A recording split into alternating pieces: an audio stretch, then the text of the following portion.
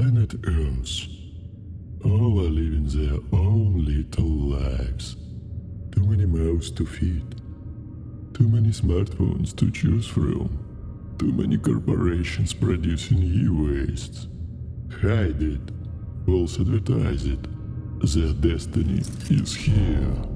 Or should I say, I am.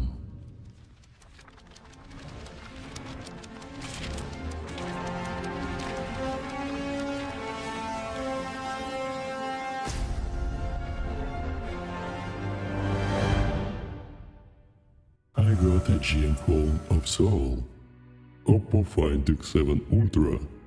The phone that claims to give the best and most natural portraits. It has 4 cameras, all with 15 megapixels, with Hasselblad styling and very interesting design that should leave no one without human emotions. Everything is pre-customized to give you good results as it is. Very balanced and comfortable to hold. Charges for 30 minutes and lasts all day. The phone that made the team that created it very proud. But pride leads to arrogance. Arrogance leads to blindness. Blindness leads to an end. To learn what it made of, I will rip its soul. My next gem. The phone of mind. Mind of artificial intelligence. It uses the best telephoto lens and sensor on the planet that consists of 200 million pixels. Incredible stabilization to produce best photo possible. A very solid build quality and comfortable design of the body. Full metal artificial soulless machine that is capable to force its way to our hearts. With great mind. That is not very clever if it thinks for even a second that it can fool me of anything.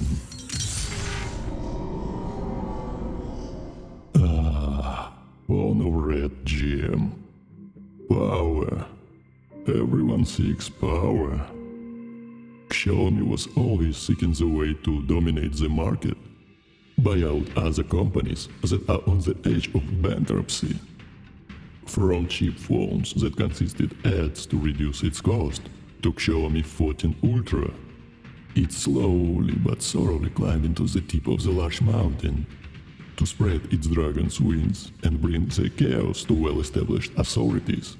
Fast 80-watt wireless charging, quad camera setup, fire of Leica colors and photography.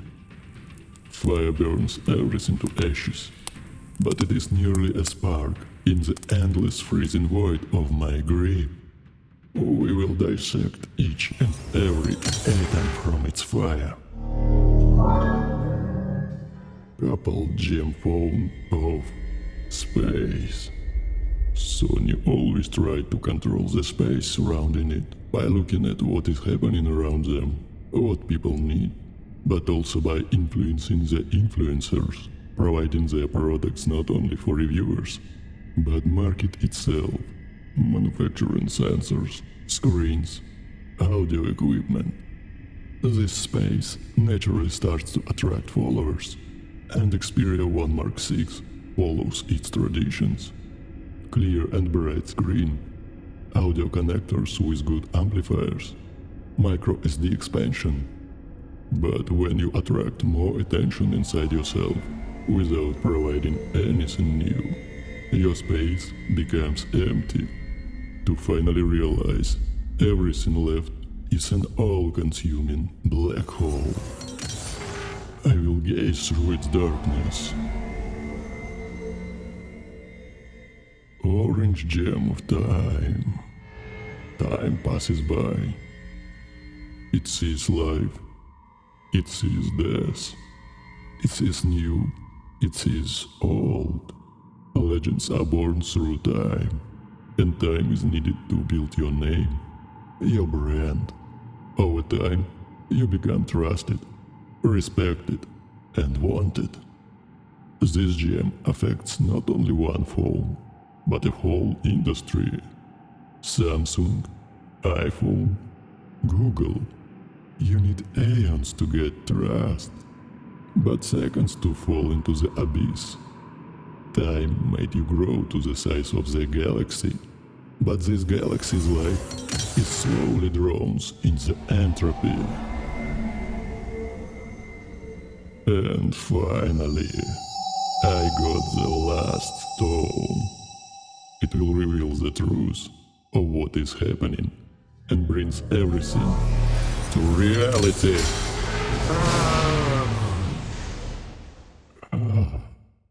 Reality is often disappointing. I need only to snap the fingers, and half of the smartphones will cease to exist. Only the best will stay. To hear its last audio voices.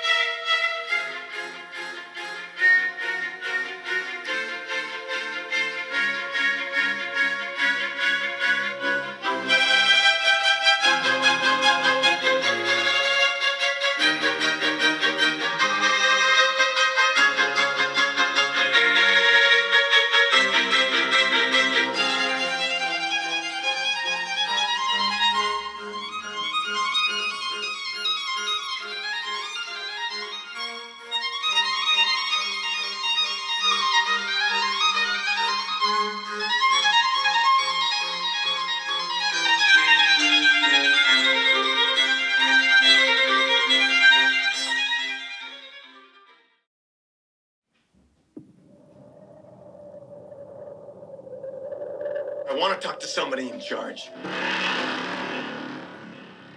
You are not fooling anybody when you say that what happened was a natural disaster.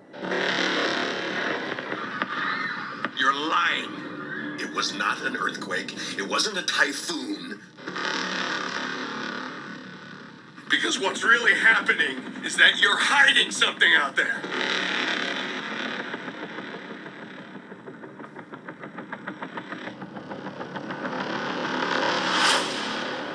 And it is going to send us back to the Stone Age. The light is shaping our cosmos. The ability to catch it in the bottle is invaluable. How well can these devices capture the light inside our memories? So my friends, let's start. Until some cosmic echoes of the Samsung left, because not so long ago I sold this device, let's quickly compare it against other devices. We're having Oppo Find X7 Ultra here, Vivo X100 Ultra, Xiaomi 14 Ultra. Here on the left will be Samsung S24 Ultra, Sony Xperia 1 Mark 6 in the center, and the V10 with expensive Sigma 1.4 lens on your right. In the past I was too strict with Samsung, I compared all other smartphones against more soft 2.8 zoom lens from Sigma, and Samsung got the most tough competitor. The Sigma 1.4 lenses are more sharp and more bright in the low light conditions. If we get bored, maybe we will switch this to iPhone, maybe to Google Pixel, we will see. So let's quickly compare a couple of photos that we have right now from Samsung, and then we will switch to our normal comparisons. Let's start. And yeah, kinda, I still feel like not much changed. I still find small details, textures and noise performance pretty bad on Samsung. But let's zoom in even more. So, as you can see, Samsung S24 Ultra is pretty comparable to the Sony Xperia 1 Mark VI. Expensive and very sharp Sigma 1.4 lens is beating these two global devices, but I feel that these Chinese phones, Oppo, Vivo and Xiaomi, are not on the same league as these devices. They are clearly comparable to the mirrorless cameras, better textures, better small details, clarity and even contrast levels. Maybe not on the Oppo, because it is purposely has low contrast customization from manufacturer, but still this is a lot better in terms of small details, in terms of contrast and even in terms of colors. As you can see, both Samsung and Sony is mushy, image is not so defined and lots of smearing and noise in the shadow parts. Look how well-defined image is on Vivo. We see the texture of this fabric, we see this thread very clearly and distinctive. The same, if not better than on mirrorless camera with expensive Sigma 1.4 lens, and even on Oppo and Xiaomi, and for some extent Sony, but overall on the Sony image is comparable to the Samsung S24 Ultra. Very soft, not distinctive, mushy, not very impressive image. So we got an idea, let's move further. Now once again, Oppo, Vivo, Xiaomi, on the left we have Samsung S24 Ultra, in the middle Sony Xperia 1 Mark VI, and of course Sony ZV-10 on our right. We are using 2x zoom on Oppo, Sony and Xiaomi, and on Vivo I will use 3.7x telephoto lens with large 2.6 aperture, by the way, made by Samsung. I just want to showcase this bokeh blur, what we can achieve by using telephoto lens for the portraits. I want you to pay attention to the background blur.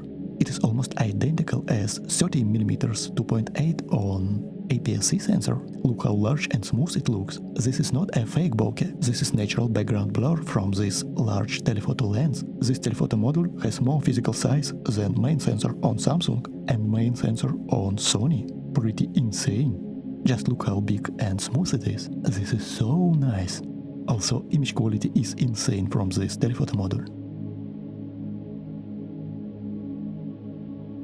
I got very tired of this Sony ZV-10 and I decided to switch it to the latest flagship from corporation of evil itself, Google Pixel 9 Pro XL. How this new smartphone with Google Tensor G4 compares to the other smartphones. All are on the Snapdragon 8 Gen 3, and without zooming in, I can say that, whoa, look at this background blur, so nice. Xiaomi also not so bad, and I feel like the worst is Sony Xperia 1 Mark VI. It is the most oversharpened look, and even without zooming in, I can see that background blur is very distracting and not so pleasant at all. Also, while using Samsung, I have noticed that almost all the time I have some green, sometimes yellow and sometimes brown color on my skin. It happened everywhere, outdoors, especially indoors, when lighting conditions are bad. It is kinda very hard to remove it from this photo. Sony smartphone is so oversharpened, and I love this level of details on the eyes on Vivo. Very nice contrast levels, very well defined eyes. I just love this Vivo. I can easily see photographer inside the model's eye. Here what I was talking about, the colors on the Samsung S24 Ultra, looks like the whole image is kinda dirty. This yellow tint with green patches on my face, so the whole image looks a little bit muddy and brown. Very distracting look. Let's quickly test nightography. Samsung used this term in their marketing material, so let's see who is the best in this nightography.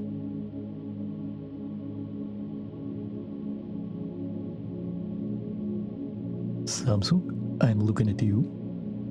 Samsung, can you please explain us this level of nightography? Unacceptable results. And here, my friends, I want to show you the true nightography, even with these telephoto modules on these modern flagships from China. So, if you have not noticed yet, prepare your mind to be blown. Behold on the true nightography, not the gimmicky marketing materials from these companies. This is pretty insane. Both over here on Vivo X100 Ultra, Oppo, Xiaomi, even Pixel for some extent, and this is also pretty incredible. Incredible of how bad it is, and these corporations are still charging you $1,300, 12 gigs of RAM, only 256 gigs of storage. This is pretty insane. On this part we should just stop the video, everything is crystal clear.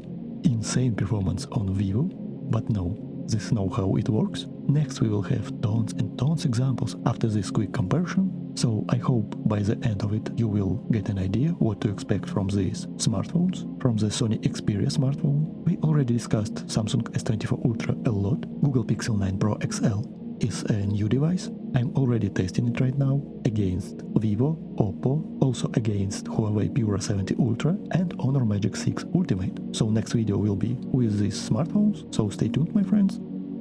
Let's compare a couple of more photos with Samsung and Google Pixel, and we will go to our main comparison video. Pretty ugly performance from Sony Xperia 1 Mark VI. To lose to Galaxy S24 Ultra is an achievement on itself. So bad and over-sharpened look. By the way, Google Pixel 9 Pro XL looks very over-sharpened as well. Very soft and noisy image on the Galaxy S24 Ultra, but I still find it somewhat better than on the Sony Xperia smartphone, and maybe even on Google Pixel 9 Pro XL.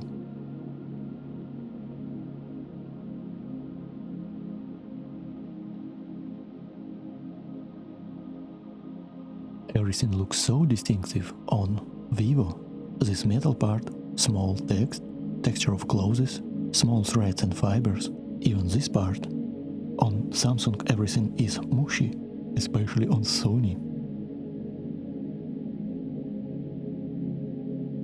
And let's quickly compare the last photo. Nightography in very tricky lighting condition, with atrocious city light, some backlight situation, what is going on Xiaomi, why it lost some contrast. Xiaomi please, don't let me down, don't lose to the Samsung, let's zoom in.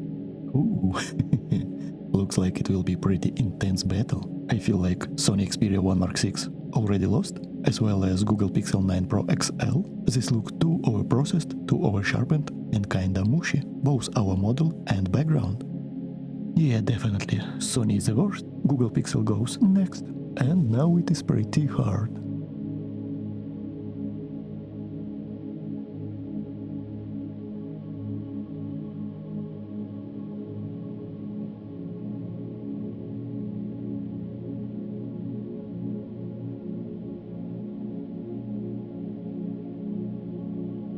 Yeah, I did not expect it to be that hard, to tell the truth. I think that Samsung S24 Ultra should go next, but to be fair, I feel like Samsung and Xiaomi was on the same level in this particular situation. Oppo had some nice details on the image, I just can't put it on the same level as Samsung, and definitely I feel like that Vivo wins here, without any doubts. Especially it was obvious on parts like this, with some texture, like on this rope, these small metal parts, this zip tie, and on this part, very defined textures, also on the stone and on the ground. The same we can see on Oppo, image is a little bit soft by design, but we still have lots of hints of this texture, while both Xiaomi and Samsung lose some contrast and image overall is too soft, with lack of small refined textures and details. Pixel is too overprocessed, and Sony drowns in noise and low dynamic range. So that's all for Samsung comparison. Let's go to the main video right now. Alright my friends, let's start. Let's test some portraits and at the same time how these phones can handle the direct sunlight in the face of the model. The sun was very harsh, it was very hard even to look at it. This is ultra-wide models. We can see that Oppo and Vivo are pretty much very similar in terms of field of view. They are both using 14mm. Xiaomi is the widest, Personally, I like ultra-wide lens to be very wide, and Sony is pretty tight. It uses 16mm field of view. In reality, if we look at the raw files of the Sony Xperia 1 Mark VI, it uses 14mm field of view. But for some reason, they are cropping the image in. Maybe because it has very bad performance, dark and soft corners, lots of distortion, and they try to compensate it this way. Here, if we open Photoshop with raw file from Sony Xperia 1 Mark VI, ultra-wide lens, this is JPEG, this is RAW. You can see that we actually get more field of view when we are shooting RAW. But for some reason, Sony decides to crop in when you are using automatic mode. So this is a bummer. Not everyone will shoot in RAW. I feel like that 99.9% of people will shoot in automatic modes.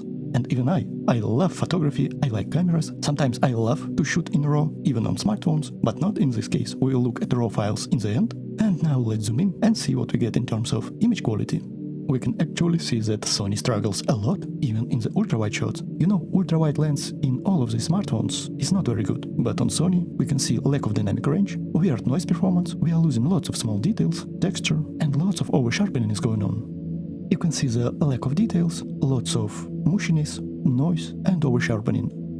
You can see here a very bad noise performance. I feel like this will be a trend during all this video with Sony. Not bad performance on the fabrics on Xiaomi and Oppo. Vivo has some weirdness going on the texture of the fabric. But I like face more on Vivo. Let's see the main sensors. Main sensors: Oppo, Vivo, Xiaomi and Sony. Oppo is using Hasselblad color profile. On Vivo I choose Vivid. On Xiaomi we're using Vibrant color profile. And on Sony we get what we get, Sony color science. On Oppo you get what you get. On Xiaomi you can choose Leica Authentic. It is very nice color profile for the portraits. On Sony you get bunch of different color profiles, but I find results better when you turn them off completely and use basic Sony color profile. On Vivo you can choose Zeiss natural color profile, and Vivo is the only smartphone that allows you to tweak not only saturation, brightness and contrast, but you can tweak sharpness levels. In automatic mode you can turn off sharpness completely or tweak it for your liking from +100 to -100. Not only that, but you get all the HDR, it means highlights will be preserved and shadow information will be preserved. Also you get full computation, tonal mapping and other goodies from computational photography. Oppo has master mode where you can tweak different settings, but you lose HDR. The same with Xiaomi, and Sony is complicated. Camera app is similar to the mirrorless camera from Sony Alpha lineup, but it is very annoying to use. So I will use this color science during all the video, but keep in mind that Vivo is the only phone that not only allows you to choose natural color profile, but you can tweak saturation down, you can completely turn off sharpness, and you will still get HDR with highlights, with shadows, and with computation and tonal mapping of the face. This is a huge advantage. This is the only smartphone on the market that allows you to do this. Very powerful tool. Let's zoom in a little bit to see what's happening. I will say it is very hard to pick. They are very nice smartphones, but I can see that Sony struggles a little bit. Without zooming in further, I can see some over-sharpening going on, and I feel it reaches the limit of noise performance. We can add real mirrorless camera. This is Sony ZV-10. With Sigma 18-50 2.8 lens, it becomes the same price category as all the other phones. Oppo I bought for $900, Vivo for $1,200 when it came out. Now you can buy it cheaper, you can buy less than 1 terabyte, and it will be somewhere around $900 to $1,000. Xiaomi was $900 for 512 gigs, and Sony Xperia is the most expensive phone here, $1,300, the same as this ZV-10 with 2.8 lens. Are you getting any benefits of using real mirrorless camera with expensive bright zoom lens? For general photography, vacation and family stuff, let's find out. On real mirrorless camera, we will always see RAW files. I tried to manipulate it in Photoshop. I applied only basic corrections such as highlights, shadows, contrast levels, white balance, and that's all. I tried to recreate the ease of use of the smartphones as much as possible. We will use only general zoom lens. The first rule that we won't change any lenses. The second rule, we won't use any tripod, only handheld. So photographers, please don't be triggered in the comment section, because if we are using tripod on mirrorless camera, we can as well use tripod on smartphones to get better results. Also, who in the right mind from general public will bring the tripod with them for the family walk, vacation? This does not make sense. So no lens changing, no tripod, and unfortunately I will just use RAW photography on the mirrorless camera, because JPEGs straight from these cheap cameras are not very good, to say the least. Let's zoom in. Alright, if we zoom in, I can tell that Sony struggles with small details, lots of sharpening going on. Alright, very nice results from Oppo. We can see that Oppo is very soft, in the good way, I will say, like good old vintage lens on DSLR or mirrorless camera. Vivo is a little bit more sharper. Actually, I'm using 0 sharpness levels. I'm using these smartphones like everyone will use out of the box without tweaking too much. But on Vivo you can set sharpness level to -100 or, like I love to use it, -66 sharpness levels. You will get the same results like on Oppo. Soft, nice looking face. You can see that Xiaomi in automatic mode uses more processing, and Sony struggles with noise even during the daylight, and of course lots of artificial sharpening. Here what I was talking about, you can see that on all smartphones and on mirrorless camera we have well-defined shapes, nice texture, we can see details of the hairs, and on areas like this Sony struggles a lot. This is telephoto shots. First telephoto 3x zoom on Oppo, telephoto 85mm on Vivo, it is the only telephoto on this phone, first telephoto 75mm on Xiaomi, and Sony has telephoto module with glass that physically moves back and forth, giving you 3.5 to 7.1x optical zoom. But Sony Xperia phones has very small sensor size inside all of their lenses. By the way, main sensor on the Xperia phone is the same size as the telephoto sensor on Vivo X100 Ultra. This is not a portrait mode, this is natural bokeh blur from these smartphones, and we can easily call Vivo X100 Ultra a bokeh monster among all the camera phones. Despite Xiaomi using 1.8 aperture, we can see that sensor size plays a bigger role in terms of bokeh quality and bokeh size. Xperia phone is very flat looking. Just look at that.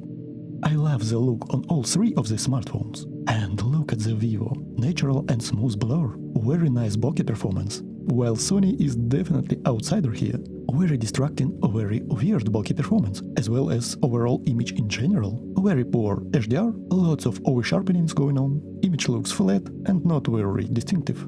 Let's add Sony ZV-10 mirrorless camera to have an idea of what is going on.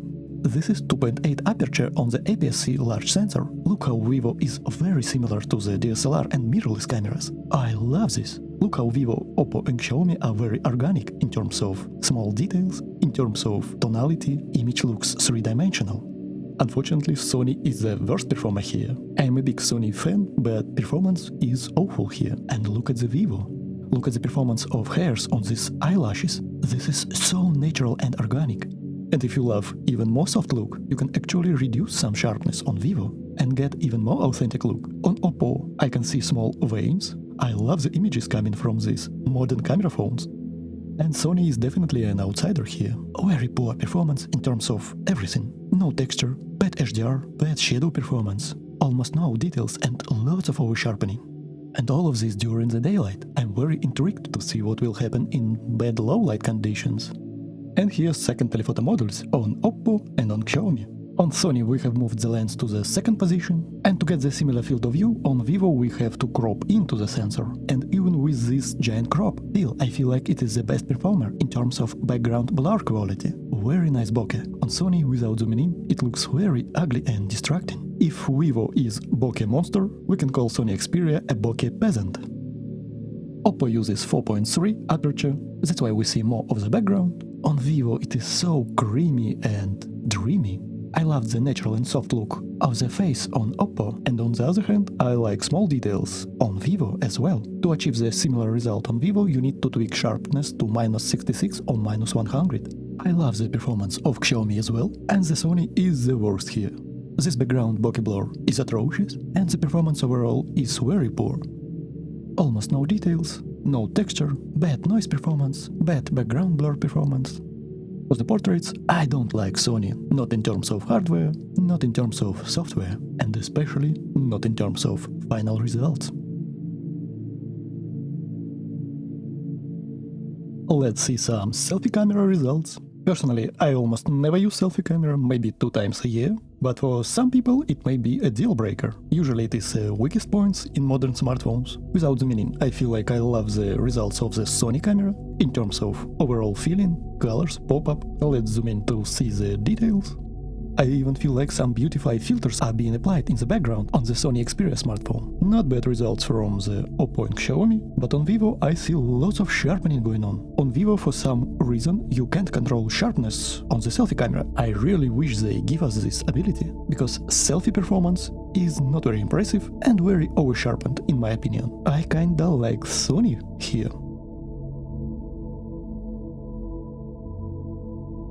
If you zoom in a lot, we can see that Sony lost almost every detail possible, bad noise performance, but I love overall feeling of the image, and I really wish we can control those sharpness on selfie camera on Vivo. You can control sharpness on all other camera modules, but not on the selfie, unfortunately. So without zooming in, I can give it to Sony. If we zoom in even slightly, I can see that Oppo and Xiaomi are very nice, but of course neither of them are mind-blowing. We can add Sony mirrorless camera ZV-10 in the mix to compare the image quality.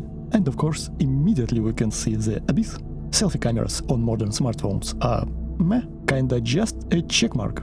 Mirrorless camera will give you better details, colors and tonality of course, but you have to deal with photo editing software and clunky operating system.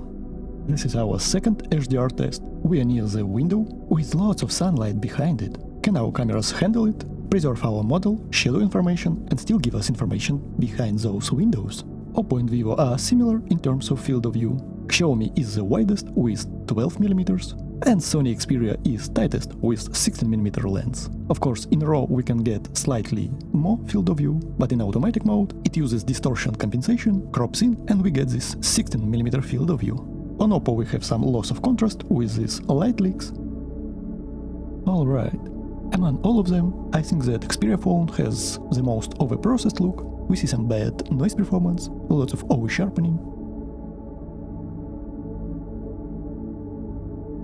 lots of grain, mushiness. But overall, all of them has very nice computation, very nice algorithms, almost none of the overblown highlights. Xperia phone is the worst, but it is a great step for them further in terms of computation, compared to the previous Xperia models. This is main sensors, all of them use 1-inch sensor, and the Sony Xperia is the only smartphone among all of them that does not use 1-inch. Sensor is smaller.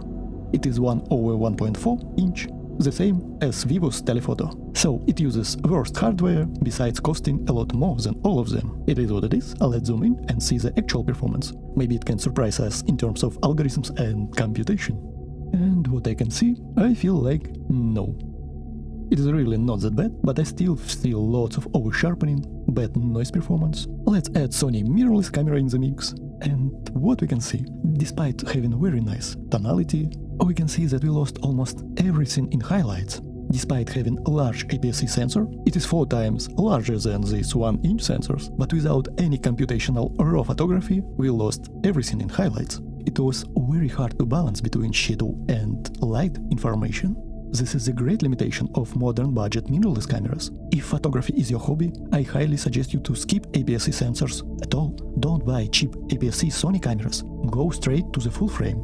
Even this bad Sony Xperia smartphone can provide you with better computational algorithms and ease of use. Please don't buy this obsolete, recycled and repurposed e-waste from these corporations. Yes, full-frame cameras are more expensive, but if you save up a little bit and seek for discounts, you can actually buy nice full-frame, almost for the same price as Sony Xperia smartphone. Now, what we can see here?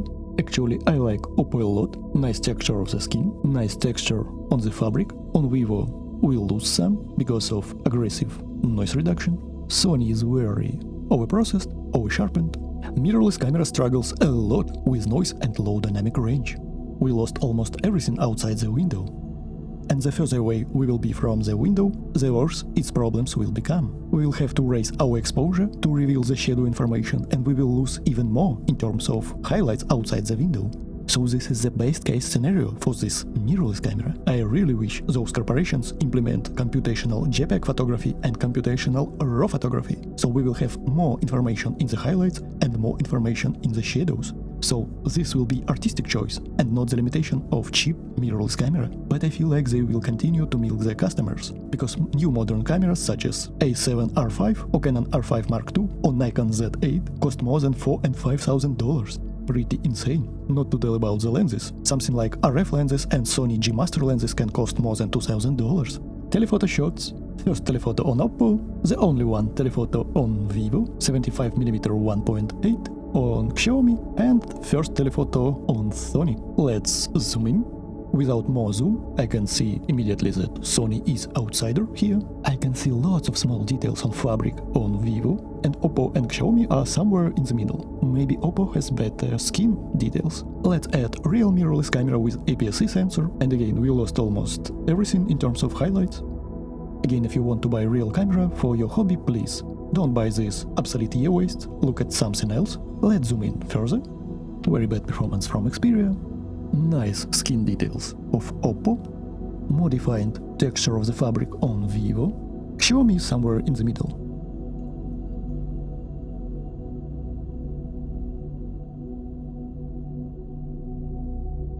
A very poor performance from Sony. Look here, complete mushiness, no small details and lots of noise.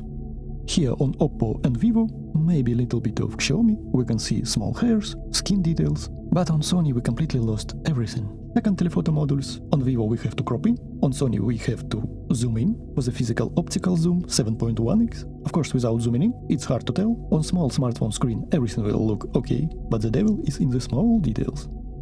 I really love overall image on 3 of them. Sony is the softest, in the bad way, no details, mushiness, bad noise performance, lots of noise reduction, and even over-sharpening does not help it.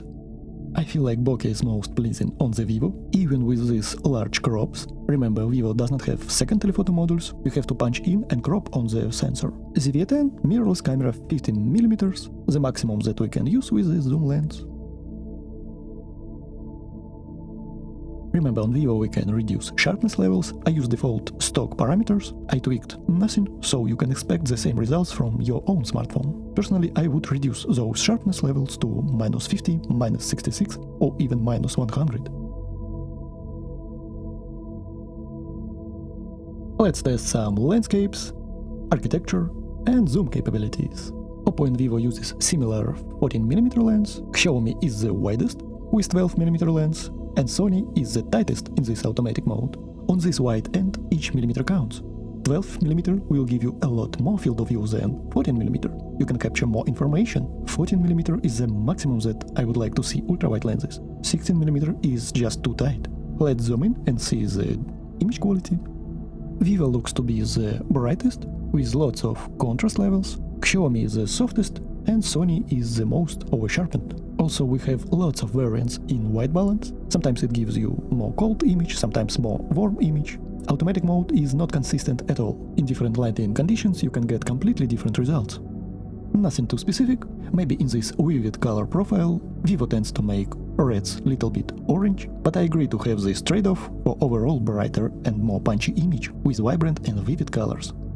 Looks like Xiaomi is the softest, it has least amount of details, and even AI drawing does not help it. But if we are not zooming in that much, I love to have this very wide ultra-wide shot with 12mm. I can easily take a hit in terms of details for this wide field of view. 16mm is just too tight for me. I love this very balanced image here on Vivo. It still preserved these harsh highlight areas and information in the shadows, but this vivid color profile sometimes can give you overblown highlights in some rare occasions. But again, I'm more than good enough to take this trade-off for overall bright and balanced image. Main sensors: Oppo, Vivo and Xiaomi uses 23mm. Xiaomi has 1.6, but it uses variable aperture. It can open it or close it. Now we have 2.8. It can potentially give us more sharp details, and I can see that Sony improved a lot their computation. Very nice results, especially comparing it to old Sony smartphones. But the same situation as with ultra-wide, it uses 27mm if I am not mistaken. So the field of view is little bit tighter than on 3 of these smartphones. And what we can see here, actually not bad from all of them. Very nice color separation from Sony smartphone, nice brightness levels on highlights, whites, but I see that we lose some information in the deep shadows. If you pay attention closely to this Vivo, we can see lots of refined, nice details. And to tell the truth, I don't care at all. Are they real? Are they fake details? If you look closer in reality on those patterns, on those details, they are actually the same. So if we get real representation of reality, I don't care how they achieved it. By natural details, by fake drawing, I don't care. I care only about the final results. Let's add real Sony mirrorless camera in the mix. The V10 with Sigma 2.8 lens. Immediately I can tell that we have almost zero information in the dark shadows. If you pull those shadows in Photoshop, you will see that there is nothing over there, only the noise. Sony uses obsolete, old recycled and repurposed hardware inside their cheap cameras. So please, if you want something good in terms of hardware, please skip these obsolete e-wastes from APS-C sensors.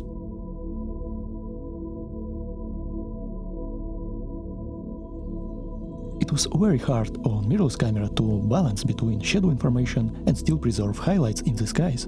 To achieve the similar results on the Xperia 10, I need to work a lot more in post, and I still think that I can get something even remotely close with just one shot. I have to bring a tripod with me, make multiple photos, then by myself combine them in the editing software, and only then I can increase the brightness levels of these greens, reds, and so on. So hours of hard work only to achieve one good photo. Who in the right mind from the general public will do all this headache just to make one nice photo, when the smartphones can give you these results just by pressing a button?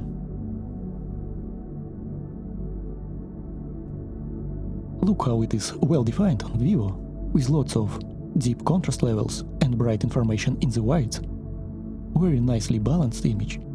I love it.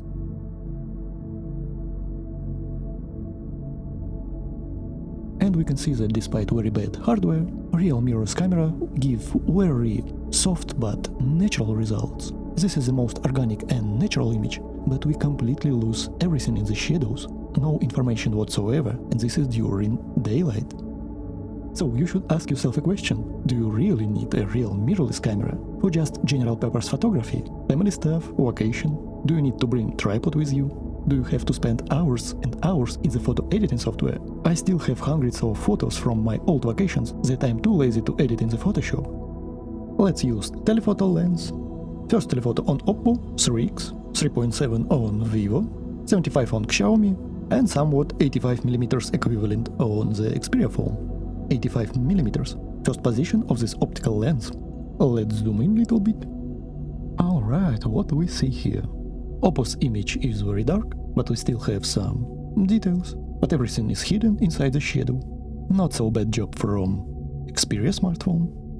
But if we zoom in more, I will say that I like image on the Vivo a lot more than on others. More defined edges, more details. This is not fake details. This ornament looked exactly like this. We have the information of real texture in the parts like this, and these wooden parts are more defined in the deep shadows. While on Sony everything looks very washed out and mushy. Contours are not well defined. Let's add mirrorless camera ZV-10 with Sigma zoom. This is 15mm, the maximum that you can go with optical zoom. This is equivalent of 75mm on full frame.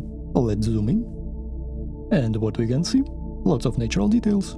Not bad shadows, actually, if we are comparing it against smartphones during the daylight. We have some textures of the wood, but this is the maximum that we can expect from mirrorless camera, from spending hours in photo editing software manipulating these RAW files. And what we can see here what I was talking about, look at these lines, look at this part.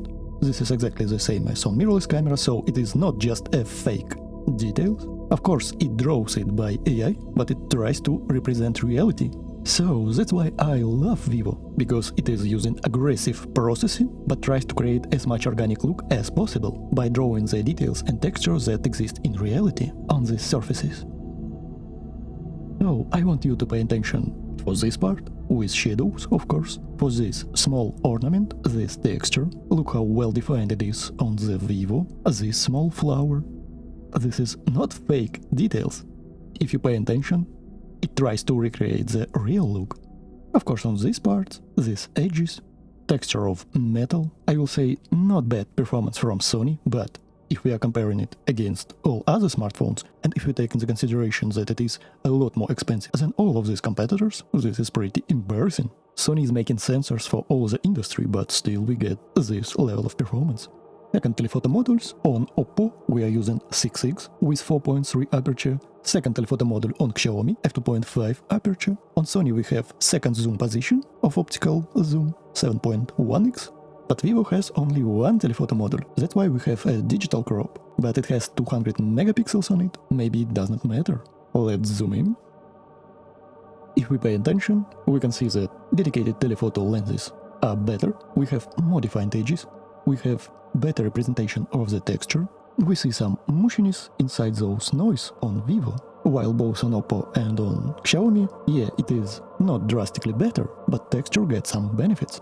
And Sony being Sony, everything is very soft, not well defined, lots of noise, lots of movement in shot, pretty bad performance. So, I request second telephoto module on Vivo X200 Ultra because we clearly see big benefits of using second telephoto module. I love the Vivo algorithms. It can't handle those crops during daylight. On mirrorless camera this is the maximum that we can go, but we still can crop in on this image and look, is there any benefits on the smartphones of these telephoto modules? We'll crop into this part. Yeah, definitely there is a big improvement over the APS-C camera. We can see more defined edges, even on the crop of the Vivo X100 Ultra. The only outsider here is expensive Sony Xperia 1 Mark VI. So, as you can see, there is a big improvement on Oppo. Despite the loss of image quality, I still love the ability to zoom in on Vivo. On Xiaomi, second telephoto module is also very handy, and on Sony, it is pretty useless. Stabilization is clunky, uncomfortable, and all of this to get these results in the end. The same situation here. Oppo and Xiaomi has nice texture. Vivo in some areas of this photo becomes more smudgy, but in some areas pretty similar to others. While Sony just being Sony. Maybe if we zoom in further, situation will change.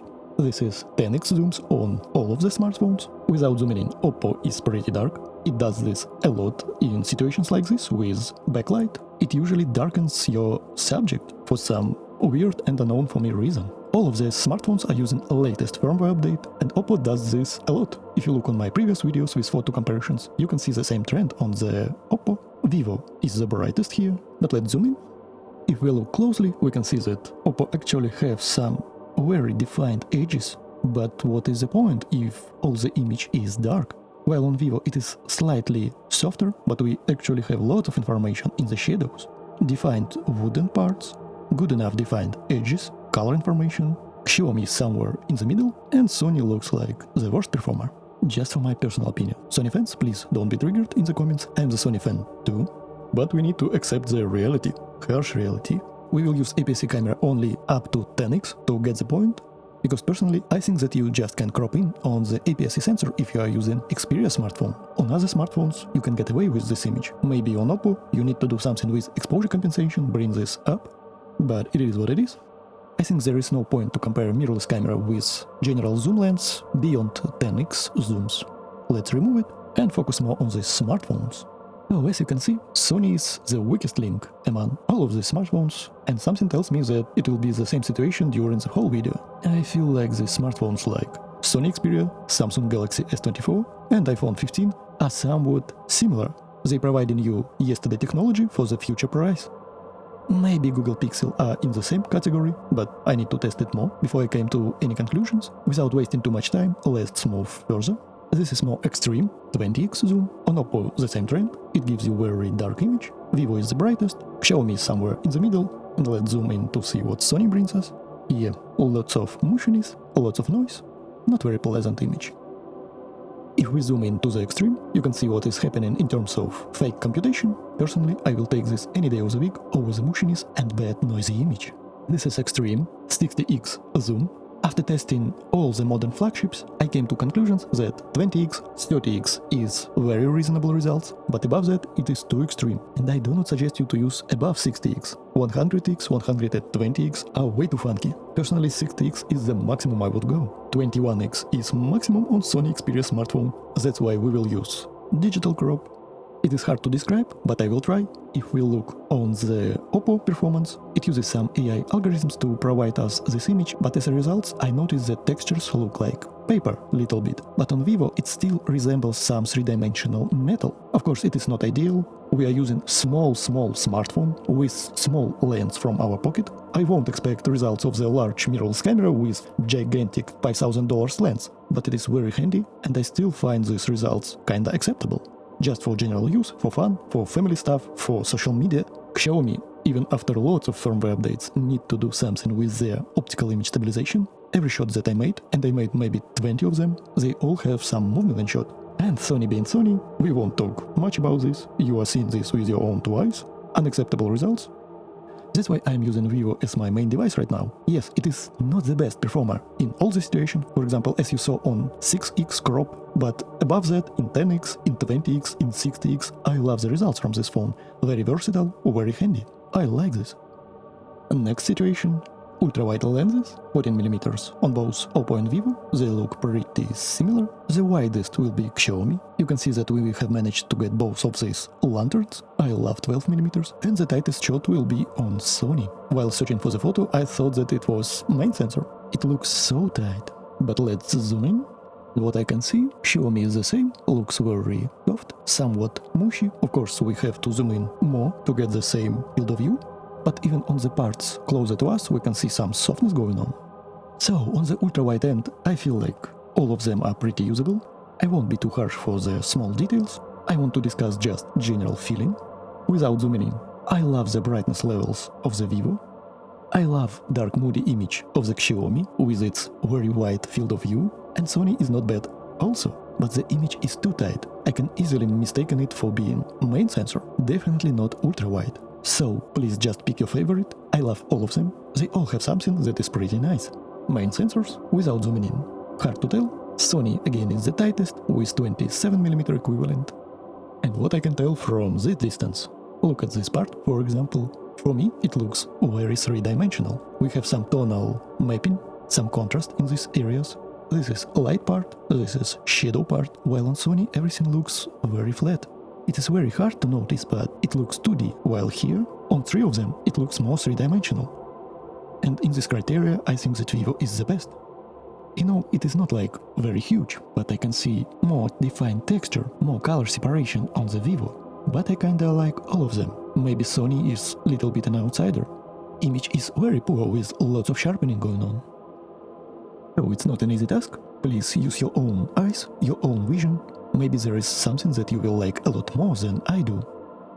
Here in the shadow parts we can see that Vivo has more deep contrast, more defined edges, and besides being softer, we can see in areas like this that Oppo preserves more texture, while Sony struggles a lot. Maybe if for $1,300 they give you better sensors, the situation will be completely different, but we get what we get. And if we get real mirrorless camera ZV-10, we can see that situation is even more sad. Dynamic range is very poor, we get better image in the light parts, but shadows are completely lost. Even if I pull them up, I will get just noise with zero information inside.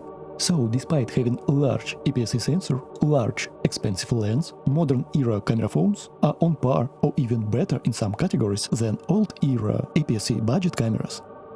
Especially if you are not zooming in like crazy. I can easily print it large and hang it to my wall. No problem at all. I really see no benefits of using these cheap mirrorless cameras. Maybe if you want natural bokeh from 1.2 lenses, or you want to shoot fast-moving subjects. Can you spot that much difference that you should go out of your way, use mirrorless camera, shoot in RAW, shoot on tripod, spend couple of hours in photo editing software to get this result? Personally, for me, I don't think so. We have lots of texture, like these golden metal parts, flowers, texture on the wood. I see no benefits for myself using this camera on vacations, family stuff, general photography. For me, APS-C cameras are dead right now. Let's use telephoto modules. The same first telephoto both on Oppo and Xiaomi, first optical position on Sony, and the only one 200 megapixels telephoto lens on Vivo. Let's add Sony mirrorless camera in the mix. And whoa. I love the image of the Vivo smartphone. This is clearly not just over-sharpening. Lots of natural details, contrast, great color separation. I feel like Oppo and Xiaomi are very similar to each other, while Sony again struggles with dynamic range, lots of highlights here, and image overall looks very soft and artificial. No matter on what part of the image we are looking at, results are the same, lack of dynamic range on Sony, very soft image, too overprocessed, too over-sharpened, and still fails to provide us with details. While on Vivo, look, we see the texture of this metal. Of course, I could push a little bit more those shadows on mirrorless camera, but it was tricky part without ruining the shot with just basic sliders. But look at the Vivo. I can see tiny dots of metal alloy. I can see texture, real texture. Pretty insane performance from this 3.7 telephoto module. course, not everything is perfect on Vivo, we have some funkiness in these parts, but overall, the main subject is perfect. I love this. Alright, without wasting too much time on this, let's move further, zoom in a little bit more. This is 10x zoom on all of them, Oppo crops in on second telephoto, the same on Xiaomi, Vivo crops in on the first telephoto module, and this is the maximum that Sony can go. Very hard to tell, maybe Sony is definitely an outsider, maybe textures are a little bit modified on the Oppo. On Xiaomi we have some little bit movement in shot, because it has problems with optical image stabilization. Vivo struggles a little bit on this vivid color profile, but again I can take this trade-off for overall brighter image. Maybe set exposure compensation a little bit down. Maybe it all comes to the focus point, because face was more defined on Oppo, while horn is a little bit more defined on Vivo. As you can see, it goes back and forth. I think it is because smartphones focused on different parts of the body of these dragons. I can say that Oppo and Vivo are on the first place, Xiaomi is second, because it has problems with stabilization, and Sony is outsider, unfortunately. Let's quickly crop in on the mirrorless camera.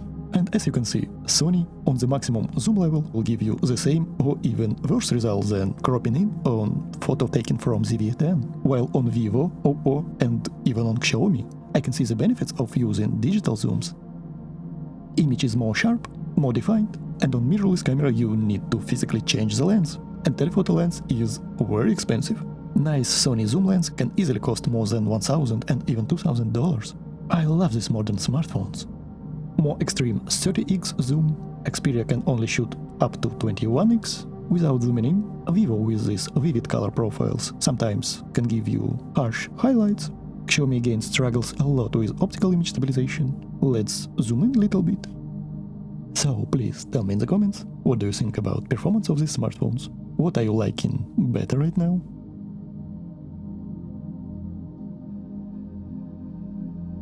This is even more extreme 60x zoom. 21x is maximum on Sony smartphone. Oppo is very aggressive with AI drawing. On these extreme zooms, sometimes it can be nice, it can give you illusion of more sharp image. Sometimes it works, sometimes it does not, but in this particular situation, I think that it works. It can easily trick me that it is better shot. Good job Oppo, not bad Vivo, considering that it crops in from 3.7x. Xiaomi, please fix your optical image stabilization, and Sony, please provide us with nice lenses for $1,300 freaking. Let's test some macro capabilities. We will zoom in on these rolls. As you can see, 12mm is very wide. From the same position we can capture more information. This roof, our subject, more of the background. Very nice. I love this 12mm. While on Sony, this 16mm looks like main sensor. Very restrictive. But overall, I love this moody feeling of this image. So, about macro photography.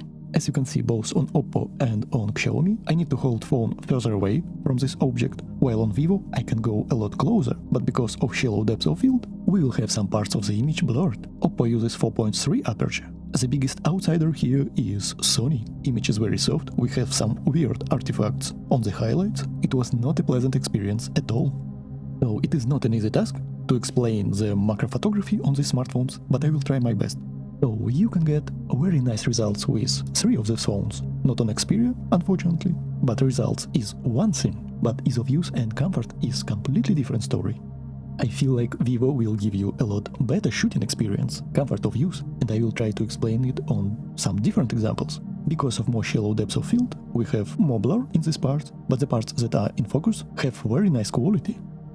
For example, on mirrorless camera with Sigma 2.8 lens, this is a minimum focus distance, so result is not particularly mind-blowing, but acceptable. And again, Sony is the biggest outsider here. On Sony, I suggest you to use 2x digital crop from main sensor, you will get a lot better results than on telephoto models. You can get pretty similar results on all of these 3 smartphones. Oppo, Vivo, Xiaomi. A very handy feature inside your pocket. It opens you the whole world of macro photography and videography. Let's do something more complicated and take a photo of moving object. Very small flower on the branches of the tree moving in the wind. Look at the very harsh and weird bokeh blur on the Xperia smartphone. And look at this creamy, very nice bokeh from the Vivo. I love this. So with photographing this flower, we can get an idea of ease of use and comfort. So for ease of use, I can say that Vivo was a lot more comfortable to use. For some reason, it was very hard on Oppo and Xiaomi to force it to focus on this part of the flower. And the worst experience was on Sony Xperia phone. And despite the hard work, we still get bad performance. Oh, look at these small hairs on Vivo. Oh, very nice. Here I tried to go even closer. This is the best I could do with the Xperia smartphone. Yeah, I kinda think that you can get a very nice result on all of these three phones. I just found myself more comfortable with Vivo. More easy to focus, more easy to hold object in frame. Outsider here was Sony, unfortunately. I'm so sorry, Sony fans, but we have no love this year. Here I tried to focus on this small part of the flower. Of course on Sony it is impossible. Here what I have on Xiaomi, very nice performance, we can see small hairs. I'm very pleased with the final results. Of course on Vivo we can go closer, but maybe it is not best idea because of very shallow depth of field, and actually not so bad on Oppo also. So despite all the advertisement campaign on the Sony side, I just can't recommend this smartphone if you like macro photography. But look at this Vivo. And of course Oppo and Xiaomi are also great devices. And now I want you to pay attention, people with arachnophobia, please be careful. I will take photos of this small teeny tiny spider, please do not be afraid, it is not dangerous at all. There will be chapters and timestamps in the description and pinned comment. If you are afraid of spiders, you can skip this part. We'll test macro capabilities of these flagship smartphones on this spider. It is very small, look at the size of the spider and my finger, it is 2 maybe 3 millimeters maximum. Very extreme situation to test macro powers. Here what I could do with this teeny tiny small spider. On Xiaomi it was very tricky to take a focus. I need to play around with zoom a little bit and dance around the spider. But in the end I could do this. On Oppo we have somewhere around 10x zoom, and on Vivo it was like a breeze. I just press 3.7x first telephoto module, point it on spider, and voila, I took this shot. It was the easiest among them. So in the end all of these shots look very nice. On Oppo I had to play around with zoom. On Xiaomi I had to dance around to try to make it focus, and on Vivo it was very easy, just point and shoot. And on Sony it was very atrocious experience. I was not able not only to come close to the spider, stabilization was very bad and focus always went to the wall. It was almost impossible to focus on this spider. I constantly have to put my fingers in front of lens near the spider, hoping that it will catch it. So the spider is definitely in focus. It is just far away. Micro capabilities of this smartphone are not that good. I tried my best to zoom in more. Again, on Vivo it was a lot more easy, and Xiaomi was the trickiest in terms of focusing. It constantly went behind on the wall. But look at this Vivo results. Very well defined carapace. We can see how translucent his body is. These spikes on its legs. We have some natural depth of field because it is 2.6 aperture on large sensor. And Xiaomi. If you are not zooming in, overall image is nice, but we can see how aggressive its AI models are. The image looks too artificial. I feel like Oppo and Vivo get more better job. And of course Vivo is just mind-blowing. I love the results. And Sony is also mind-blowing. $1,300. They used macro photography in their marketing material. You can go on their website and you can see that they advertise macro photography. This is truly ridiculous. Once again,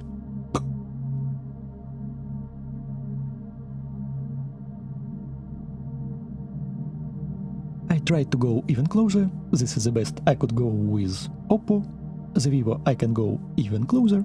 Xiaomi struggled a little bit with focus and optical image stabilization. And Sony... oh...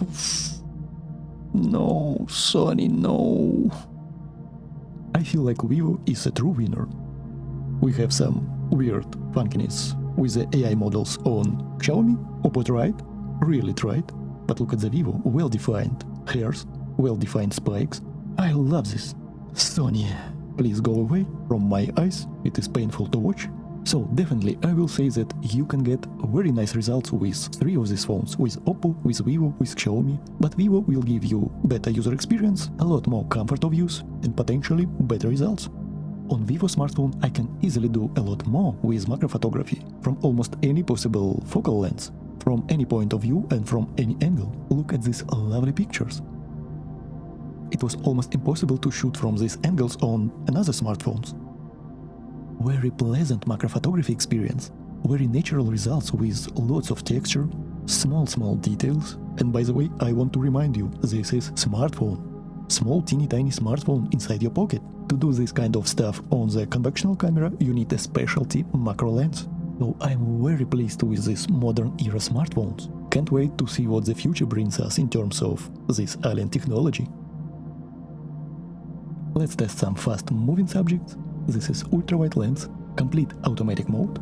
We just let smartphone decide for itself what is the best settings. This is not just one occasional photo. I made multiple runs, multiple photos for each run, and all of these photos represent the results of each run. So we can get the same result with each photo taken and with each run. The results are consistent, so this is not just a rare occasion. For some reason Sony struggled a lot, and every time I got bad HDR performance. I don't know why, but it is what it is. Again, Xiaomi is very wide because of 12mm. Let's zoom in. So very hard to decide, really very hard. Xiaomi has very mushy image. Sony went crazy and lost all HDR. On Oppo we have some very dark shadows, and highlights are also blown out. So after looking closely to all these images, I feel like that you will agree with me that Vivo is a winner and Xiaomi is very solid second place because of very wide field of view, good HDR, so it is what it is. Let's see the results of main sensors. 1 inch on Oppo, Vivo, Xiaomi, more tiny sensor on expensive Xperia smartphone. What we can see in automatic mode on this main sensor, only Xiaomi was able to preserve HDR. Nice balance image. On Vivo everything is bright, but we lost information in the skies. The same on Oppo, and of course on Sony is the same. So we can see that despite having better HDR, we have some funky stuff on the face, lots of more patterns on the clothes. Oppo is very strange, mushiness in shadows. I like the quality of Vivo a lot more, but I will tell that the winner here is not the smartphone. The true winner here is mirrorless camera. This is the only area right now that needs to be fixed in the smartphones. Very fast moving subjects. On mirrorless camera you can get very predictable results every time. Better autofocus, better quality of the image, better dynamic range, and all this in full burst mode. You can continuously take burst images in RAW, while smartphones can't get you this functionality. No matter what you do, mirrorless camera can do all this and even better in full burst mode in RAW. By the way, we will compare RAW photography in the end, also in the same fast movement situation, so stay tuned my friend, maybe situation will be better. Oppo, Vivo and Xiaomi can provide you computational RAW, while Sony can give you just simple RAW.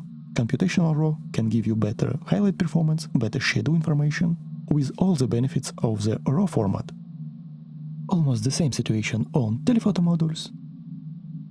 You can see that results are not that bad, except Sony Xperia performance.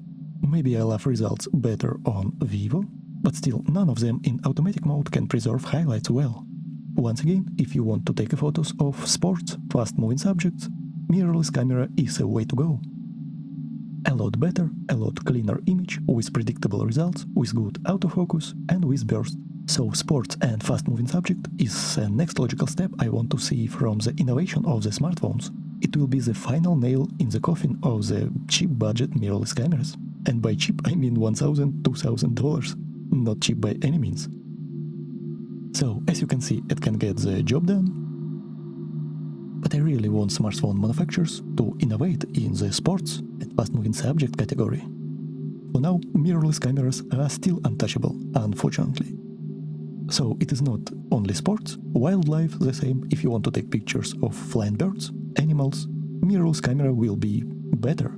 Of course, if you are not taking pictures of stationary subjects, such as deer, for example, I hope this won't be a tiger, wolf or bear running towards you. In that situation, not even the most expensive camera can save you. So it is what it is, you get the general idea. We will compare RAW files at the end. Let's move further. Now let's test burst modes in these phones. Oppo does not have burst mode at all. If you are an active Oppo user right now, please tell me how you activate it. I tried multiple times, in all modes, pressed all buttons. There is only sports mode with running human, but this is not a burst mode, this is just sport mode with shutter speed priority. So I tried to search, and found nothing. Vivo has burst mode, but it cannot use it on ultrawide lens. Only Xiaomi and Sony allows you to use this burst mode on the ultrawide module. In this burst mode, smartphones can take anything from 20 to 100 photos if you keep pressing the shutter, but image quality degrades a lot. And I noticed that the most degradation going on Xperia smartphone. We can see how bad image looks, lots of blotchiness, lots of noise, a very ugly image in my opinion. This mode is almost unusable with such bad image quality. Burst mode on main sensor. Now Vivo is completely unusable. Xiaomi and Xperia also have some degradation, but not that much as in this situation.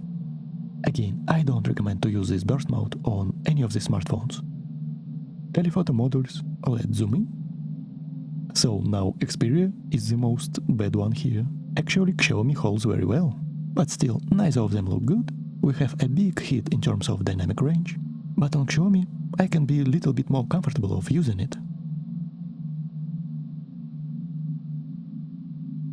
Now 10x, more extreme zoom, and the same story. Xiaomi is the best. Now this is a biggest problem on smartphones. We need fast shooting mode with good autofocus, with recognition of subject, eye, face, body types, for example human, animal, insect, bird. Mirrorless cameras can recognize these subjects. Heck, some of them can even recognize eyes of insects and birds while they are flying, and track focus this way. So I want smartphone manufacturers, next year and beyond, improve this aspect. Fast-moving subjects, sport photography and wildlife photography. These modes should be fast and very reliable. They should track the focus of our subject and take multiple photos with nice image quality. Also, I want this mode to be in the RAW photography also. I don't need 100 photos. Just make 10 photos, but they are very nice, they are good quality, and all of them should be in focus. That would be very nice, and will be the final nail in the coffin of the so-called budget mirrorless cameras. And by budget, I mean $1,000, $2,000. So we will look very close during next years on this aspect of mobile photography. So my friends, I hope you are not tired from these in-depth comparisons. Let's take a little break and compare some selfie cameras for those who loves to take photos of themselves. Even without zooming in, I can see lots of over-sharpening going on Vivo. Vivo, please let us tweak sharpness in selfie camera mode. I love your computation and colors, but please, I want to remove sharpness completely, even if it will give me a very soft look. So, I kinda like colors on the Sony selfie camera, but I feel like Vivo and Sony are the most overprocessed in terms of artificial sharpening. On Vivo I can turn off sharpness on any other sensors, ultrawide, main, telephoto, no problem. I can completely remove the sharpness, but not in the selfie camera, which is a bummer. I love Oppo and Xiaomi more in these good lighting conditions. Let's add real mirrorless camera in the mix. Can these selfie cameras even stand a chance against large APS-C sensor with expensive 2.8 Sigma lens? We are getting pretty close, even with these bad sensors. Truly, computational photography is the future.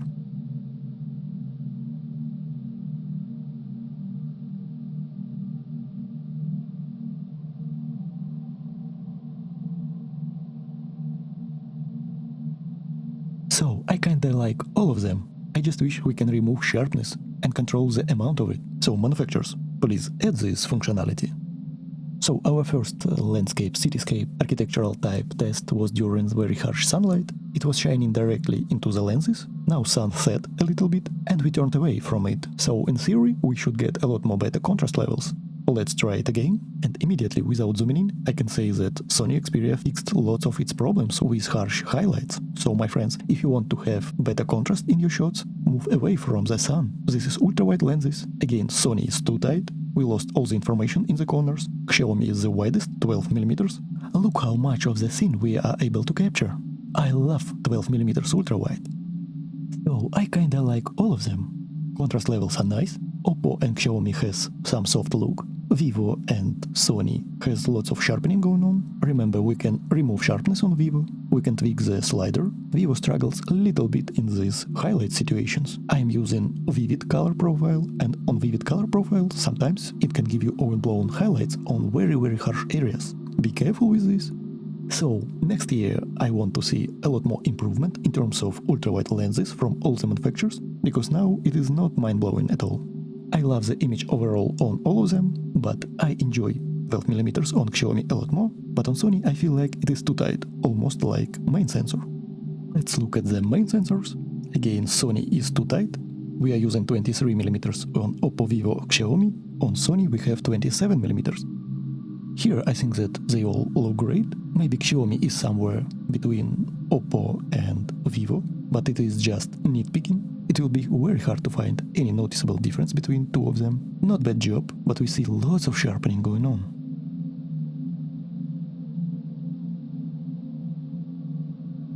Very hard to tell. Maybe we have slightly worse performance from Sony in terms of shadows, lots of sharpening going on. You can look at these shadow parts. This is what I was talking about. We have less shadow information on Xperia, not so refined edges, maybe too much sharpening for my taste, but Sony has improved their computation a lot. Now they just need to bring better sensors in their very expensive cameras. Look at these parts on Vivo, a lot more defined wood. We have more information in the shadows on Vivo. On Oppo we also have some signs of it. And on Xiaomi and Sony for some reason, Computation decided to give us this more dark image. But this is nitpicking. I totally forgot that Sony's XV10 exists. It is so uninspiring to use this budget mirrorless camera from Sony. Repurposed, recycled, obsolete year wastes. Even this Sony smartphone can beat it in terms of shadow performance. So stupid. Some telephoto shots, the same dragons. Without zooming in, we can see that on Xperia smartphone we lost almost all contrast. Also, let's not forget that the XV10 exists. I really want to get rid of it, or use it as expensive web camera, like I am using right now. We can see that Xperia phone is on its limits. It is already starts to struggle with noise, with mushiness, while on these three phones, and on Vivo especially, I want you to pay attention. We can see the texture of this metal. We can see the alloy and the painting. Small holes, small dots. I love this.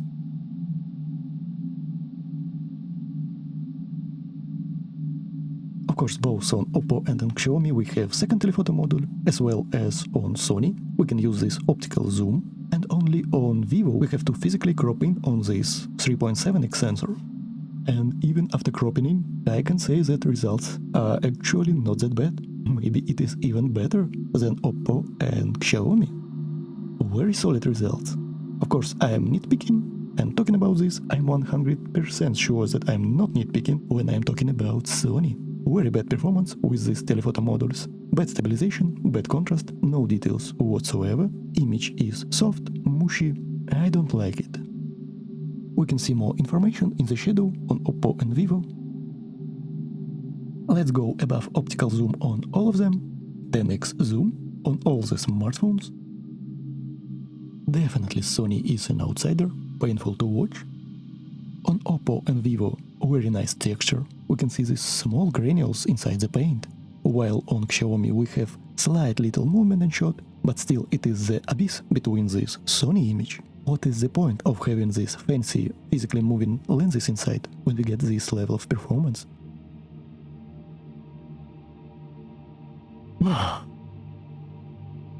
And I love to use these zoom capabilities. This is so handy. Again, 10x on all of them.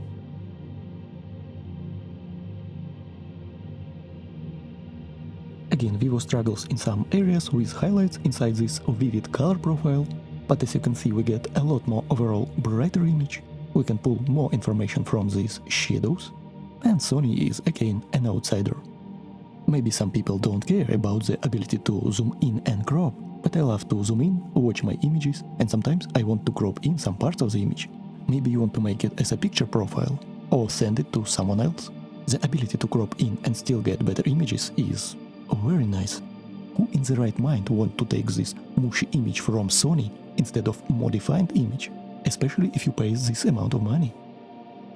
This is a lot more extreme, 60x zoom. This is the maximum I would go on all of them. You can go 100x on all of this smartphone, even 120 times on Xiaomi, but actually 60x is the maximum I would go personally. 21x is maximum on Sony Xperia smartphone. A very big restriction in my opinion, because image quality is not so good. Xiaomi again has some problems with optical image stabilization. As a result, some movement in shot and color fringing. Oppo tries to give us more texture with these AI models, but sometimes it gives you paper-like feeling from these textures. Here, in my opinion, it looks more like paper, while on Vivo, yes, it is a little bit worse, but it still represents stone. Lots of color fringing going on Xiaomi because of poor optical image stabilization performance, and Sony, being Sony, with only 21x zoom.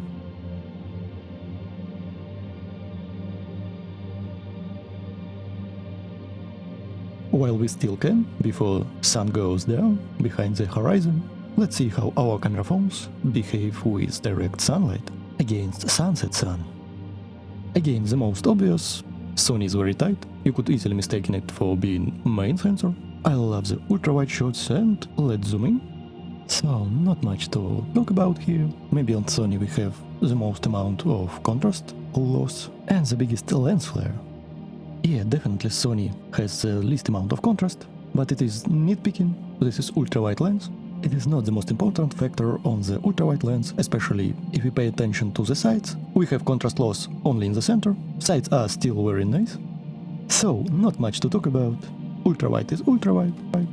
Images are still very nice, but for me the most important part in the ultra-wide is the wideness of the lens. I like the image on Sony, but unfortunately it is too tight. It would be nice to have both 12mm and 60mm in one phone, but I feel it is impossible. In this situation we can zoom in, and here we can't go any wider. Let's move further.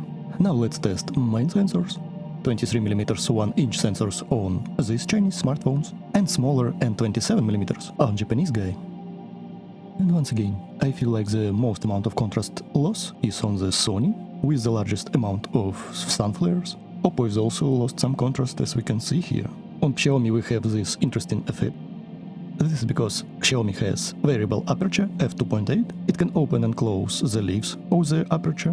When you close the aperture of the lens, you get this sunstar effect. It is somewhat cool and artistic, and only Xiaomi from these phones allows you to do this nice effect.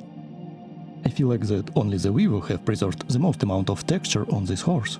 Look at the straps, look at the neck, we see lots of small texture. And if you look closely to this part, you can see that Sony Xperia had improved a lot their computational game. Very nice. Now please bring some actually good hardware with it, Sony. But please don't charge $2,000 because of it. And I want you to pay attention, what nice of a job Vivo did here. How well defined are all these edges, small details, very impressive contrast levels, and the texture. We see some specularity, we can definitely say that it made from metal. Also well-defined shadow parts. Also pay attention on Xperia smartphone. Yeah, we see some mushiness, roughness, but still this is a big improvement over last generations.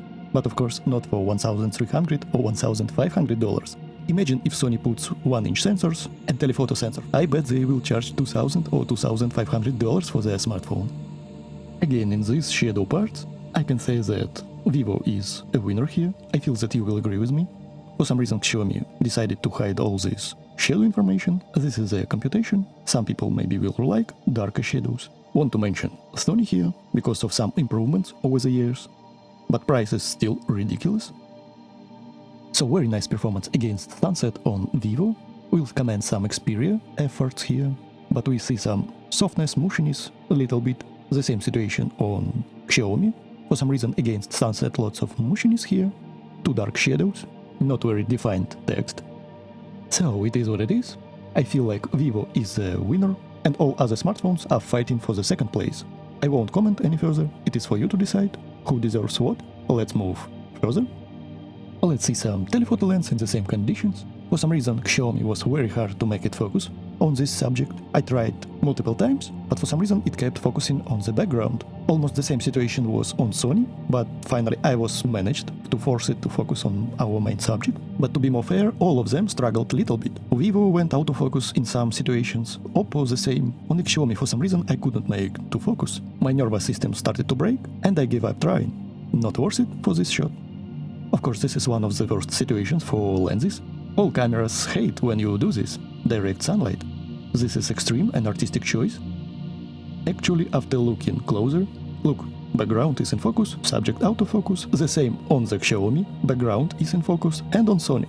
This is the best shots among all. I tried my best, I made maybe 10 photos in a row, and only Vivo finally managed to focus on this subject.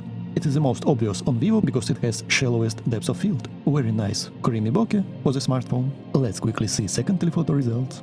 Second telephoto examples. Let's quickly zoom in, as this is extreme, and before we zoom in, again I can see that Xiaomi lost focus for some reason. I'm not nitpicking, I'm not hating on this smartphone.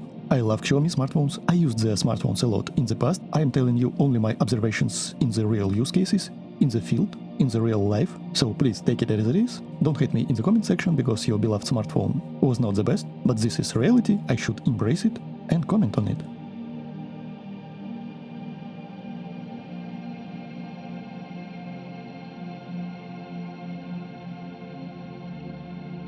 Oh, of course, this is just an extreme to test the abilities of our lenses, of the thin coating layers on these lenses, and of course computational algorithms, how they can handle this backlight situation. In normal everyday life conditions you will use this situation only for a couple of shots, maybe some artistic choices. Most of the times you won't shoot like this, you need to hide the sun behind some object, for example this flag. Here we hid our sun behind this flag, and you can see that we instantly improved almost all the problems. Photos became infinitely better, better contrast levels, better autofocus performance, more defined details, no light leaks or flares. Maybe Xiaomi and Sony for some reason struggles with HDR in the highlight areas, but overall we improved image on all the smartphones. Also I want to mention these strange light lines on the Sony. For some reason on the telephoto module we get this a lot. Vivo is a little bit soft here, nice details on Oppo. Maybe I can see that Vivo misfocused a little bit here. It is what it is. We get some strange lines on the Xiaomi as well, but I find that on Sony they are too obvious and too destructive. So yeah, Vivo misfocused a little bit. We can see very nice shadow performance, well-defined textures. So if you want to improve your backlight situations, try to hide the sun behind some objects, no matter what you shoot, smartphone, on ZV-10, mirrorless camera, the same. It is very hard situation for any lens and any camera to shoot directly on the source of light.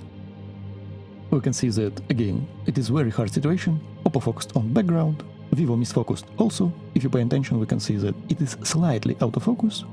Xiaomi is okay actually. We have lots of strange lines on the Sony, image is kinda mushy, lack of dynamic range, so tough situation, be careful with your sun. 10x zoom. Very nicely balanced image on Oppo, on Xiaomi. Vivo in this vivid color profile tends to overexpose sometimes. What is going on with Sony? Image is too mushy, lots of strange light leaks, light lines, no contrast, some noise, and no HDR whatsoever. If you look closely to this part, maybe too much over sharpening is going on Xiaomi. Also, I love how Vivo represents metal texture, very specular, very glossy. I really love this. Metal feels like metal, not like paper or stone. Now let's again test extreme HDR performance. Ultra-wide lenses. Xiaomi is the most wide, we can capture more information. Sony is the tightest, we can capture less information. For me it looks like main sensor rather than ultra-wide lens. Usually Vivo gives you very nice contrast in terms of backlight situations.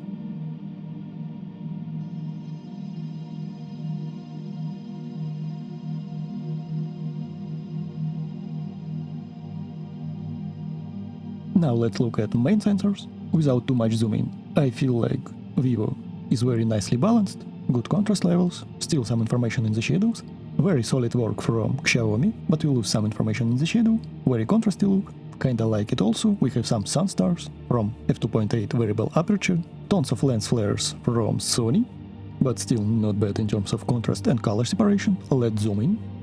So hard to decide, really hard.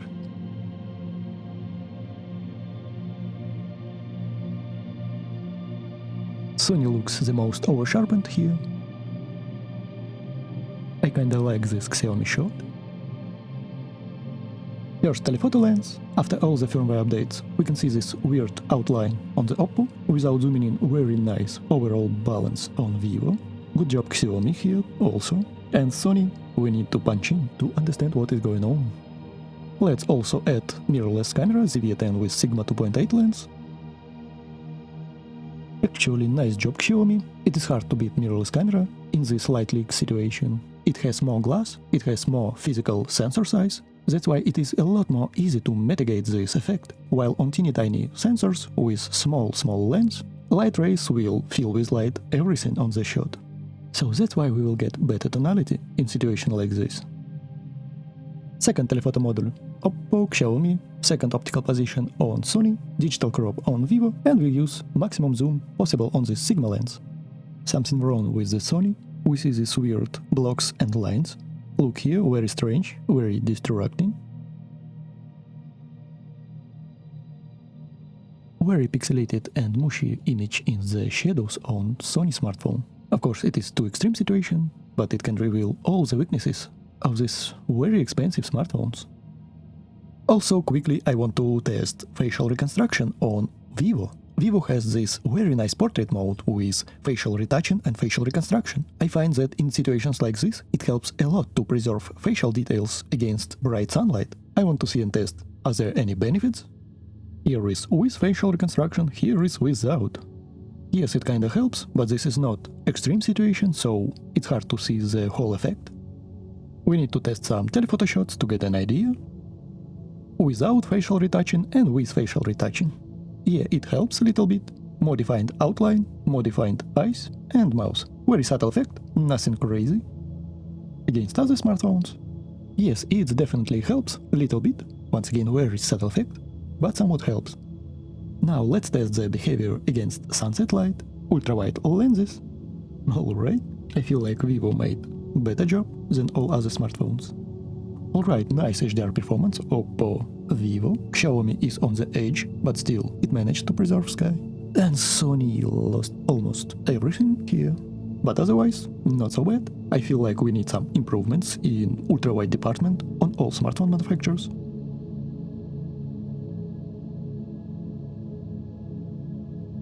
Good job Oppo, good job Vivo, very bright nice image. Xiaomi is somewhat soft, but it is the widest image among all. And Sony looks mushy, we lost color information and it has lots of over-sharpening, not so pleasant. Main sensor, again without zooming in, if we are looking solely to the face, I feel like Vivo made a lot better job than others. I'm just nitpicking here, we have some cool sun stars from Xiaomi, but it affects our subject a lot. On Sony we have lots of light leaks, flares, and we lost this part in terms of highlight performance. And this situation is a pure nightmare for this so-called budget APS-C recycled trash from these camera corporations. We almost lost everything in the shadow parts, and we completely lost all the information in the skies. So pretty poor dynamic range from this old recycled garbage. Sony ZV-10. $1,300 by the way, with the lens. To mitigate this situation, you need external flash with tripod and large softbox. Additional investment, additional money, additional headache. Not something that you will do just for hobby and family stuff.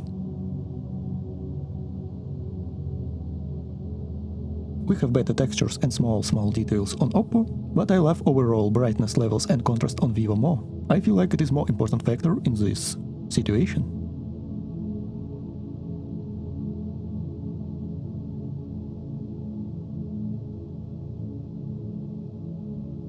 First telephoto modules.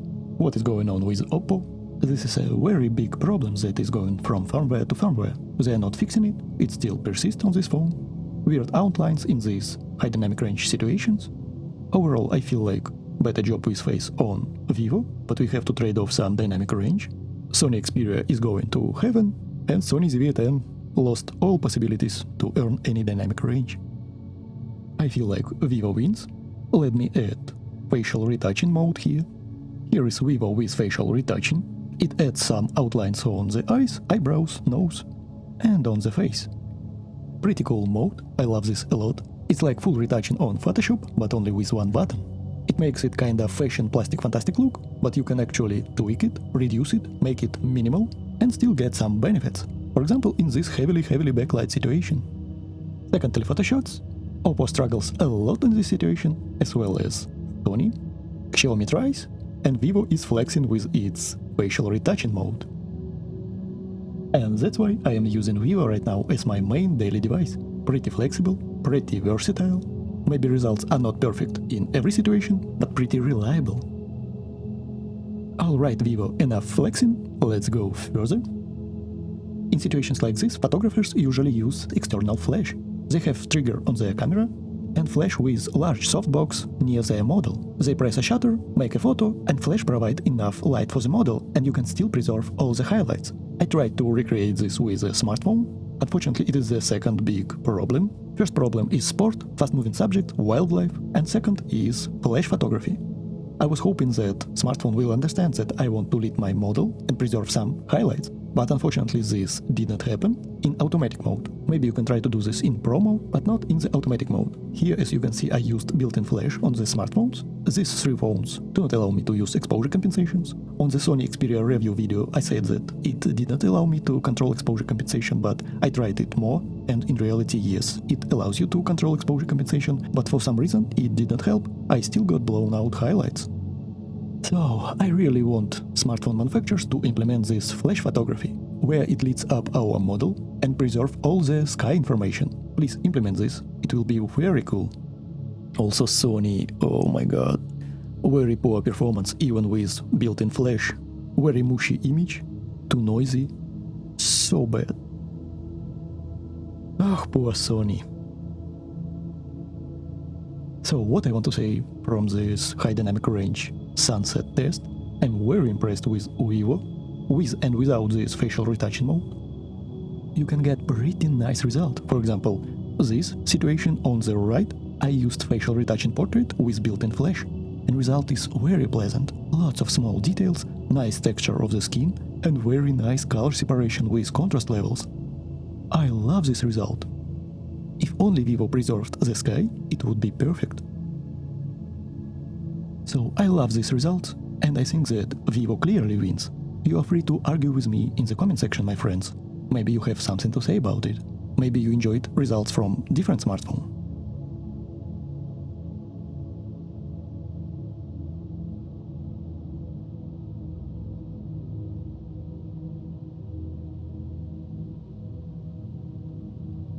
Are you not tired, my friends? Stay with me, let's check some selfie cameras.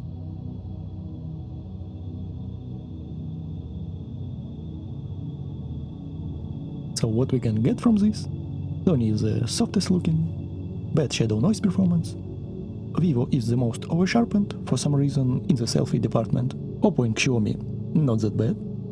But really I can't definitely say who is the winner, because all modern smartphones has pretty lame front-facing selfie camera.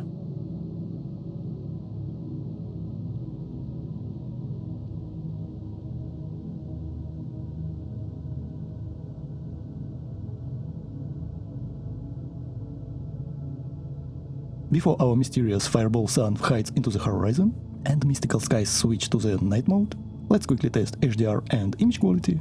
And without zooming in, I noticed that Sony Xperia 1 Mark VI gives you very unpredictable and inconsistent results. Sometimes it is white balance, sometimes it is very blue shadows, sometimes it is loss of contrast, and sometimes all of it at the same time. So that's why results are unpredictable and not very reliable at all. On Xiaomi we have not so very realistic green colors, but I kinda like it. Looks like jade metal. Very interesting. And all of these three smartphones, except Xperia smartphone, was able to capture HDR skies with highlights. Nice job. Not so much on the Xperia side. Now it is main sensor. Xiaomi gives you this little jade green tint on the metal. I kinda like it. Very nice contrast levels on Vivo. Sony is better on main sensor, but looks like highlight performance is not the best. Yeah, and what we see here. Oppo is a little bit soft, but in a good way. Even without too much zooms, I can say that Xperia apply too much sharpening for my taste.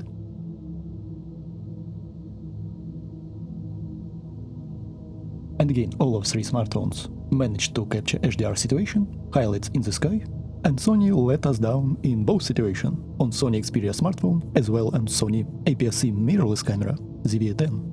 We need to underexpose a lot more, in that way we will start to lose shadow information. First telephoto shots, very impressive contrast levels on Vivo. Oppo has the least amount of contrast and Xiaomi somewhere in the middle. Sony, shall we zoom in on you? Very balanced image on Vivo in terms of texture and fine details. Oppo is little bit soft, but in the good way. And who is the soft in the bad way? Look at the Sony, image is too soft, too mushy. They try to improve it with over-sharpening, but nothing helps. These bad sensors. Of course, from this far we will get the most natural image on the mirrorless camera, but this is its limit. We are starting to lose shadows. Sony Xperia image is too soft, too pixelated, mushy. Can't see it. Very painful to watch. By the way, look at the natural creamy bokeh effect on Vivo. This is pretty cool. I love it. It is truly bokeh machine. Look how ugly it looks on the Xperia smartphone. Very smooth, very creamy. I love it. It is not a fake bokeh. This is a natural blur from the large telephoto sensor and f2.6 lens. Of course, it is not the same as 2.8 on large APS-C sensor, but still pretty nice for a smartphone. Second telephoto modules on Oppo Xiaomi, second optical position for Sony, and digital crop on this telephoto sensor on Vivo. So again, situation is somewhat identical. Very balanced image on Vivo, nice texture and small refined details, very soft but in a good way, pleasantly soft image on Oppo. Xiaomi is somewhere in the middle, Sony too pixelated, too soft, not impressive. APS-C mirrorless camera is fighting on its limits. We are on the edge of losing everything in the shadows, but even in the evening still nice benchmark for smartphones. Even with huge crop, I still feel like background blur performance is the best on Vivo. Very gentle, very creamy. I feel it is even better than f1.8 on Xiaomi, and Sony is the ugliest here. Of course, any mirrorless camera can blow out of the water any of the modern smartphones in terms of bokeh effect with nice creamy background blur. Of course, it all depends on your lens. This is Sigma 2.8 lens. On pretty large APS-C sensor, it gives you somewhere around f4.2 aperture on the full frame.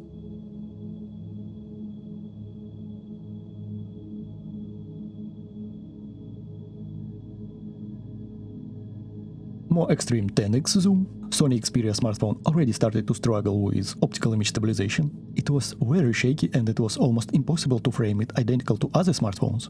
I tried my best, made multiple photos and chose the best ones.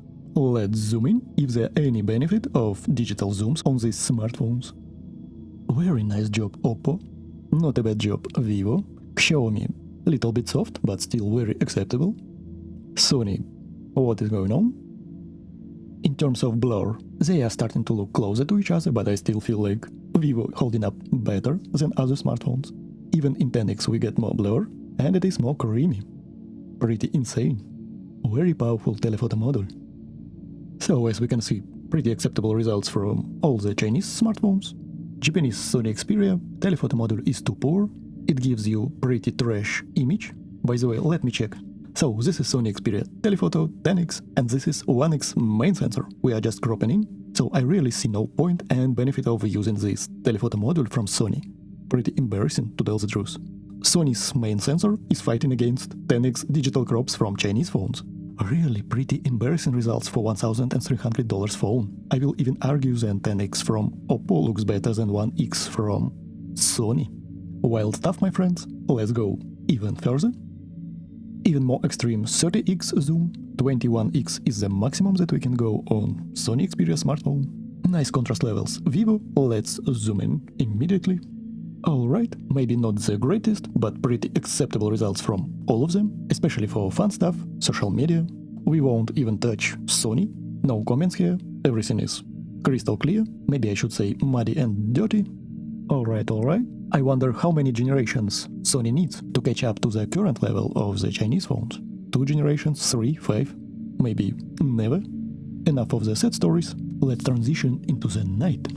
Mysterious fireball on our virtual sky went down to the horizon. We are transitioning to the late evening. Let's test some low light performance. Ultra-wide lenses on all of them. It's so nice to have 12mm on Xiaomi, while on Sony it looks like main sensor. To tell the truth, Sony looks like the most overprocessed and oversharpened. Looks like this way they try to hide lack of details and mushiness, but it kinda doesn't help. Main sensors, 1 inch on Chinese smartphone, more tiny 1/1.4 on Sony Xperia 1 Mark VI.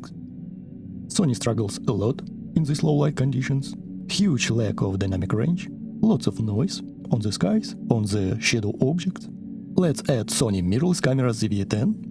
Alright, looking good, but lots of noise in the sky. We need to apply heavy noise reduction here. Alright, my friends, please tell me what you think. Of course, sometimes Vivo can give you a little bit of overexposure in the highlights in some small instances, on some small areas in some rare occasions. But this is just embarrassing. This is one giant blob of overexposed highlights. Sony. What we see here, nice job Oppo, nice job Vivo, Xiaomi is trying, soft but still okay, Sony Xperia 1 Mark 6, please go away, and the V10 is drowning with this noise. Look at these small windows, we can actually see some details here. While on mirrorless camera, everything lost inside noise floor. ISO level is 1000 and Sony is already choking. So, the further away we are going into the deep late night, the less impressive APS-C mirrorless cameras are becoming. So, hard to judge. I feel like Vivo and Oppo are winning, Xiaomi is well-deserved second place, Sony mirrorless camera struggles a lot with noise, and Sony Xperia smartphone not even close. I really feel that we can compare it against the smartphones. This Sony smartphone is deserved to be compared against budget phones. Alright, let's now test telephoto modules. First telephoto Oppo, Xiaomi, Sony, and the only one on Vivo. Without zooming in, something weird is happening in the highlights on Sony. Let's look closer. Something is very weird and off with this highlights performance. We already saw this. Some weird lines, like light streaks. Let's add Sony's V10 mirrorless camera in this comparison. Without zooming in, what is wrong with this noise? Tons and tons of noise, especially on the skies. This is only 1000 ISO. Pretty pathetic.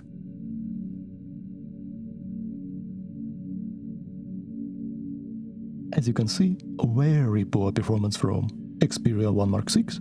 Very poor performance in terms of noise on the ZV-10 mirrorless camera.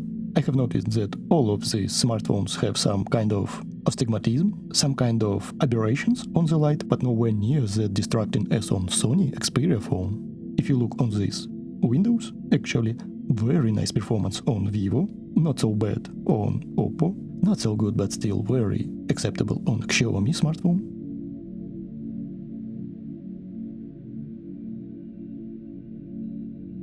I love how is well defined those black lines on the roof on the Vivo smartphone. This is definitely not just AI sharpening. I can see those lines very defined, while on Oppo we have some signs of them, on Xiaomi it is very blurry, and on Sony it's just ugly and atrocious. Mirrorless camera is drowning in noise, losing everything in the shadows.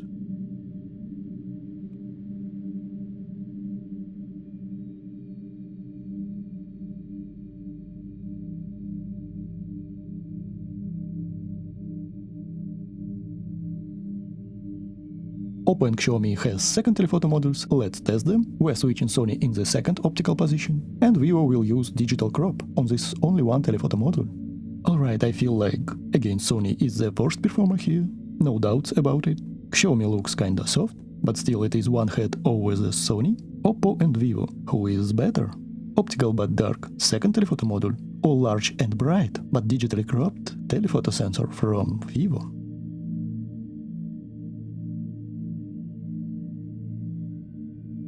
Alright, pretty overprocessed here, less details in the shadow, but actually it kinda looks more organic, very hard decision. On Vivo, of course, we can lower sharpness levels, now it's set to 0, default position, we can lower it to -100 to our liking. Text is more defined on Vivo. Is there any benefit to crop on this mirrorless camera? Alright, not an easy task, but I think that I will give this to Vivo. It is overall better look, maybe slightly more overprocessed than on Oppo, but we actually have more contrast levels, better color separation. So I think it is more well-balanced photo. Just my personal opinion, my friends. Please pick whatever you like. 10x digital crop on all of them.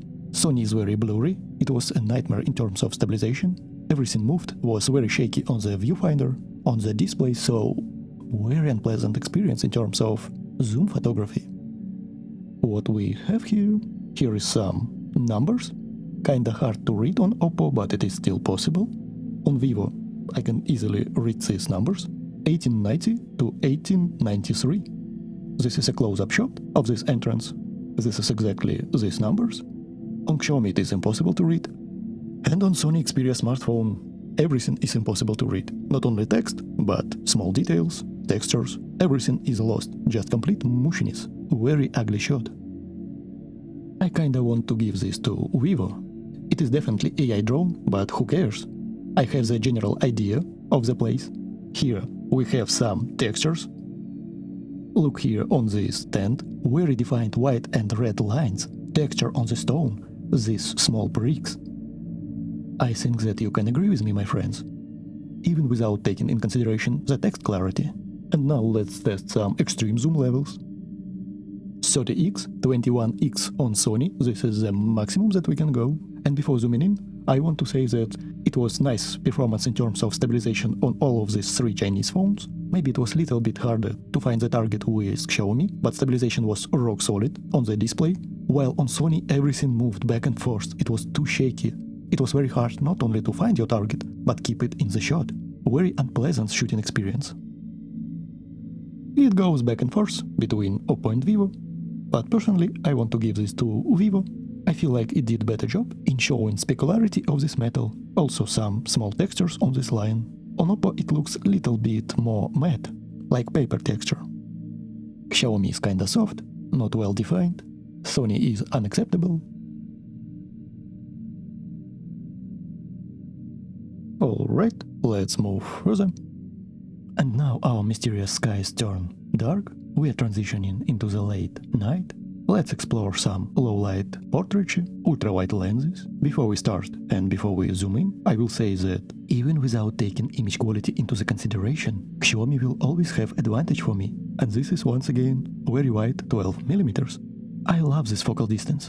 And if manufacturer wants to give me 14mm or even heck 16mm like on Sony, there could be only two factors. Rather A, very large sensor with bright lens on the smartphone on hardware side, or rather B, so impressive computation that we will say, "Shee, this looks very impressive." Only these two factors will beat more wide 12mm for me. And I think that 60mm I just can't accept. This is too tight. It almost looks like main sensor. Look at this texture on the wood. This was taken from the same distance. We can capture so much more with 12mm on Xiaomi. In this particular scenario, I think that for image quality I will even give this to Xiaomi. We have the real color of the black clothes, nice preservation of texture, metal parts. Sony has the worst image quality in terms of small details, texture, noise performance is ugly, lots of mushiness, and also worst dynamic range. We lost information in the highlights on this lantern and also information in the shadows on these trees. Yes, it was dark outside, but not like on Sony. Not bad performance from Vivo either.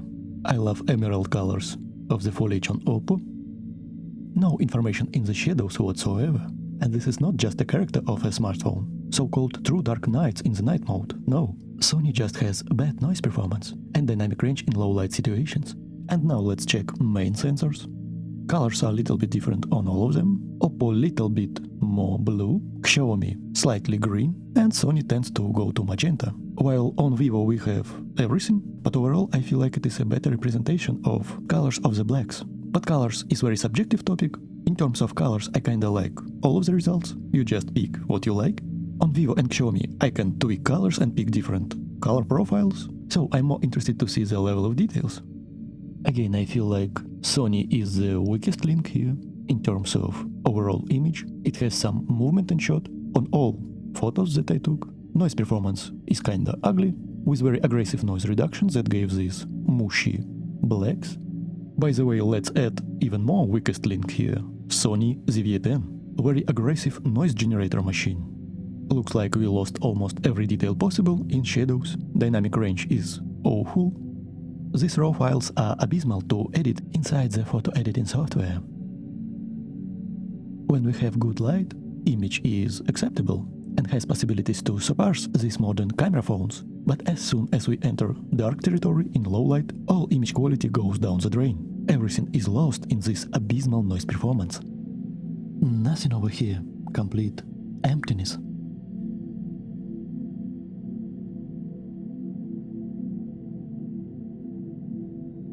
First, telephoto modules.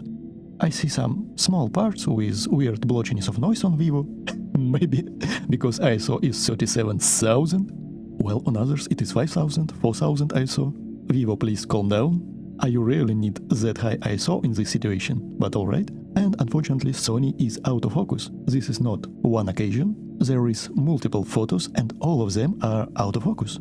On other smartphones, maybe a couple of shots where it has some movement in shot because of optical image stabilization, but most of them are sharp and in focus. Maybe Xiaomi had slightly more problems than others, but nowhere near this performance of Xperia smartphone. Also very weird noise performance. Everything in the darks looks blue. Let's not forget about mirrorless camera ZV-10 without zooming in. So much noise. Everything lost in the shadows. Very solid performance from Oppo. Nice textures. Well-defined eyelashes, iris of the eyes. Not bad on Vivo also, nice textures overall, and small details of hairs, eyelashes. But as we mentioned, there is some blotchiness in noise patterns, because it is almost 40,000 ISO levels. I feel like very unnecessary. Xiaomi performance is kinda alright, but not so great. Lots of shots was with movement because of optical image stabilization, and Sony is just pathetic, both on smartphone and on mirrorless camera.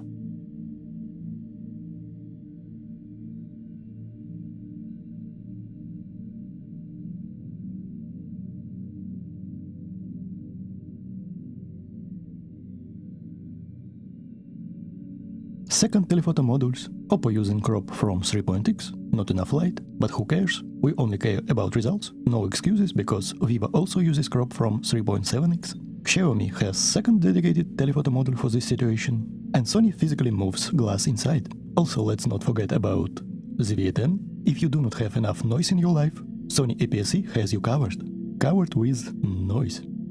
So what we can get from this? I feel like a lot more defined texture of the fabric on the Vivo. Maybe more defined eyes. Xiaomi also has nice eyelashes. Sony Xperia smartphone, just no comments. Very poor performance. I feel like we should compare it against ultra-budget smartphones, not ultra-premium luxury flagships. And Sony ZV-10 will bring some void in your soul.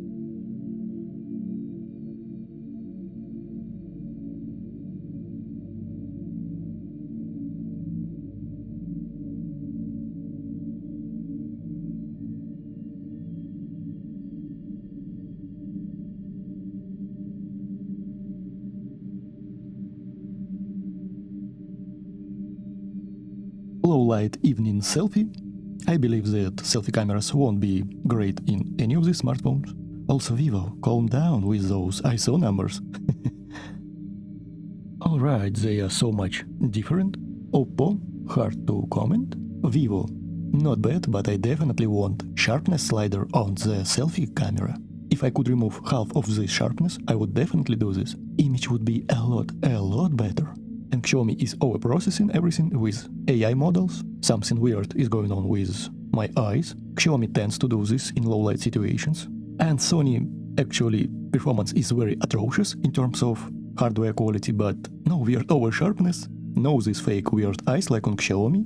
So this bad hardware and software performance kinda made it better a little bit. But of course, this is not a solution. I really wish I could control this sharpness on the Vivo. Also maybe cut ISO by half, and we are set to go. Just out of curiosity, let's look at the mirrorless camera ZV-10. And yeah, image is very dark, but it's still organic. Of course, we lost everything in the shadow parts. Image is just too dark, and we absolutely cannot bring ISO levels up, because image on these rather expensive, but still called budget cameras, will fall apart completely. I feel that we need completely different computation and algorithms on selfie cameras, with ability to tweak sharpness levels.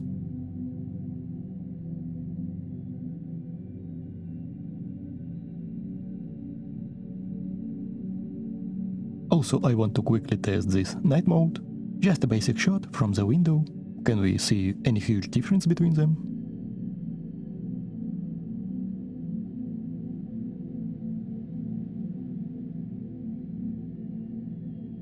Only maybe Sony is too noisy and mushy in the shadows.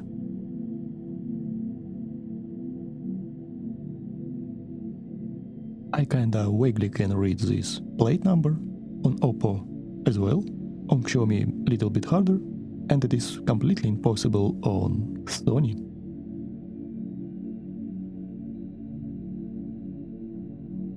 And also telephoto model. Pretty insane. I can read this sign. It says, walking with dogs prohibited.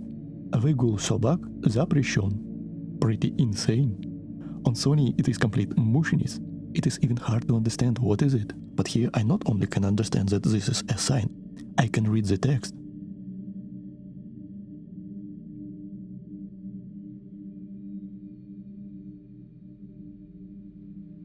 The clear winner is Vivo, obviously. Sony is outsider, not even close. Are we comparing $200 budget phones against each other? Sony, I feel like you missed the door. We are not comparing cheap Redmi Notes here. Sony, are you sure what year it is right now? Maybe you were in coma for 10 years. Sony is very bad at low light. And now let's test night photography with these ultra-wide lenses without zooming in. Looks like Sony lost all the dynamic range. We have no information in the highlight parts of this image. Not bad performance for the texture in this part, but still we lost every highlight possible. Xiaomi looks very stretched. This is because we have very wide 12mm ultra wide, and for some reason on 16mm Sony has the same distortion as Xiaomi on 12mm. Maybe that's why they are compensating for this ultra wide, cropping in 16 to 14, because distortion is just too high. Never mind, let's look at these two guys. Very nice performance of texture on Vivo. Oppo is little bit soft. Let's look at the other parts of the image.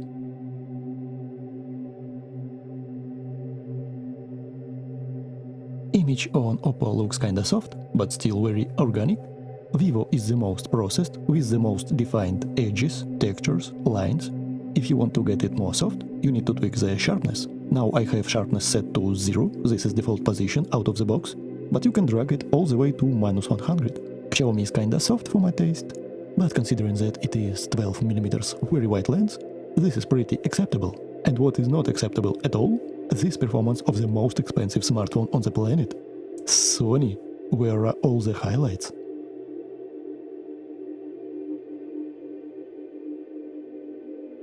Let's see some main sensors. Again, Xperia lost everything in the highlight areas. So what we have here, very nice performance from Vivo, lots of texture on the bricks, on the stone, metal parts, we see some wires. The same goes to Oppo. Xiaomi for some reason lost some metal wires. And again, hard to understand. Xperia has some nice computation in some parts of the image, but why highlights areas are just non-existent here? Same situation here. Very impressive performance from Vivo. Actually, Sony is very similar to Oppo here, but why highlight performance is so trash?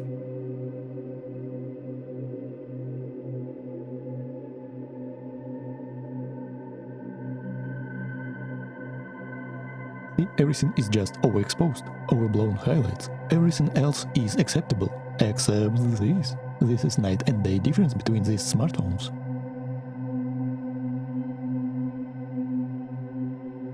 I totally forgot that the V10 APS-C camera exists. Let's quickly see the difference. So as you can see, not much benefits here. Very noisy image on the edge of overexposing the highlights. So I really hate to use this V10 for photography. As you can see, very noisy, dynamic range is abysmal. Now let's test some zoom capabilities of these smartphones. First telephoto models on all of them, I'm adding this embarrassment to the V10, so I won't forget it. And let's zoom in and see what is happening under the hood. I feel like Vivo is very well defined. We need to zoom in more. Yeah, looks like Vivo is the best here. Very nice performance from Oppo. The same on Xiaomi. Sony Xperia is the worst here. Very mushy image, no defined edges, pretty bad noise performance. For some reason Xiaomi also struggles here in the highlight bar, as well as APS-C camera. I could not get any more information from this RAW file, this is maximum it can give us. I love these well-defined wires on the Vivo. Look at the mirrorless camera, look at the Vivo. This is not just over-sharpening, we actually see real details of the real image. Xiaomi lost some for some reason, and Sony is too mushy, too grainy, too soft.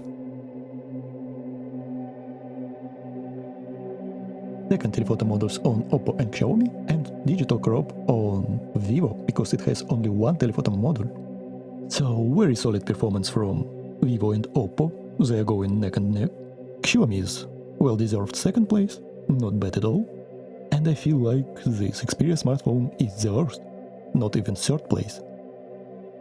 So I feel like Vivo is the first place right now, better textures on the window, Oppo is not far behind, it is nice second place, Xiaomi is also not very far, third place, and Sony is rock bottom feeder. Not even in this competition. It is not a competitor to the flagship phones. I feel like we should compare Sony Xperia smartphone with budget offerings. Very well defined texture of metal, specularity, we have these small details on these metal wires, we can see the hook on which it is attached.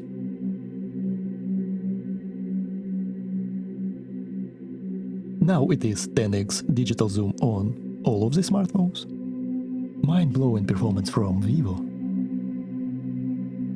Look how well defined the texture is. We actually see the metal nails here. Oppo struggled with low light, that's why it is using crop from the first telephoto lens 72mm 3x. But it is not an excuse, because Vivo is also using crop from 3.7x. So, this is crop from 3x, this is crop from 3.7x, and Xiaomi is using crop from the second telephoto lens. And this is performance of Sony Xperia 1 Mark 6. Pretty embarrassing. I took lots of photos from Oppo and all of them look like this. Second telephoto module on Oppo uses dark 4.3 aperture, that's why it was not enough for it, and it used crop from 3x zoom. But for some reason performance is very bad.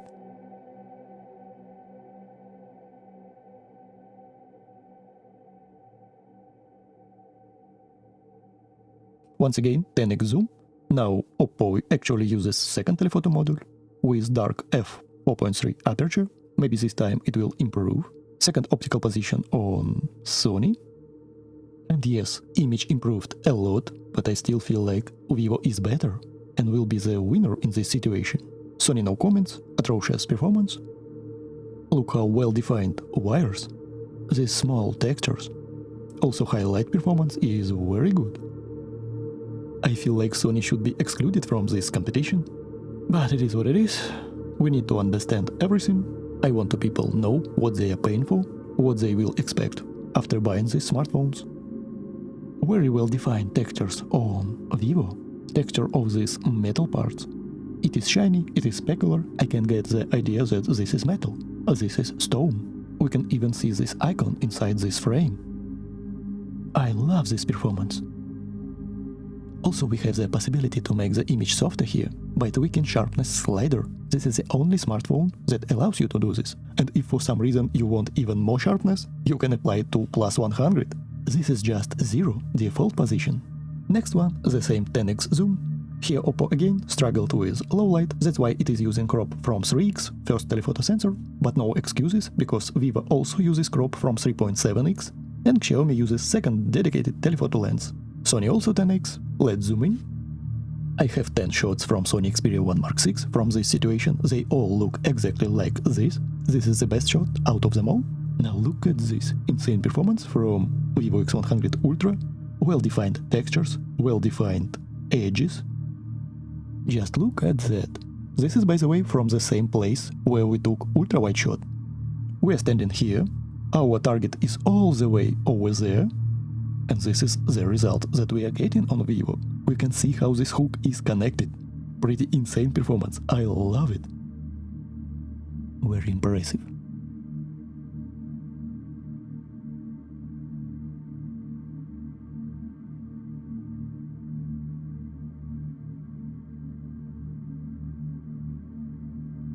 Last example of 10x zooms. To make the final conclusion, next we will look at more extreme zoom levels. Here again Oppo uses second telephoto module, crops in from 6x, Vivo the same, crops from 3.7x, Xiaomi from second telephoto module, 120mm. Sony is Sony, let's zoom in. So even with this zoom, we can see that Sony is no competitor at all. Very weird lines from this optical telephoto module. Look how well defined everything is. Columns, bricks, these wires, shadow information. All textures are very nice. I feel like Oppo and Xiaomi are somewhat on the same place. Sony is Sony.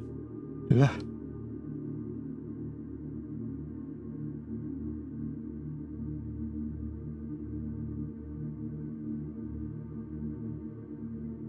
Maybe this part looks kinda weird on Vivo, but overall I can easily take this trade for that much improvement in image quality. If we are not zooming in that much, it is very great. We can even crop in on this already cropped image. I'm so happy with this result. Now this is a little bit more extreme, 30x zoom. 21x is the maximum you can go with Sony, but it was nightmare to take this shot. Everything was shaky, wiggled a lot, was very hard to balance this image. Neither of them look good. Oppo is nicely smooth here, while on Vivo it preserved more texture information. If you look closely here, only on Vivo it gives us a hint that this is brick, while on Oppo we get another texture. It is definitely not a brick. While on Xiaomi everything is kinda little bit dirty, but it is a cleanest image in the world compared to this abomination from Sony Xperia 1 Mark VI. Very handy tool to have in your pocket. Of course, this is not the same result as on $3,000 lens on $5,000 full-frame body that weighs over 10 kilos, but it should not be. This is just sleek smartphone inside our pockets, below $1,000. Mirrorless cameras need to do something with their prices, lower them, or implement computational photography and RAW photography. This is just not a competition, in my opinion, for hobbyists, family and fun stuff, vacation, and so on. More night photography, ultra-wide lenses. You can see that Vivo has this deep blue skies. You need to turn on this feature on Vivo in the camera settings. If you turn it off, you will get exactly the same results as on other smartphones, but personally, I love this feature. I will never turn it off. I enjoy it, I love it, it will permanently be on my device. Image on Xperia is kinda noisy.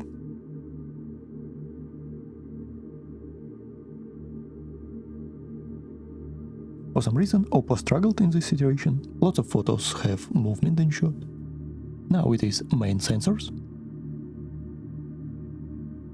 They all look pretty nice. It will be very hard to choose. Maybe Sony is a little bit softer, not so well defined. Also, let's add mirrorless camera in the mix. Here we can see that mirrorless camera had its last breath. It is slowly decaying from noise. Light is obscuring its eyes because it lost all the dynamic range. Text is somewhat defined. Maybe it is harder to read on Sony smartphone and almost impossible to read on the mirrorless camera.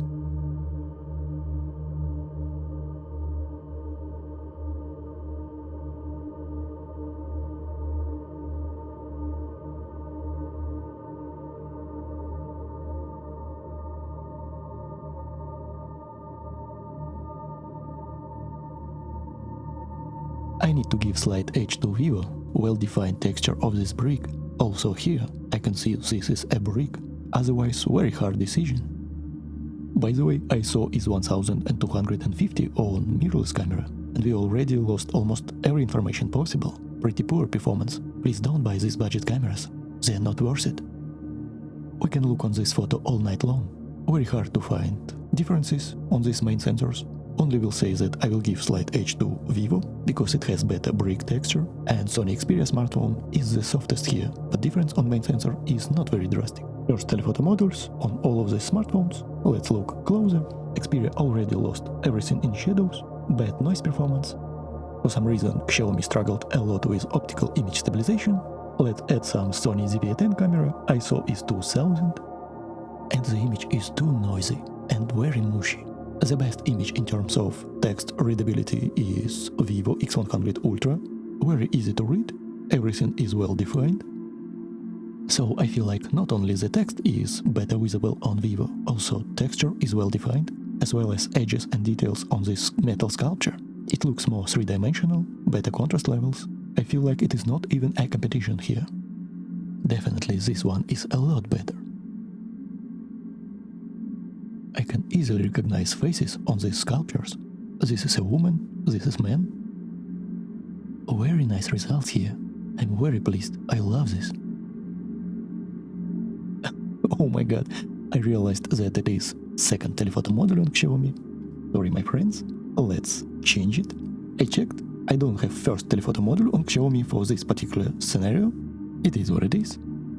Vivo is the only camera here that has fully readable text. On Oppo I can't read this. Of course on Sony it is impossible, and on mirrorless camera the same. no way I can read this text. Maybe this large one, but definitely not this one. While here everything is readable. Insane performance. Let's see yet one more example of first telephoto modules, so Xiaomi also gets some love. Looks like Vivo will win one more time, and Sony Xperia smartphone will be bottom feeder. Let's add mirrorless camera once again to see the embarrassment in the low light.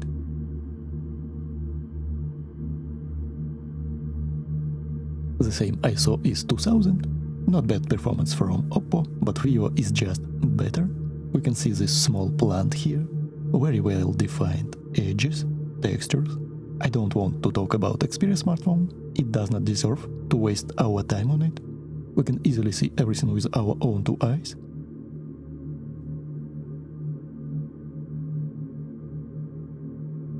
More well-defined wires. Look at this very complicated part in the shadows. We have all the right textures. This is not just over-sharpening, this is real details. We can see these vertical bricks. Everything is so nicely well-defined. And window as well. Pretty embarrassing performance from Sony, both smartphone and mirrorless camera. Not so bad on Xiaomi, not so bad on Oppo, but I feel like Vivo is just simply better. More telephoto shots, so people who doubt will get more confirmation for their choice. From time and time again, the same situations, I feel like Vivo wins. Clearly more defined edges, better texture. Look at this part of the doors. Look how it is well defined. We see this cross, this ornament, these small drawings. We get some hints of it on Xiaomi, but it is so vague. Image is soft and unclear, we can't see anything. Of course, where we really can't see anything is Sony Xperia smartphone. By the way, totally forgot, let's add ZV-10. So uninspiring camera. You can clearly see that there is no cross, no ornaments, all the shadow is lost inside this noise.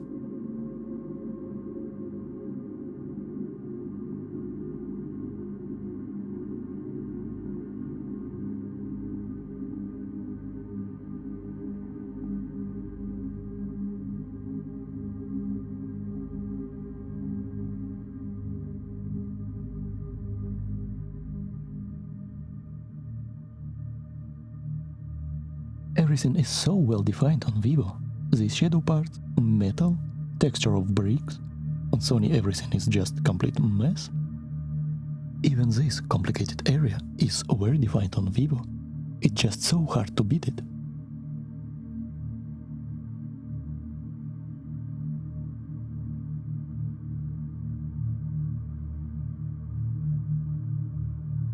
Let's use 10x digital zoom on all of them. Sony again very disappointing. I think that you will agree with me that Vivo wins again.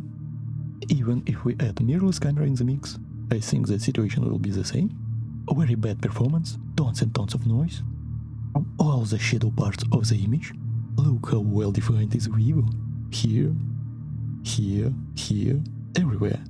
Let's not beat that horse and remove ZV-10 from our computation right now. Just look how well defined everything in these very dark conditions. Of course, it is not the same as, for example, a large and expensive full-frame lens, but it will be just stupid to compare $10,000, 10 kilograms full-frame setup with this small smartphone that easily can be placed inside your small pocket, and now you can buy it below $1,000.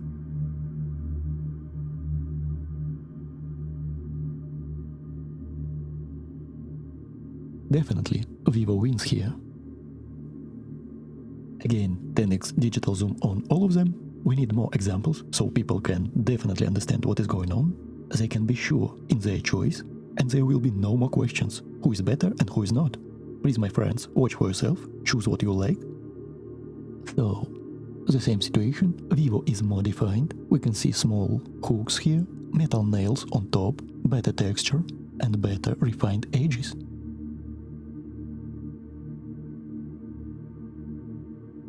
Just look how well defined it is. This is not just AI over-sharpening, this is real details. In reality, it looks exactly like this. These patterns, this texture of metal, these bricks.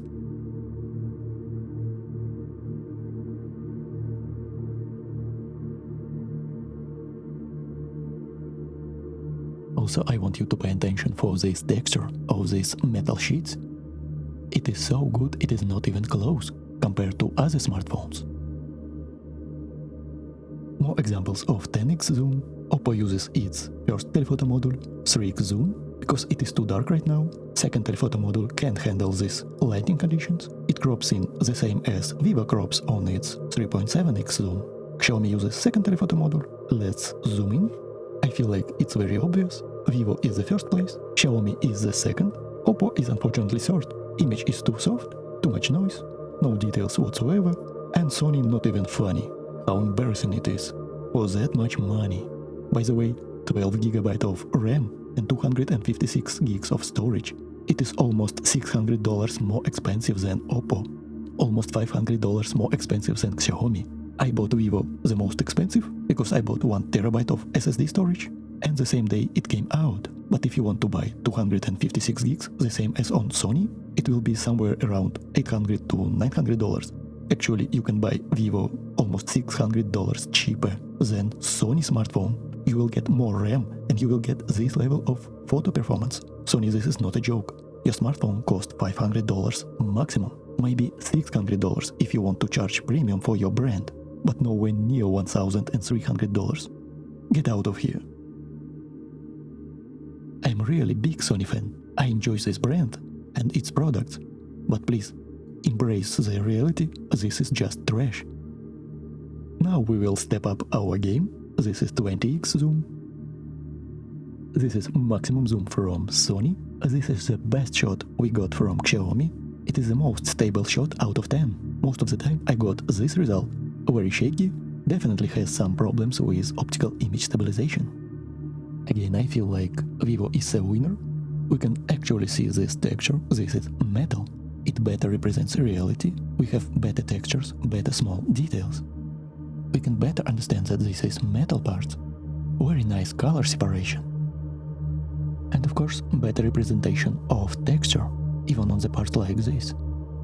One more example, 20x zoom, the same situation with Xiaomi, now it is 50-50. This is the best shot, and half of the time it looked like this, with lots of movement and shot because of optical image stabilization. So I will give this to Vivo, because look at this well-defined texture on this ball, very defined hooks. I can see some hints of metal nails.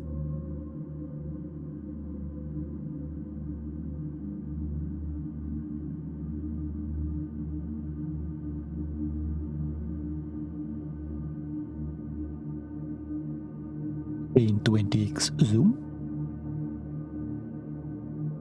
Again, I feel like Vivo is obviously better.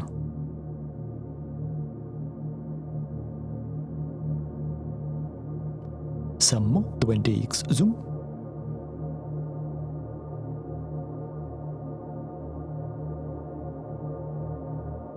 Very well defined.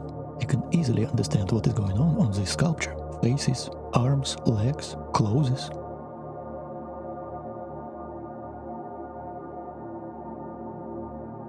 Little bit more of 20x zoom. I think it is obvious for now. So clean and clear, no need to even analyze this shot. Sony, what is wrong with you? Last example of this. Landscape, cityscape, night photography, ultra-wide lenses.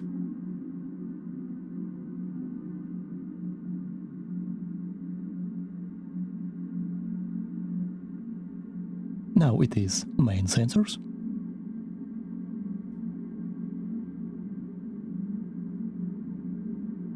Let's add mirrorless camera to compare results against it. ISO is 2000.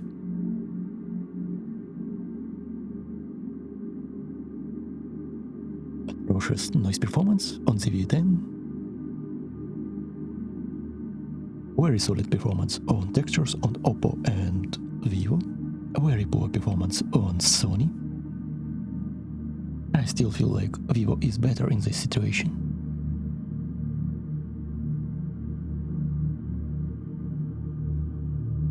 Telephoto shots.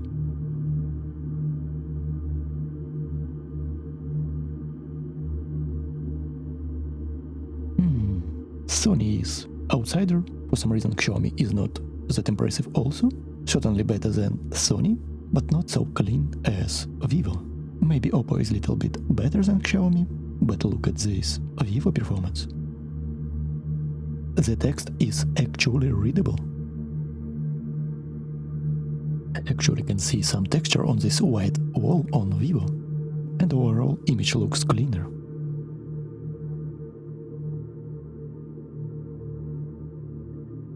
Noise performance on Sony smartphone is just atrocious during low light.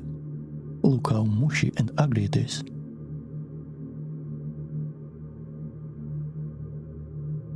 Again, first telephoto lens performance test. Let's quickly see some mirrorless camera. Look at this noise on the sides. ISO is only 2000 and we are getting this level of atrocious performance. As you can see, I feel like there is no point in keeping this ZV-10 right now. Let's remove it and focus on the smartphones. As you can see, Vivo is a lot more defined than other smartphones.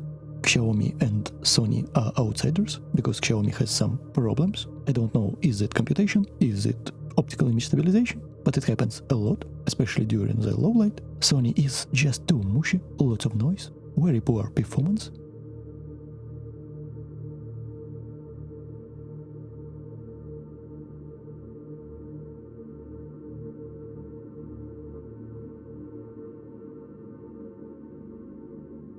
Not even a competition. Just look at this. This is not even a discussion. Very nice performance in the shadows. Very definite. Edges, texture, details. Vivo is obvious winner here.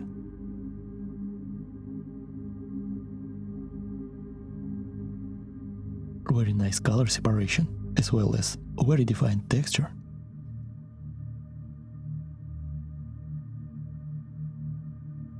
Second telephoto models, 6x zoom. Oppo uses digital crop from 3x zoom, as well as Vivo uses digital crop from 3.7x. Insane performance right there. We can read some text here. Face is well defined. Nice texture of the bricks. We can even have some hint of the text over there.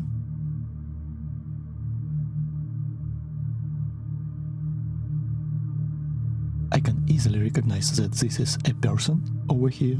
I see the face, beard, eyes, nose, and of course I can read the text from here. Crazy performance. Look at this part. Small metal bolts here, texture on the wall. One more time, 10x zoom. Both Oppo and Vivo uses crop from 3.7x on Vivo and 3x on Oppo. Let's zoom in to see the small details and nuances.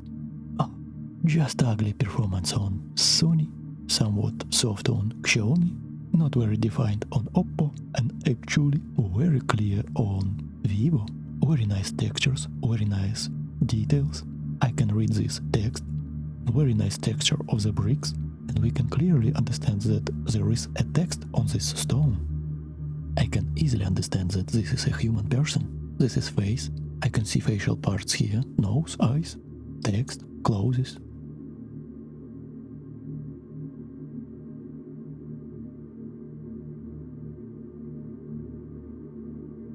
Now, this is 10x zoom on all of them. Oppo uses crop from 3.x zoom, the same as Vivo, it uses crop from 3.7x.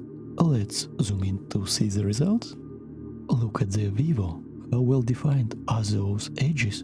Image looks three-dimensional, and look at the texture of these metal parts. They have highlight specularity, so they shine, it definitely looks like metal. Also look at these bricks, at these well-defined edges, and overall image looks so clean. I feel like it is crystal clear who is the winner.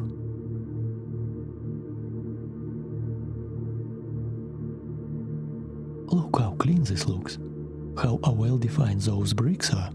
This shadow part, very nice texture, very nice defined edges of this ornament, and of course fur on this lion. Sony's complete embarrassment.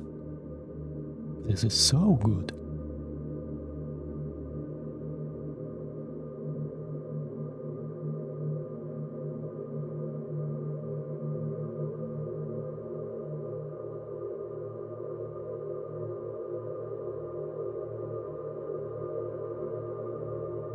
one more time, 20x zoom. Texture of this painting is a lot more distinguishable on Vivo. I can see the face of these people. I can easily see the text, Sergey. More defined texture of the clothes. I can see the face here on the main subject. It's not an easy task to do this on Oppo, and almost impossible on Xiaomi. Definitely not possible on Sony. This image is unbearable. We have some hint that there is a text on the Vivo. On Oppo we get some texture, but nothing to do with text. Very blurry on Xiaomi, and complete nothingness on Sony.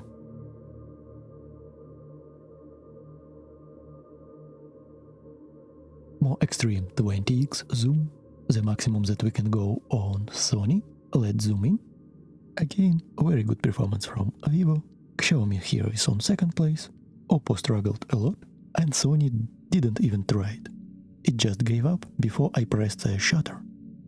We can even see a star on the Vivo. So, I feel like no words needed. You are seeing this by your own two eyes. Another, let's see the last example. And finally, little bit more extreme, 30x zoom, 20x is maximum you can go on Sony. Xiaomi again had some problems with optical image stabilization. It was very hard to center it, and image overall is very shaky and have some movement.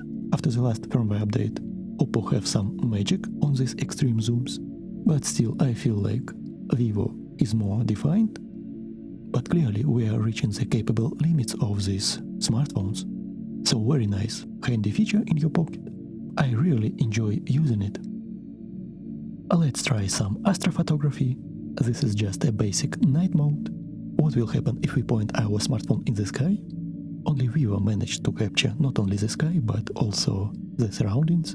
And Sony struggled of focusing in complete darkness. It was impossible to take a shot. We managed to capture some mysterious objects on our mysterious sky that we call stars on all of these three smartphones, except Sony.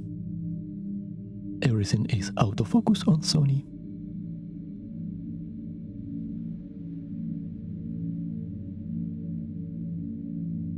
And then I tried a dedicated Astro mode. All three of these smartphones have dedicated Astro Photography mode, except Sony Xperia phone.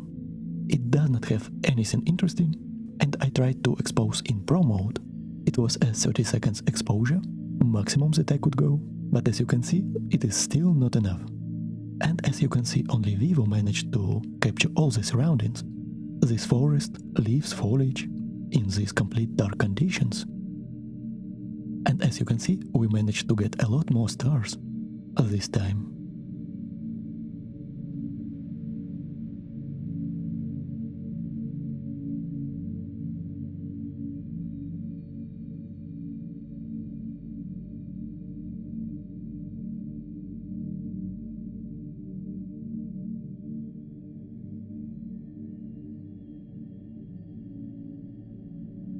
By the way, Vivo has this very interesting mode. It gives you the position of the constellation in real time. Like AR, additional reality. You can rotate your phone around and look for the constellations in real time in the skies. Very cool and nice feature. You can try and look at the constellations that you want to take a photos of.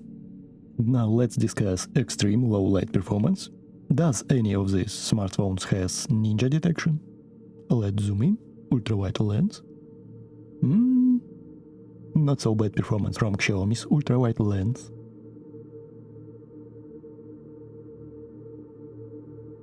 Now main sensors. Again, Vivo is whopping 65,000 ISO levels. Looks like Xiaomi is the most bright image, but Vivo has better color separation and saturation levels in my opinion. Oppo is kinda dark, but we still get some image. And Sony Xperia is the darkest.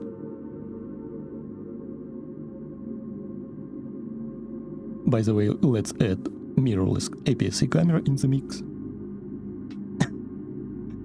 Yeah, ninja detection is totally non-existent here.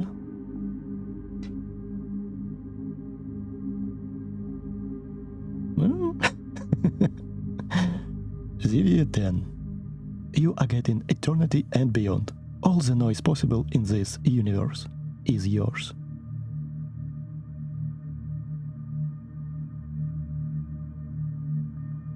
Let's make one more shot with main sensors to be sure that we get the same behavior each time. And the situation is the same. Oppo is kinda dark, but still interesting and moody. Xiaomi in Vivo is the brightest, but I feel like Vivo has a lot better color separation. Green and yellow on the foliage, more shades of red, color of the clothes and of the mask. Also I can see some hints of the color of this shelter. Alright. Again, let's add the V10 without zooming in. Almost nothing on this picture. Only slight hints of this mask. Shinobi detection obsolete. You will be dead with the V10.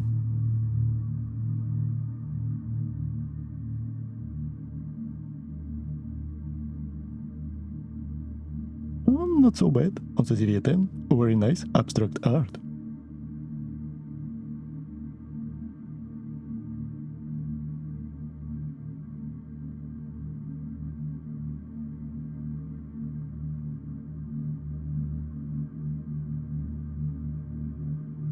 We have a third example here, but I feel like it is unnecessary. Everything will be the same. Sony will be atrocious, Oppo will be darker, Vivo and Xiaomi will be brighter, and Vivo will give you the best color separation among them all. Let's quickly zoom in. Yes, identical situation.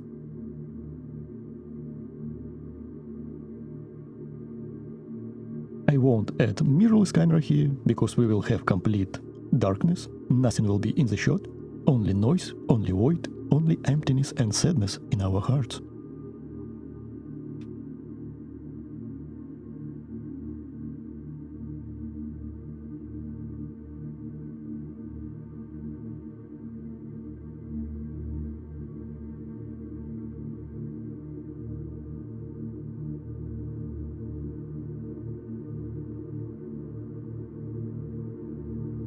Let's quickly check telephoto modules.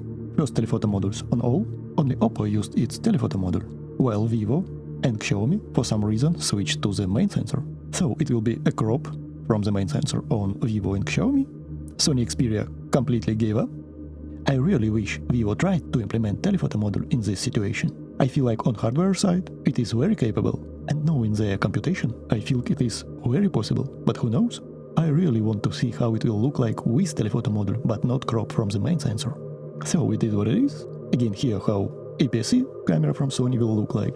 Only slight hint of information in the light parts of the image, but complete emptiness and void inside darkness. So in some occasions, Oppo will also switch to the crop from the main sensor. Here we reached their limit for these telephoto modules. Sony completely gave up, both on the smartphone and on mirrorless camera. Maybe in next couple years we will see more advancement, and we will be able to break the ceiling. But right now, best possible solution in this situation, bring some light. We brought little bit of light here, to wash all the darkness away. Let's zoom in and look what's happening. Pretty dark image on Oppo, but still kinda organic. Vivo looks kinda artificial and overprocessed. Of course, we can control amount of sharpness, we can change color profiles and tweak saturation a little bit. It has the possibilities to be the most natural look out of them all, but I'm using everything stock, so everyone else can expect the same behavior of these smartphones from their pockets. Technically, Sony is the worst in terms of mushiness, noise and dynamic range, but I still kinda like this natural and organic look. Looks like old small camera from the film era.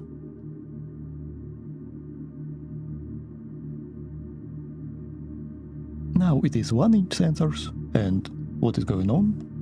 Oppo missed focused. Let me find another photo. Now a little bit better. And what we have here? Of course, Sony is the outsider, worse dynamic range, lots of harsh highlights. We need to zoom in to understand. Alright, yeah, definitely. Definitely not so good. And looks like it even misfocused a little bit. And here how APS-C mirrorless camera will look like in these conditions. The same trend as on Xperia smartphone, lack of dynamic range, but very bad noise performance. Everything is just lost in this noise.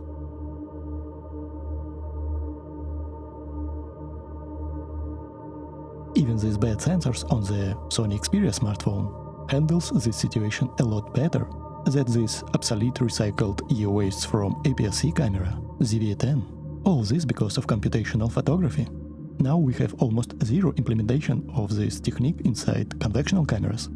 To get better noise performance, you need to spend a lot more money on the full frame. And even in the full frame department, to get the best noise performance, you need to pay a lot more money. If you want more soft image on Vivo, you can absolutely do this. Just tweak the sharpness slider. Oppo is soft but still natural. Xiaomi a little bit too overprocessed for my taste. Xperia phone struggles, refuses to bear this. And as you can see, shadow noise performance is atrocious here on the mirrorless.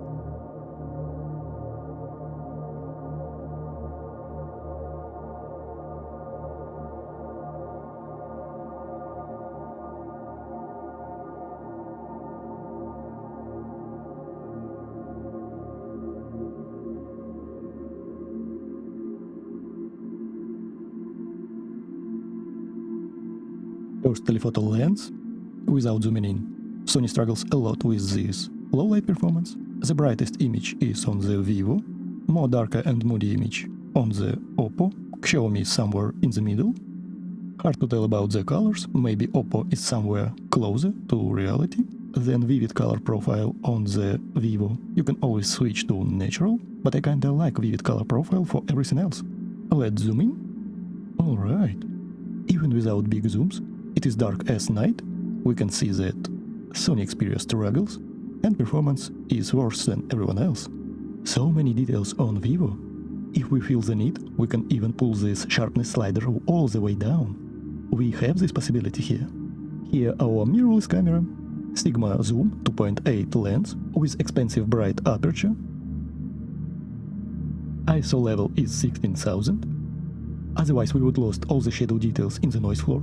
I rechecked it multiple times.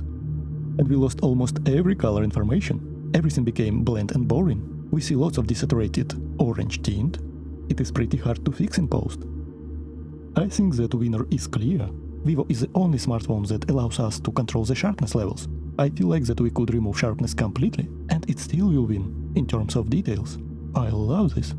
We can see that mirrorless camera has some potential, but you just need to spend a little bit more, couple thousands of dollars more, and you are good to go. Come on, my friend. Open this damn wallet. Why are you keeping this to yourself? You need to share. Also, do not forget to buy $2,000 GM lenses. GM lenses. So well-defined image on Vivo here. So nice. We can even see veins in the eyes. Every eyelash, eyebrows, small hairs here. This is clearly not just AI sharpening, like some people said in the comment section. It is clear as day. There are a lot more going on here.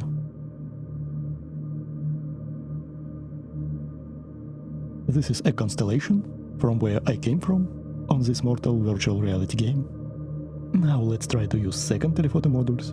Once again, on Vivo ISO is almost 10,000. Definitely there is a big machine wizardry going on under the hood. And to tell the truth, without zooming in, I love the image on all of these smartphones. I'm not taking into consideration level of details, I'm just talking about pure mood, overall feelings. I would be kinda pleased with all of them. If you have one smartphone over another, please don't spend thousands and thousands of dollars. These smartphones will suit you well.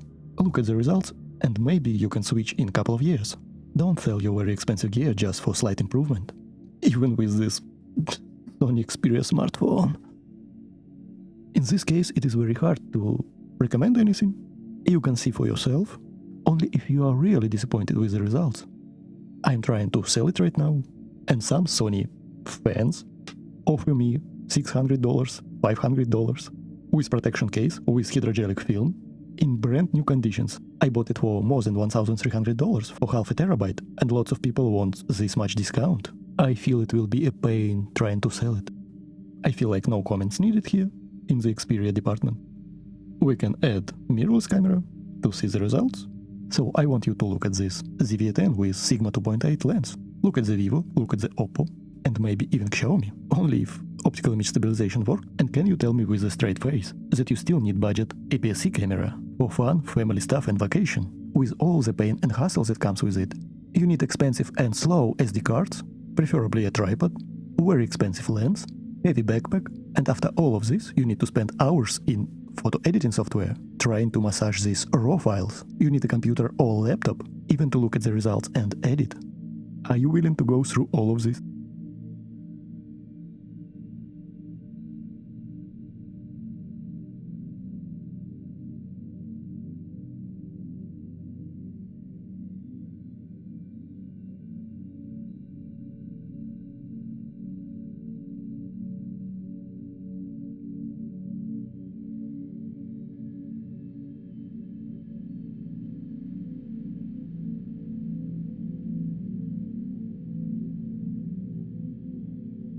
And now let's test some Selfie in extreme low light conditions. Vivo is again with crazy ISO levels, 24,000. Alright, let's find the worst one. We can add mirrorless camera.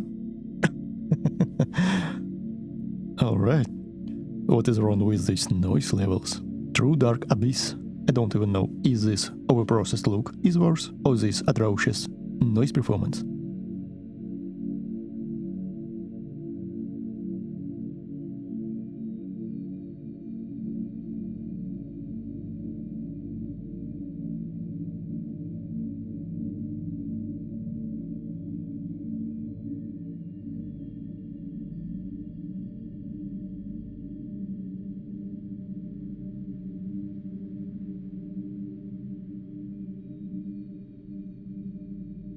So when we get some light, we can expect a very nice performance from these smartphones. Now we are having small light that is only shining at 1% of its full power, and this small lantern for backlight.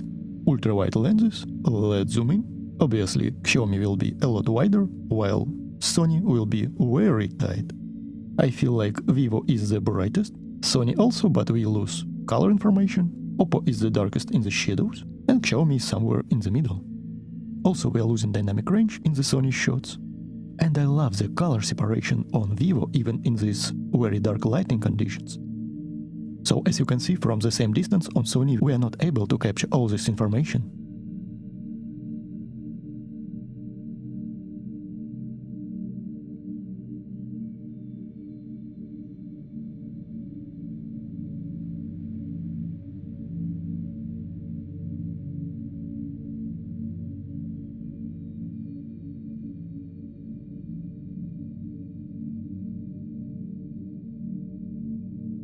So my conclusions, I enjoy Vivo a lot for this bright shot, I can see a lot more information in the shadows, image overall has very nice contrast, color separation. I enjoy Xiaomi also, not only in terms of colors but the wideness of the shot. 14mm is the minimum that I want to see on the ultra-wide models on smartphones. Also I want to mention that sometimes on the Sony Xperia 1 Mark VI I get these results. As you can see, image is not very nice, not very pleasing, overblown highlights, mushiness in the shadows, and very soft and kinda bad look. That photo was the best out of the bunch, so keep this in mind. I just picked the best, but most of the time I got these results. You need to know about this. Now main sensors. And I think that the worst here is Sony Xperia 1 Mark VI with the most over-sharpened look and kinda overblown highlights. Without zooming in further, I love the results on all of these three smartphones. Let's add mirrorless camera, and yeah, in reality it was very dim. Light was shining only for 1%. This is a stress test, so I wanted to see how the smartphones can handle this situation. Can it reveal our model, background, and how will it deal with this dim lantern in the hands? Can it preserve everything, or will it break? Mirrorless camera has very nice tonality in the light parts, but shadow information is almost all lost. As you can see, Xperia smartphone lost dynamic range, both on this lantern and on this lantern in the hands. Too much noise on this mirrorless camera in this part. We have very well defined textures on Vivo, Xiaomi, on Oppo we can see this through darkness, but on the V10 everything is lost. I can see threads on Vivo, on Oppo also. Sony is kinda over-sharpened, and we have weird blue and magenta shifts in the shadow parts. Also look at the hand here on the Xperia, very unnatural, very over-processed, lack of details and lots of over-sharpening, not to tell about lack of dynamic range. Very natural and nice texture of the skin on the mirrorless camera, but shadows are just non-existent.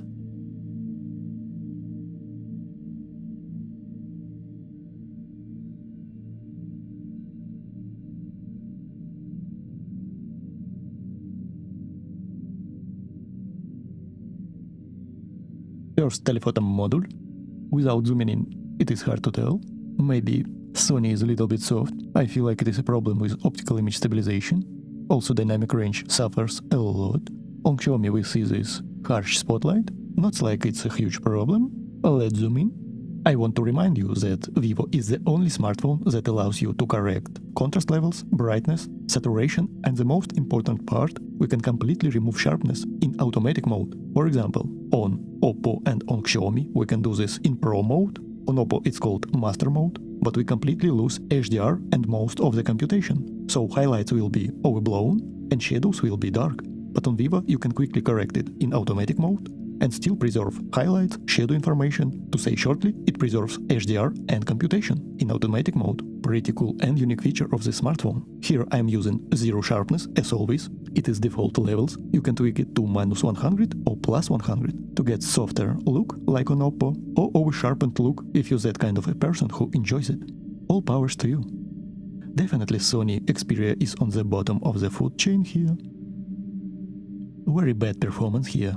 Also, I totally forgot that the V10 exists. Here our little noise generator machine. Let's zoom in. Look at this noise in the corners.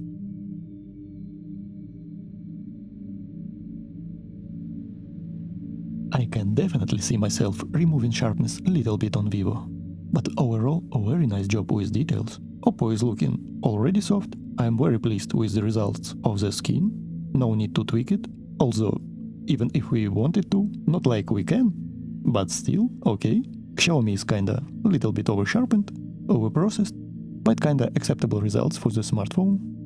And Xperia, Sony Xperia, as always, very poor performance in almost every category.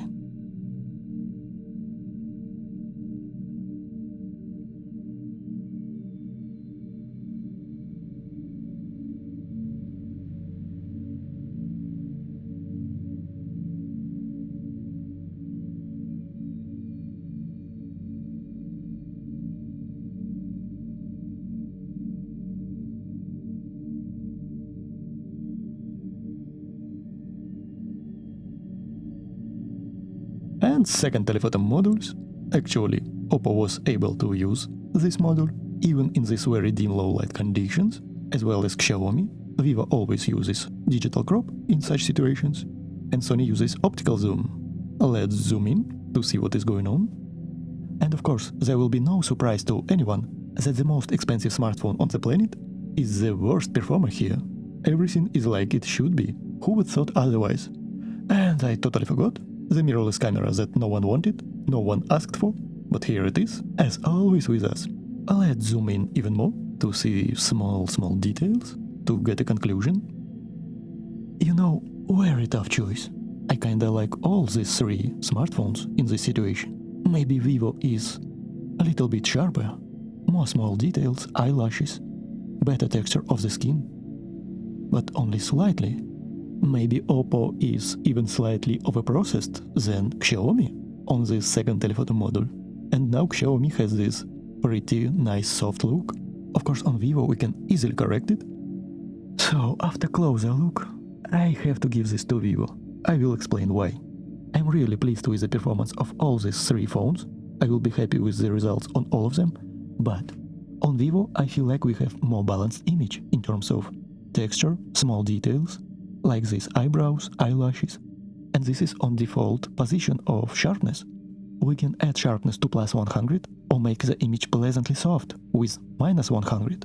Also Vivo have very nice portrait mode with facial retouching that will give you anime skin, but still pretty organic, so it is very hard to beat. Of course I am nitpicking, but it is the only possible way to understand what is going on under the hood. We can even see this small vein on Vivo.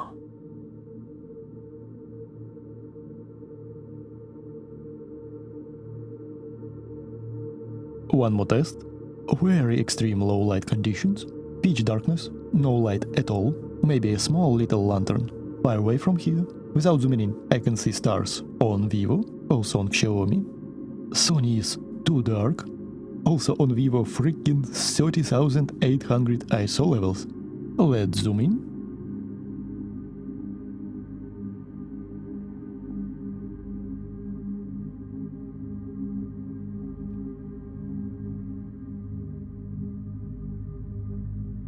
Something weird is going on with Xiaomi. Maybe it is because of the wind.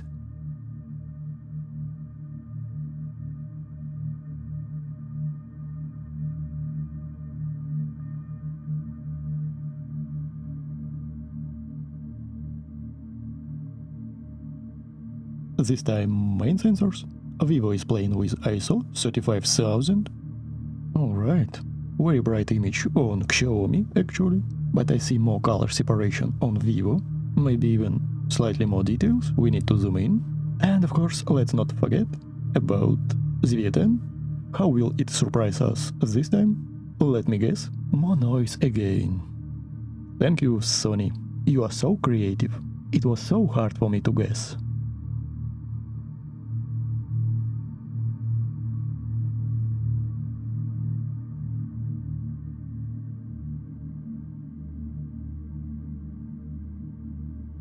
I kinda like how you can actually see the texture of this belt on Vivo. We can see these threads.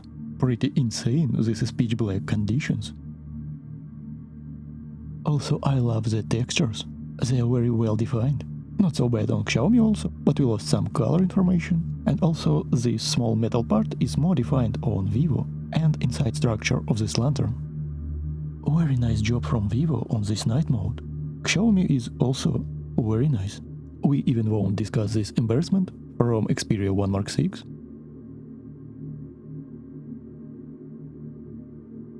Also we can see the eye and pupil inside. These red lines are very well defined, without dirt and mushiness on the white mask. I'm very impressed. I feel that you will agree with me on this. Vivo wins.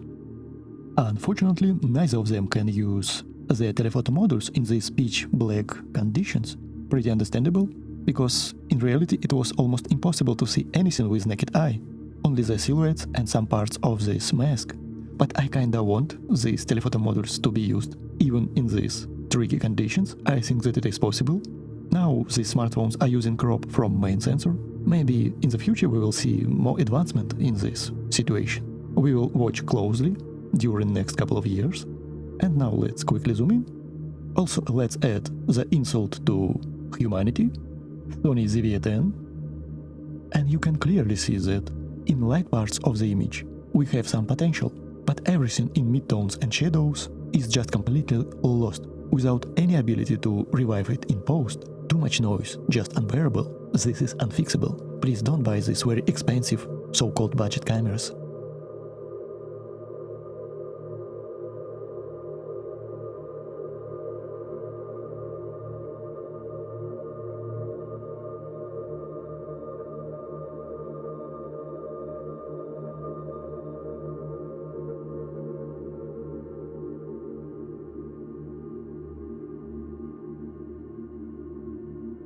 Also, while we are still here, let's light up some darkness with inner fire of creativity, and also at the same time test these tricky lighting conditions. Everyone behaves differently.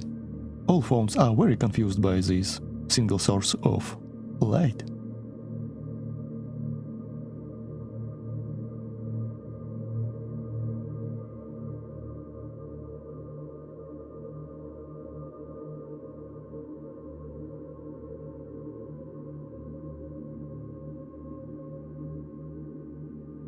Now main sensors.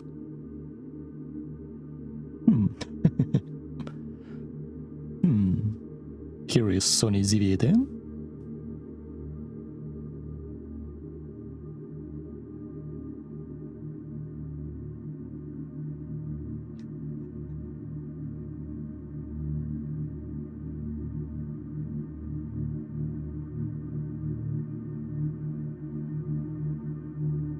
Very interesting. Telephoto lenses. without zooming in. For some reason, Vivo in these harsh, tricky conditions got confused. I can see that Oppo and Xiaomi tried.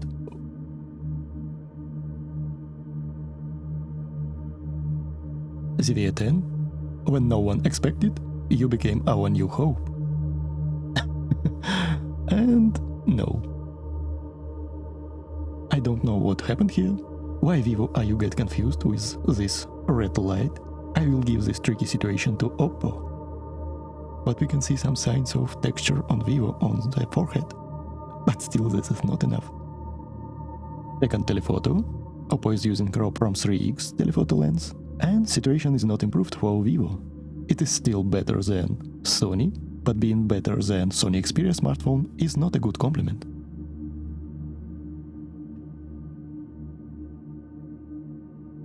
The V10, can you save the day? And what was I expecting? Clearly not. So unexpectedly, Oppo is miles ahead in this very tricky lighting condition. I will surely implement this tricky test in the future videos. So I want to stress all the smartphones that will come out next year and beyond with this tricky test. Very interesting results.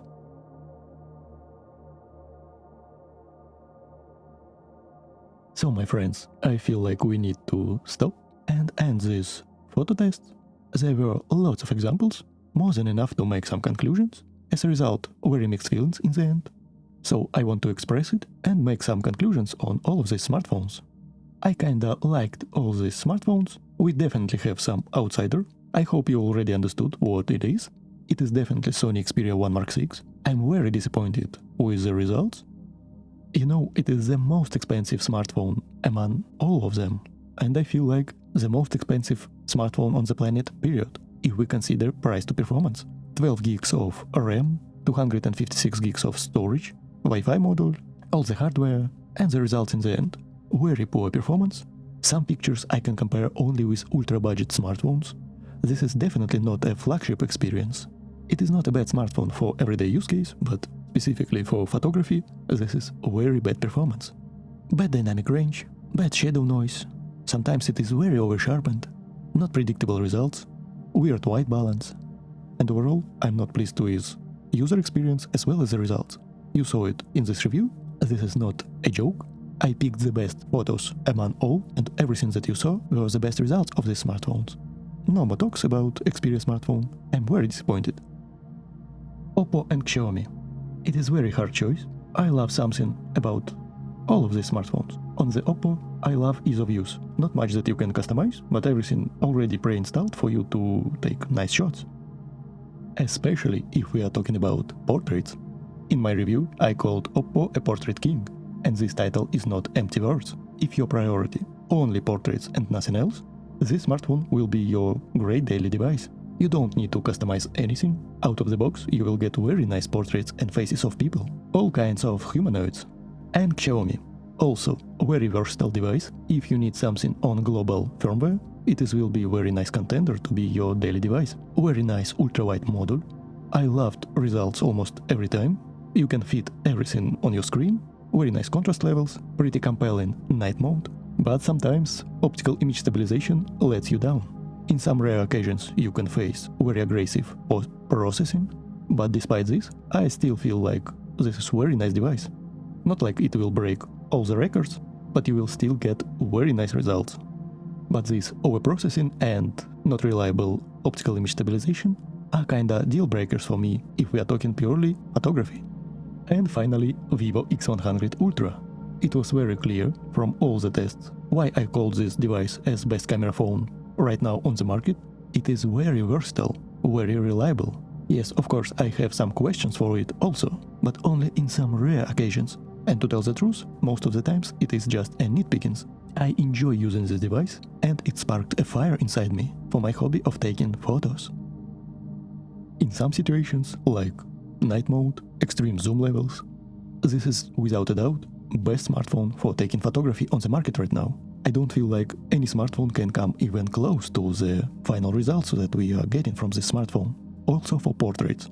If I'm not mistaken, this is the only smartphone right now on the market that lets you customize not only brightness, contrast and saturation levels, but also sharpness. In full automatic mode, you can turn off sharpness completely or add sharpness as much as you want, and you will still preserve HDR, full powers to preserve highlights and full powers to preserve shadow information, with all the computation. Also, Vivo has very unique mode, humanistic street photography. In this mode, you can manually control shutter speed, and you also have full computation and HDR. It means that you can set shutter speed whatever you like. You can implement movement in shot, or you can freeze the motion and still preserve all the highlights and all the shadow with full computation. There is no words to describe how powerful it is. Other smartphones have the same functionality. For example, Oppo has Master Mode, Xiaomi and Sony has Pro Mode, where you can control some of these parameters, also a shutter speed, but you are always losing HDR. Your highlights will be overblown and your shadows will be underexposed. Also, you are losing almost all the computation possible, some tonal mapping and other very useful stuff. While on Vivo, it gives you full processing, full HDR, full computation, and you are still getting agency over your device, over your colors, over your sharpness, and over your contrast levels. This is insanely huge. I wish this functionality was on all the devices that can take photos. And not to tell about the facial retouching portrait mode on Vivo. You can fully control the retouching of the face, even facial reconstruction, all parts of the body, as well as you can completely turn off fake bokeh. I find fake bokeh very gimmicky. Maybe I can play around with 2.8 f4 aperture, but not lower than that. Otherwise it will be just an ugly gimmick. And here you can completely turn it off if you wish. So I like that it gives you this agency over your device. And of course sometimes results are just insane. Also now I don't have a need for a conventional camera, for example, Sony APS-C camera with all the APS-C lenses. I will maybe use it for videography, but will never use it for photography, especially for my hobby stuff, family stuff, some street photography just for fun, vacations, no need to carry it inside very heavy backpack. I love this smartphone. In most tricky daily, everyday life situations, it completely destroys conventional, so-called budget APS-C cameras. I say so-called because $2,000 is not a budget in any means. Sony a6700, $1,000, maybe more. General zoom lens, Sigma 2.8, more than $500. In some regions it can even be $700. If you want to go wider and you need bright lens, again additional $500, maybe $1,000. If you want to have nice telephoto zoom lens, again $1,000, $2,000. So you will totally spend what, $3,000-$4,000? For what? To carry it around with you every day, on vacations, on family stuff. And where is ease of use? You need to constantly switch lenses. Sometimes you need a tripod. You are carrying this heavy backpack with you. And after all of this, you are shooting in RAW. You need a computer. You need editing software. You need to spend hours in post. And when to live? When to experience these beautiful moments? These technologies should give us ease of use. They need to remove stress from us, but not add additional weight on our shoulders. So this smartphone is a solution for me right now. And in the future, I want only improvement from now and on. So my friends, this is my conclusions. We will look into the video quality comparison, but now let's quickly compare some RAW photography, RAW files, for those who want to use it. Can it improve our photography? Can it replace APS-C cameras in some occasions? Let's find out. So my friends, the last portion of the photo comparisons will be RAW photography. Let's start from the portraits, main sensor. This is Oppo. This is Vivo, Xiaomi, Sony. The reason why we are using different photo, I totally forgot to make RAW photo with Sony that day. And here will be Sony ZV-10, APS-C mirrorless camera, Sigma 2.8 lens. All parameters are the same, except Xperia smartphone. I am using computational RAW on all of them, because for portraits, stationary subject, I don't know any single reason why would someone use just a standard RAW. On Oppo it's called RAW Max, on Vivo it's called Super RAW, on Xiaomi it is called Ultra RAW. Sony Xperia smartphone does not have any computational RAW, as well as mirrorless camera. None of the existing conventional mirrorless cameras have computational RAW photography. Zero. Nothing. They put their head in the sand, pretending that it does not exist. So they can charge you more money for more expensive gear. Some very clever guys in the past made a custom firmware for Canon cameras. You could load it on the SD card, and it gave lots of new functionality to almost all Canon cameras. They get so much new functionality that only very expensive cameras got at that time. And some of them were computational RAW photography. It used very clever tricks and increased dynamic range for 4 stops. And I want to show you a couple examples of what I'm talking about. On the left we are looking at RAW file, and on the right final result. As you can see, our model is well lit, all the shadow parts are exposed, as well as everything outside the window. If we pay attention on this RAW file, we can see that it made from lines. These more dark lines represent lower ISO levels, and bright lines represent higher ISO levels. For example, ISO 100 on the dark line and ISO 3200 on the bright line. So, by pressing the shutter, we are capturing both highlights and shadows. And in post we can get a lot more dynamic range this way. Second example, RAW file and final result on the right. You can see that for the first glance the RAW file is very overexposed. We get almost nothing in the highlights. But if we zoom in, we can see the same lines.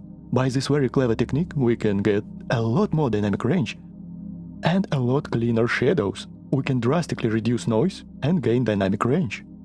This is a very cool computational photography from 2012. By the way, this technique also works on video. All these years we could shoot computational RAW video with these dual gain ISO levels. On the cheap budget camera from 2012, there are a lot more cameras that support this firmware. And the better the sensor on the camera, the better will be the final result. So it does not matter, is it a budget camera or is it ultra expensive sensor, you are still getting all the benefits from this computational RAW photography. So there is two things that can be gained here. You can get infinitely better computational RAW files from these cameras, and you can at the same time get computational JPEGs with tons of dynamic range, with very clean shadows, with good color separation, nice contrast levels. Just press the shutter and everything is ready. And if you need, you can still tweak these computational RAW files. This is what I'm talking about. I'm 100% sure that Canon knew about this. They even tried to sue them and shut down all this movement. This firmware update was called Magic Lantern. To this day you can download it from the internet. It even has custom builds and modifications for it. Different users provide different functionality for old cameras. So I guarantee you, Canon knows about this firmware. Canon knows about this functionality. Canon knows about ability to install mods. Canon knows about computational RAW photography that this Magic Lantern provides, but they continue to refuse to implement it in their cameras. Budget, mid-range, expensive, it does not matter. They just straight up refuse to do this, because they want to charge more and more money for questionable upgrades. And of course their final goal is subscription. But let's quickly compare image quality. Here is Oppo, very nice soft results, very pleasant look. We can even reduce all the sharpness, very nice dynamic range, very nice natural details. I noticed that Vivo, in this computational RAW photography, exposes higher, so you get brighter image out of the box. That's why you need to try to use exposure compensation and protect those highlights. Very nice image as well, very natural amount of details. This is so cool. Look at the background blur. Compare this to Sony ZV-10. Look how similar it looks. This is a smartphone. Xiaomi is also very soft, very pleasing, tons of dynamic range. We can see all the texture of the skin, very nice. And Sony Xperia smartphone. You know, there always will be some benefits of shooting RAW, but the image from the Xperia smartphone kinda looks smartphony, but there is something slightly artificial about it, as well as bokeh. It looks nice and all, but definitely something with sharpness and noise levels. Here I revealed some noise and applied slice sharpening. This is default amount in Photoshop. And here what I was talking about. Image in the shadow is falling apart. And if you look closely on the small details texture of the skin, you will notice that when you apply sharpening, everything looks very artificial. Image is easily more breaking apart. For example, if we do the same on mirrorless camera, you will notice that image stays cleaner. Yeah, we can definitely see noise in the shadow parts, but it is nowhere near the Sony Xperia smartphone. With this artificial and easily breaking apart look. Without zooming in, yeah, image is not that bad. But if we do the same on other smartphones, you can see that image is not falling apart. It is still natural even with sharpening. And shadow performance is alright, even without noise reduction. Let's do the same to Vivo. you can clearly see a lot more in these shadow parts. And image is nowhere near that mushy, but I have noticed that Vivo adds noise reduction on computational RAW files. To tell the truth, I kinda not a big fan of it. Little bit too aggressive for my taste. But overall, look at these small details and texture of the skin.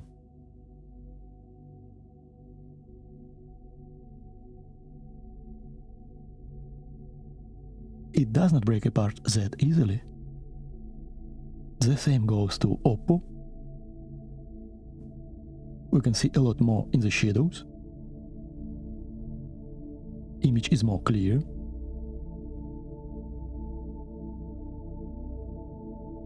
And even with sharpness applied, it still looks organic and natural. Also, you can notice that they have different color signs. For example, Oppo a little bit more green on those skies and foliage. Vivo is kinda more neutral. On Xiaomi I see a little bit of blues. And on ZV-10 mirrorless camera I see a little bit of magenta.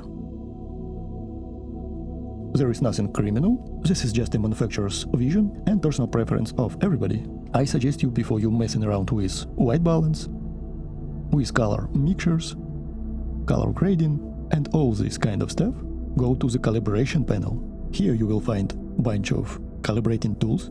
For example, here you can calibrate tint of shadows, primary red colors, greens and blues. With this tool you can calibrate any photo, even without touching anything color related, and you can create your own personal favorite look. This is the best color grading method, and you can make almost any film simulation just by calibrating your primary colors. It is easy, flexible, and gives you very predictable results. If you know how to color mix, you can fix your image or make very nice look. And don't try to fix your background and subject at the same time. You will get this very weird HDR-y, low contrast look. I suggest you to do this instead. Almost in all these modern photo editing programs, there is a way to use these clever masks. You can choose only your background or your subject and make changes independently. So your subject can pop from the background. You can make difference more drastic or subtle for your personal liking. Let's quickly edit all of these photos and compare them against each other. I will make it gently, and I won't touch any colors at all. I won't change white balance, I won't manipulate hues, and I won't make any color grading. Just simple exposure and contrast levels. Colors will be untouched. Here we have it: Oppo, Vivo, Xiaomi, Sony Xperia and Sony ZV-10. So they all are very usable. The Sony Xperia smartphone is an outsider, because it is more easily falls apart. Even slight amount of shadow lift will reveal you lots of noise. And even slight amount of sharpening will make your image more artificial. So as you can see, all these cameras can easily replace your conventional mirrorless for your average hobby and needs. And Xperia smartphone has lots of limitations: poor performance, low megapixel counts, and even some artifacts. So for stuff like this, these smartphones beat Sony APS-C cameras and APS-C cameras in general. I really find no use for it other than fast-moving subjects and wildlife. Also, please look at this background blur. Here we are using f2.8 lens on large APS-C sensor, and I find results not so drastic. Of course, just for these general shots. We have some weird artifacts here on Sony. This pixelation kinda distracting. That's why I told you that it looks kinda smartphone-y. I don't get feelings and vibes from mirrorless camera here. Now let's test telephoto shots. Once again, Oppo, Vivo, Xiaomi, Sony, and Sony mirrorless camera. Let's quickly test level of details, background blur, and overall feelings. So, let's start with mirrorless camera to have a good idea what is going on under the hood. So, we have very nice, natural, soft texture of the skin. We can clearly see these small hairs, eyelashes, eyebrows.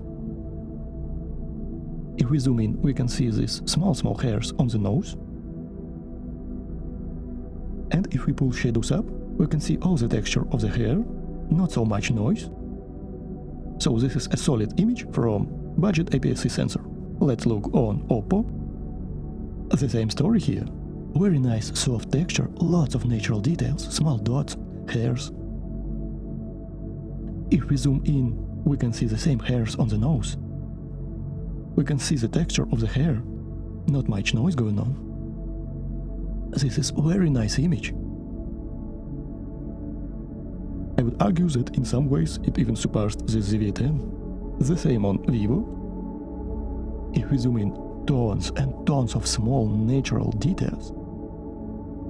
Small hairs on the nose. No funkiness here. Clear distinctive texture. In this part. So, very solid image. You won't ever believe that this was taken on a smartphone. This easily resembles APS-C sensor. Same story on Xiaomi.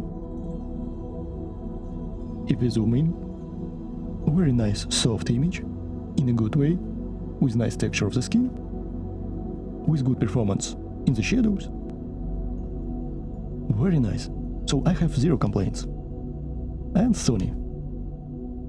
So texture looks okay, kinda, but nowhere near that level of details.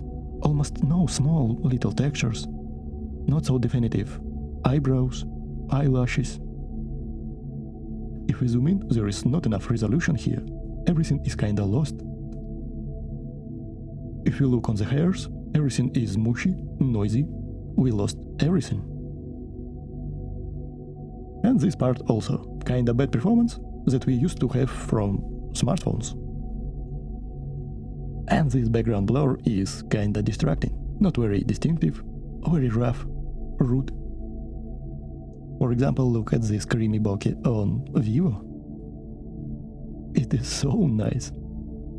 Maybe not the same as 2.8 lens on APS-C, but still this is very nice performance. Again, without knowing what device captured it, I would never believe this was taken on a smartphone. Let's make quick edits. Again, just exposure, contrast levels. I won't touch colors. Let's look on some results. I could easily do better job. I could apply color grading, but I don't want to spend all night on this. We just need to get general idea how they behave on these portraits. So without crazy zooms, they all look nice, but Sony reveals some problems. Not so nice noise performance. Image already looks kinda soft, not in the good way. And also background blur is almost non-existent. Here we have it, and we can clearly see big difference between these smartphones and this Sony Xperia phone. I would even say that this is abyss between them, like we are comparing flagships with budget phone. Also look at this background blur. These smartphones are getting on the mirrorless camera territory, while on Sony it is too busy, too rough and too rude. Nothing impressive. Xiaomi and Oppo are very pleasant with this bokeh, and Vivo I can even call bokeh monster among the smartphones. But Sony Xperia smartphone is like a bokeh kid, budget bokeh kid, compared to these bad boys.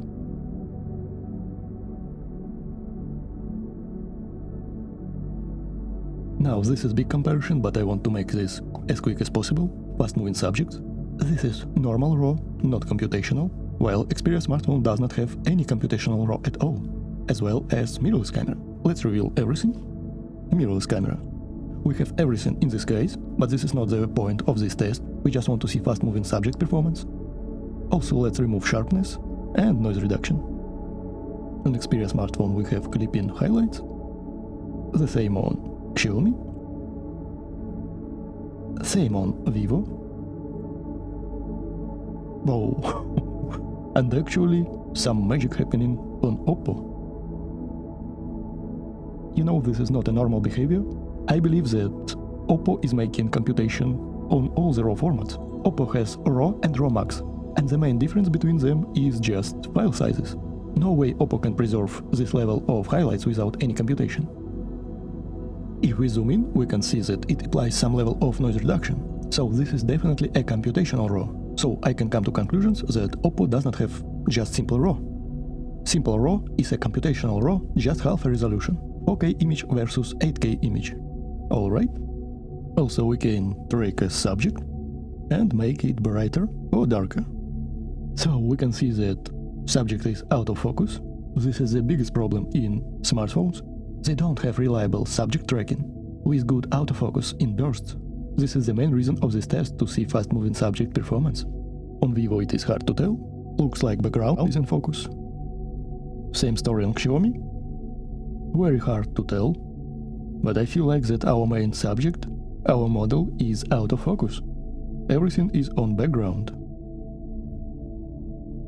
Kinda hard to tell on Xperia smartphone, because everything looks so hyperfocal. But definitely not on background. I noticed that Sony has pretty good subject tracking. Of course, subject tracking and actual focusing is not the same thing. Your camera can track your subject but still lose focus. And mirrorless camera will be a way to go in this situation. I think that 90% of photos will be in focus every time, especially on something not hard like this. Let's make fast edit and see what is going on. So let's zoom in and see what is going on. Our main model is not in focus. Even on Xperia smartphone, I highly doubt it. The most reliable, of course, will be mirrorless camera. Kinda hard to track the focal point. Now let's test some main sensors, and again we can see highlights preserved on Oppo. This is definitely computational photography going on. So again, very hard to tell. Oppo is definitely not in focus. On Vivo kinda is, but kinda not. The same on Xiaomi. Not very easy to tell on Xperia because everything is look hyperfocal. Yeah, and on Xperia smartphone too, I'm not sure that it is in focus.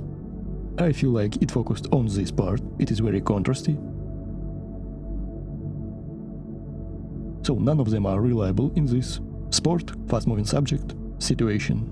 For that kind of jazz and wildlife I would definitely pick a mirrorless camera, but only with good subject recognition. And now telephoto module. We will test only one. I made a bunch of photos on second telephoto modules and even on 10x, but this video will be all day long. Let's only focus on the first ones. So Oppo is definitely not in focus. Looks like Vivo and Xiaomi are. Sony, very hard to tell. Everything is hyperfocal. Background blur is very small. So very hard to tell. Let's assume that it focused on our model, but results are kinda uninspiring. For rare occasional stuff, this definitely can work, but if you're doing this on a daily basis, or this is your source of income, definitely mirrorless camera is the only way to go right now. Maybe in next couple of years smartphone will be able to catch up. So now this is more interesting stuff, computational RAW photography. As we discovered, Oppo has only computational RAW. Also I've noticed that Vivo exposes a lot more brighter in this computational RAW photography mode. If you choose specific shutter speed, it will combine it with different shutter speed shots. This way you will get better exposed image, but for some reason sometimes it will alter this shutter speed here. On Oppo, the same magic happening with skies, but still I see that some of it is overexposed. Vivo, in my opinion, did a lot better job, but of course as a result we get some funkiness with this computation. Not like it is a deal breaker, but some fast-moving subject can give you slight artifacts. For some reason on Xiaomi it lost more in the skies. And of course Xperia smartphone does not have any computational RAW photography, that's why we lost almost all highlights. And mirrorless camera is mirrorless camera. It gives more predictable result in this situation.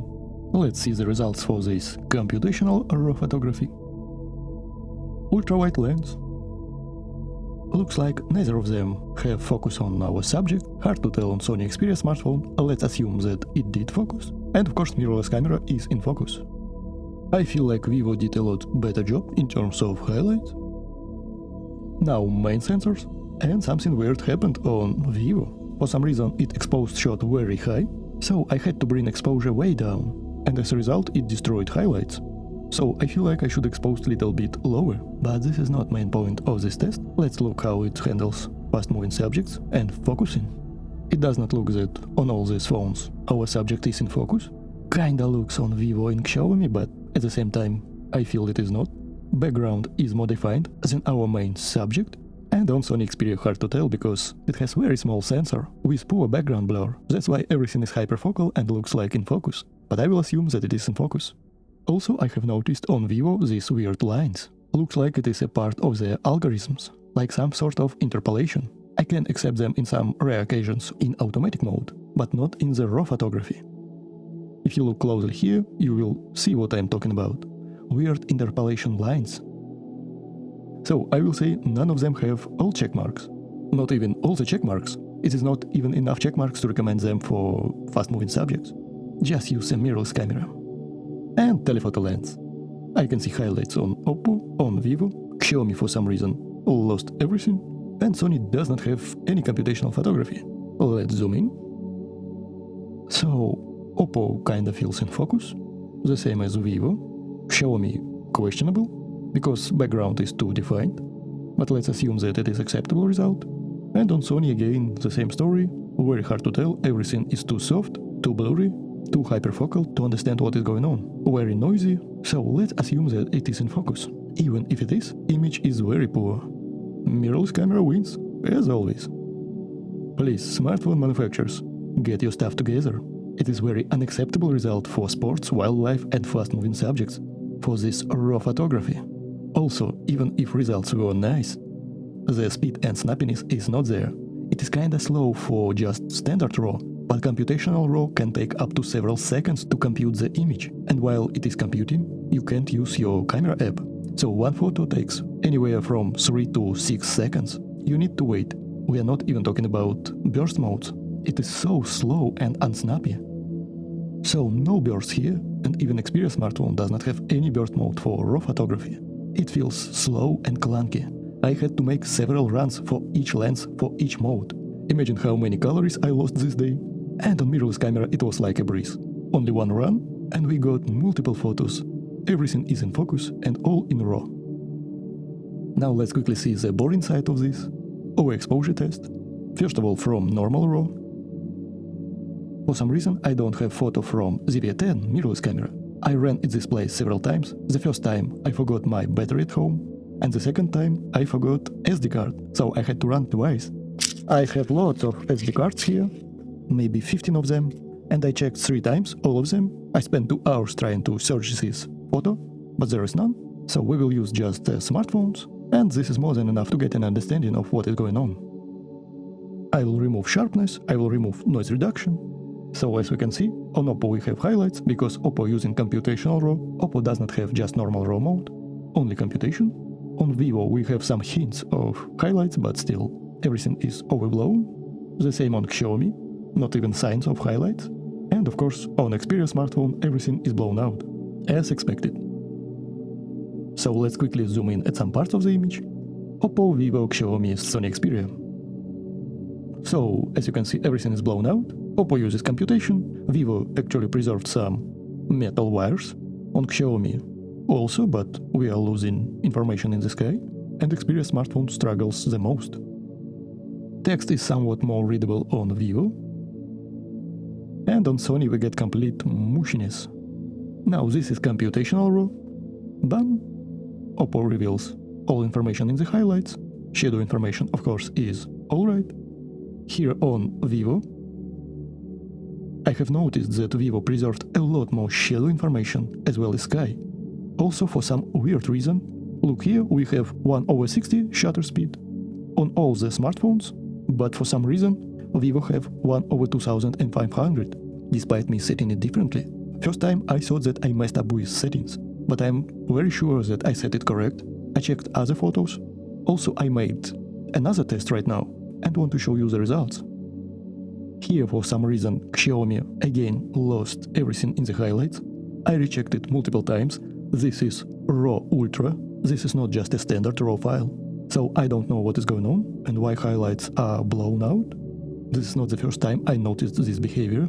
And of course Xperia will always be overblown, because it does not have RAW computational photography.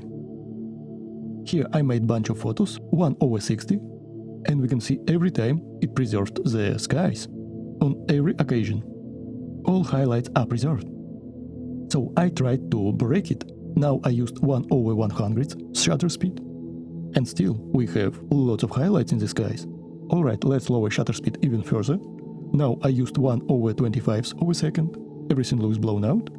But again, if we lower the exposure, we can see that most of the highlights are still preserved.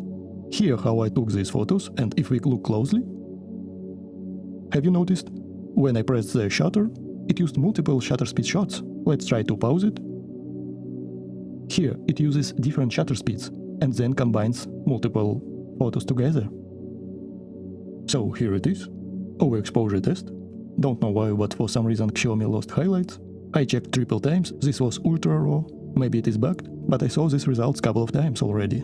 Xiaomi is definitely using some noise reduction in this ultra raw, because I turned them off completely, Vivo as well, but you can see the text is actually a lot more readable here. It's kinda the same on the Oppo. So something weird is going on with Xiaomi on this shot. This is not a resolution problem, this file is 8K actually. I feel like it is because Xiaomi focused somewhere around this part on the grass. Because grass is more defined here on Xiaomi. Maybe on Sony, but I doubt it. Yeah, looks like it focused on the grass too. Next time I will use manual focus also. But this is not the point of this test. This is a highlights test, and I'm more interested why Xiaomi did this. Now we have underexposed test. Everything is too dark. Can we reveal some shadows? Alright.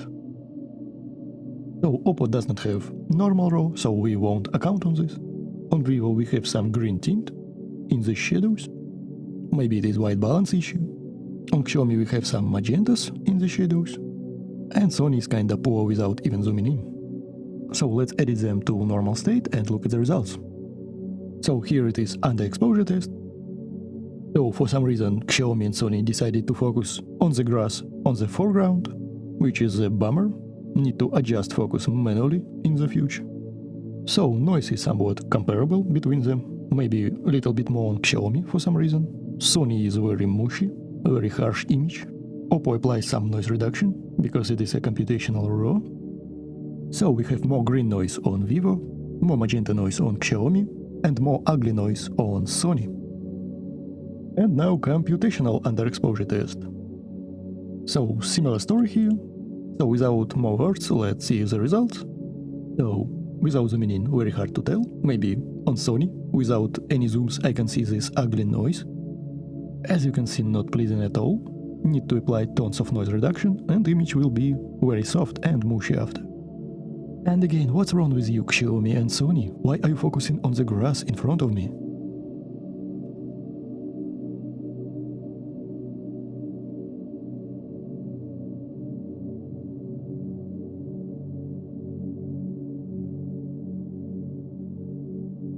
And now let's see low light test. ISO 6400 on all of them, even on mirrorless camera. And for some reason, on Xiaomi I have 800 ISO. I don't know what happened there. Maybe I was very tired, maybe I was in a rush not to get robbed and mugged on this dark alley.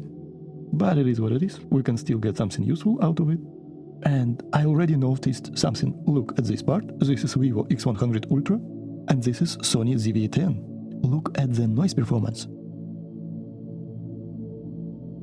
This is what I was talking about. Noise performance is almost the same as on these 1-inch size sensors on smartphones. That's why we're getting this atrocious low light performance from this APS-C camera, with lost shadows and nothing inside them. Like this part here.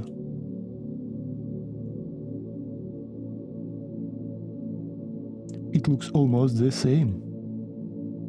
I'm so disappointed with this ZV-10 in terms of photography. Alright, let's quickly look at the edited examples. There will be zero noise reduction, just shadow reveal. So here on Oppo we have computational RAW, because it only has this. On Xiaomi we will see only 800 ISO performance, if it is not a bug, but I feel like I just was very tired and in rush. So as you can see, neither of them look good in these very rough conditions, just in normal RAW files. On Oppo we have a lot better results and even some texture of this tree, while on mirrorless camera everything is lost in shadows. So what we get from here? You can definitely use more higher numbers of ISO, because 800 on Xiaomi looks worse than on others. Definitely there is a benefit of increasing your ISO levels. Don't rely on increasing it in post, it is not just a simple gain increase. You are actually getting cleaner results, but I found that on the V10 we are losing everything almost immediately after 300 ISO levels. I'm so disappointed with this ZV-10. little bit better noise performance, but nothing inside it. Just pure embarrassment. And now computational RAW. Let's quickly edit some files and see the results. Here it is, computational RAW. Let's quickly zoom in. I really don't know what happened here with Xiaomi. This is the same settings, but for some reason its algorithms give us this very weird behavior. Look at the tree on Oppo and Vivo. It is actually a lot cleaner than on this mirrorless camera. A lot better performance on this grass in the shadows. You can see that on mirrorless you get better defined grass in light areas, but in shadows everything is lost, complete void and oblivion. As you can see, nothing inside this shadow part, just white noise.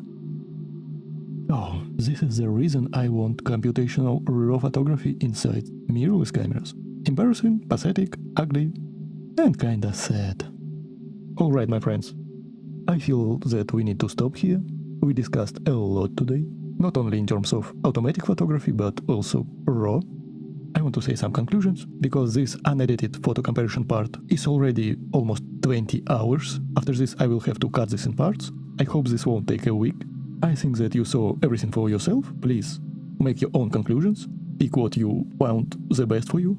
I will say that Sony Xperia smartphone is definitely an outsider in this RAW photography. I'm not pleased with ZV-10 at all, especially in low light. Sometimes I found results from Oppo very nice. Xiaomi also was good, but in more occasions I found Vivo more useful for me even for RAW photography. But of course I won't recommend any of these smartphones for fast-moving subjects, sport, wildlife. Smartphones are not there yet, unfortunately. Maybe in next years we will look at this very closely. So my friends, I'm a little bit tired right now. I need to quickly edit all these portions, so I can deliver it quickly for you. And now let's look at some video examples, my friends. Because photo is cool and dandy, but lots of people want to know how is the video quality of these flagship smartphones. Maybe video performance of Sony Xperia 1 Mark 6 can clean its name from this embarrassment. Let's find out. Oh, my friends, 22 hours. For the most part because of the neighbors. They just can't stop making renovation and cutting the grass with this gasoline cutter.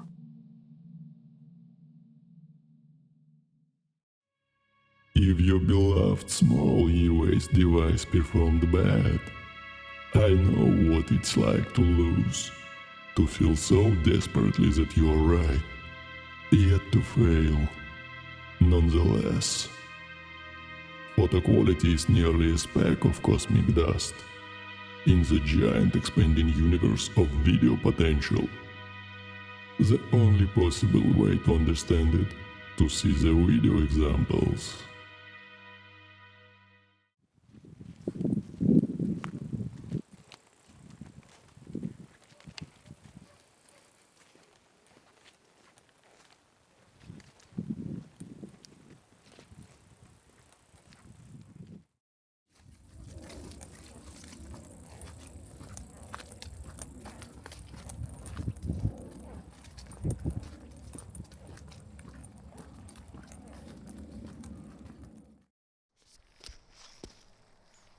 This is Oppo Find X7 Ultra, main 1-inch sensor. Can you hear the audio? Do you like it or not?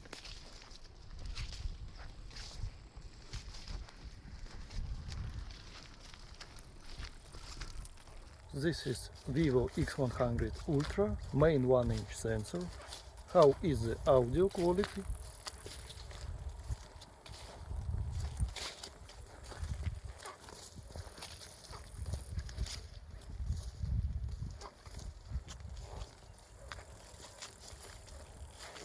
This is Xiaomi 14 Ultra.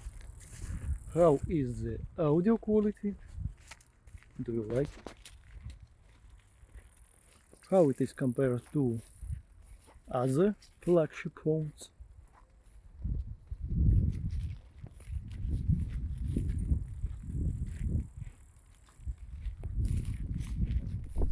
Sony Xperia 1 Mark 6.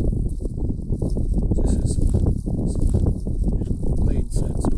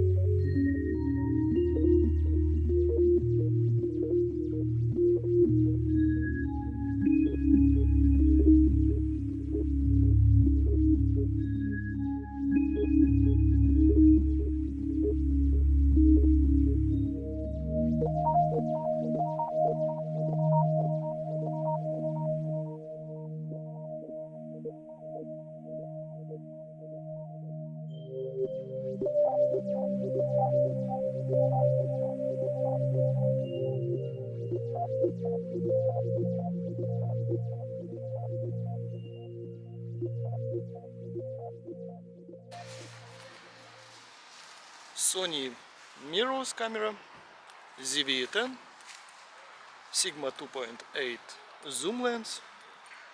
This is 18 millimeters. This image is straight out of camera.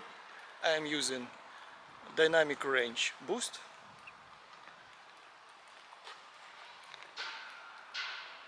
No stabilization. I will use catalyst browse, post-production stabilizer,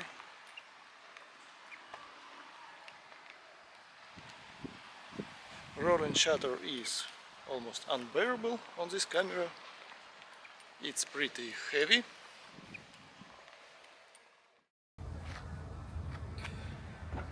DJI Osmo Pocket 3. I am recording sound directly into the camera, no microphones.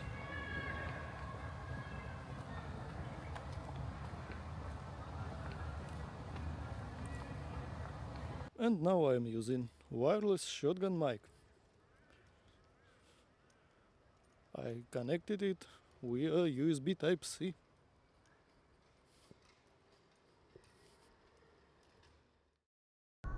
Oppo selfie camera.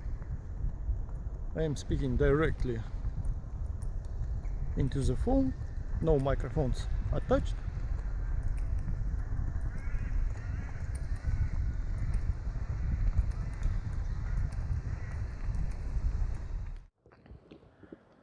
And now I have connected wireless microphone receiver. Is it even working?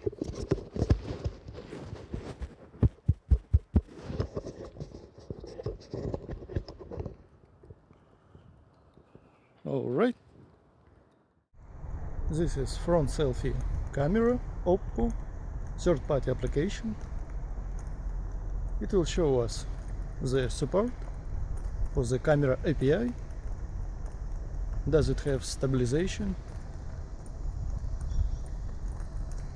And so on.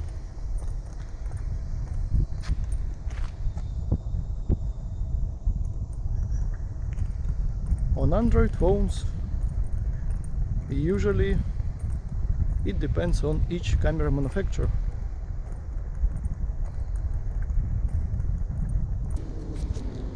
And by the way, it can record 32-bit float audio in this application. Vivo front-facing selfie camera, no microphones attached. I'm speaking directly into the phone. Lots of city noise.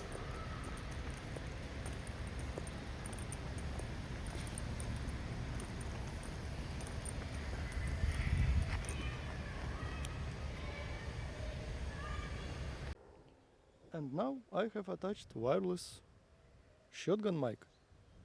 Do we even get a signal from this USB Type-C?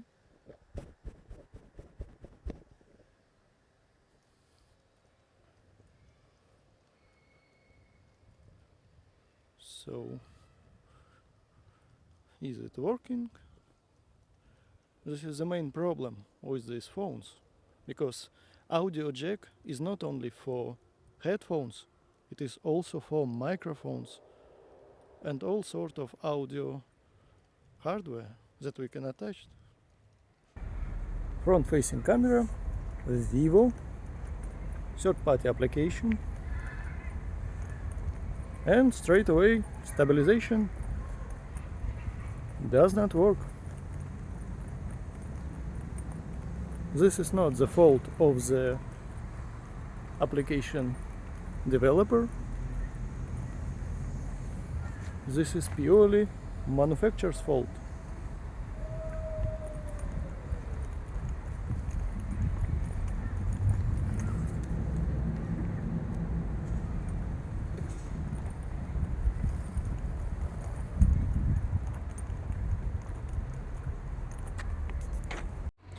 Xiaomi front-facing camera,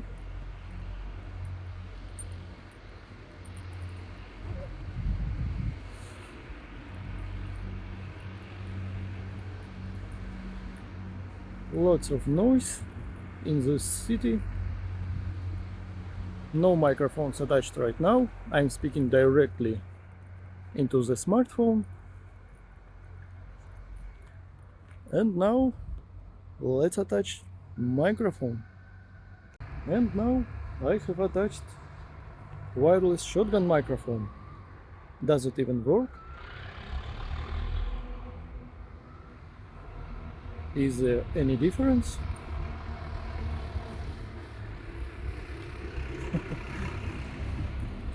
I want to go off grid as soon as possible.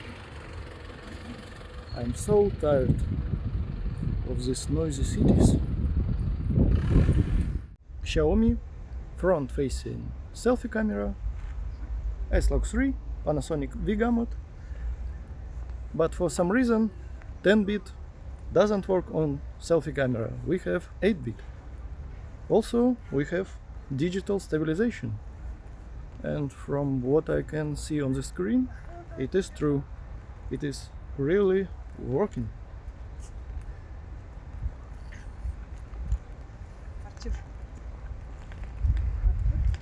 Ну, понятно. Ты как-то не представила.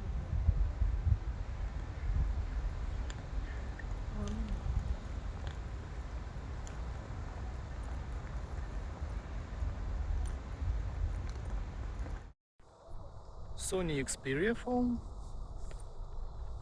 front-facing camera, no microphones. I am recording my voice directly into the phone. What is the image quality? What is the sound quality? Is it doable?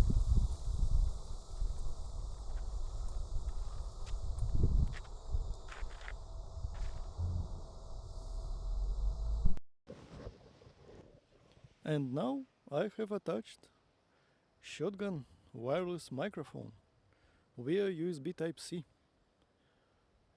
Does it even work?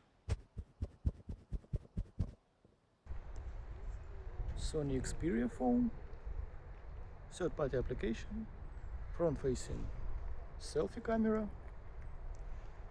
and it actually has stabilization. This is S-Log3, 10-bit, Panasonic V-Gamut. I need to check results on the computer screen, but I feel like it is very nice, actually.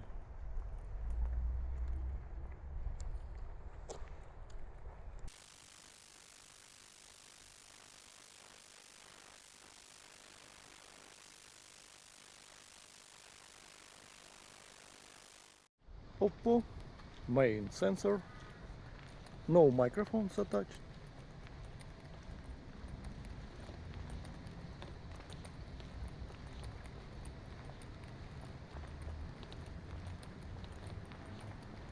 I'm speaking for you, so you can tell. Do you like the sound quality of the Oppo Find 7 Ultra in these pretty noisy conditions? Oppo third-party application, main sensor. What is the image quality? Do we get stabilization on this main sensor?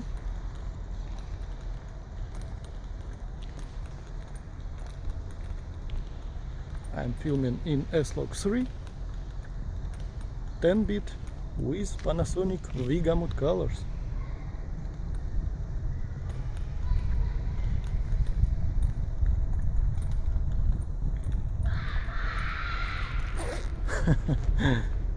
Crazy kids. Main sensor, Vivo. No microphones attached.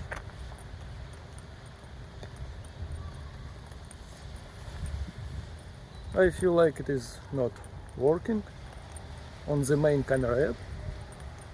And this is a problem.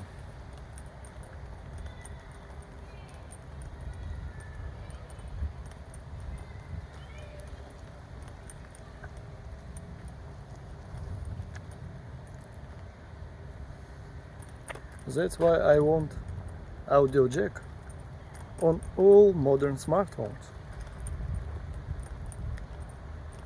This is just stupid that they removed it. What is going on?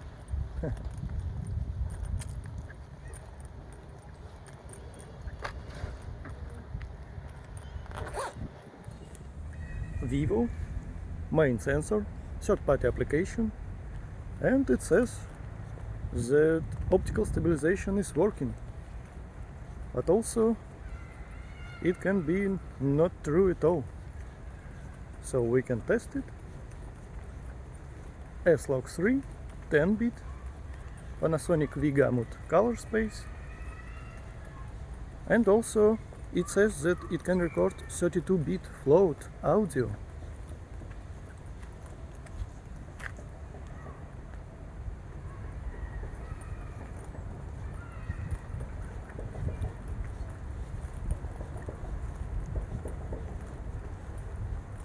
Xiaomi 1-inch sensor.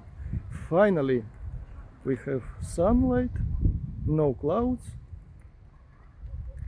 I need to rush it. What is the stabilization? What is the audio quality of those microphones?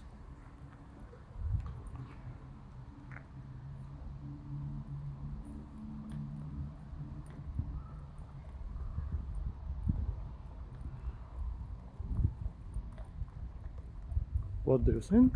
What do you feel? Please tell me in the comment section. What have you noticed out of all this? Xiaomi phone, main 1-inch sensor, third-party application, only 8-bit is possible on Xiaomi phones, but still S-Log3 and Panasonic V-Gamut colors. 32-bit float audio is available.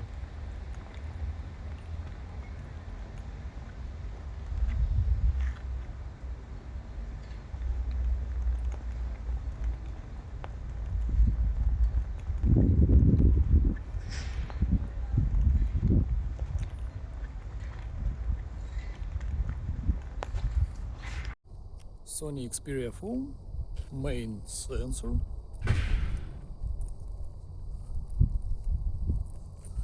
Lots of clouds today, lots of clouds. Not an easy task to film everything equally lit.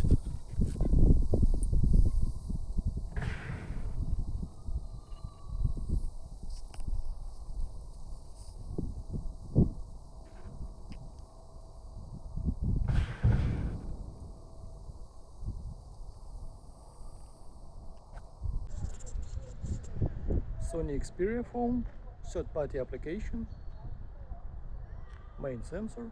It shows that it has digital plus optical stabilization. Is it true or not? 10-bit S-Log3, Panasonic colors.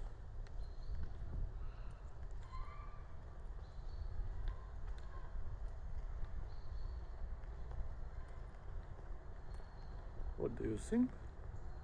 I love this application a lot, and I wish smartphone manufacturers pay more attention to the camera API. So all the developers of such applications have direct connection to the camera modules, to the zooms, to stabilization, to 10-bit, to white balance, and so on. Sony ZV-10. Now I'm using Sony G lens 15mm 1.4 and the image is too bright without ND filter. I'm using 1/4000 shutter speed and it is still not enough. But we get more field of view. We have sun behind the clouds.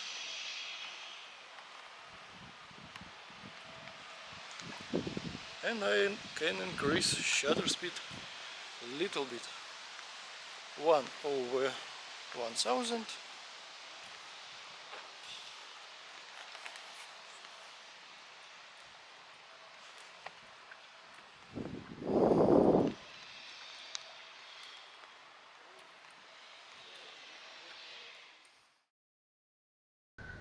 Oppo ultra wide lens.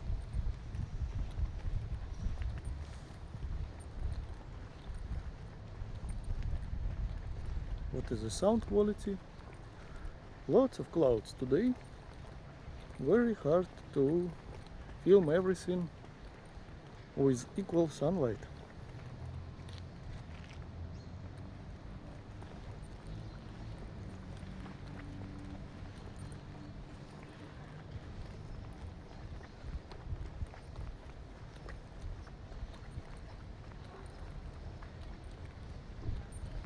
Alright. Oppo ultra wide third-party application, S-Log3, Panasonic Vigamut, 10-bit. It says that it has digital stabilization, but what I can tell by looking on the screen, this is not true. And we can check it out later.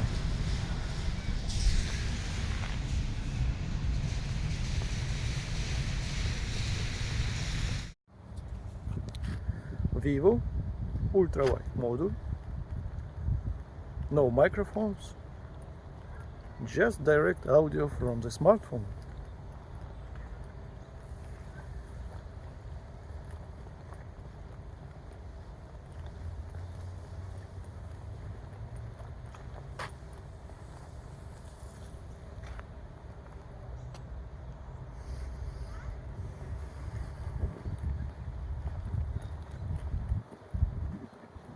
Let's quickly test other phones and third-party application.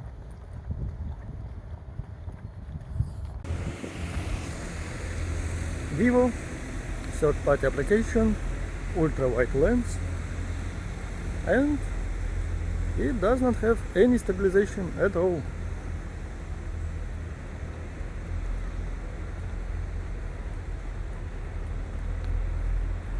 You need pretty much a gimbal.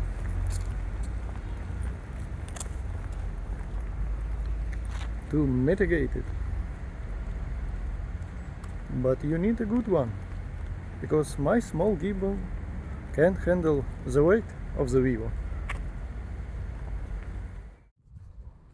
Xiaomi phone, ultra wide lens. How is the image quality, stabilization? I should hurry up. Lots of clouds Weather is unpredictable. Very hard to film everything equally right.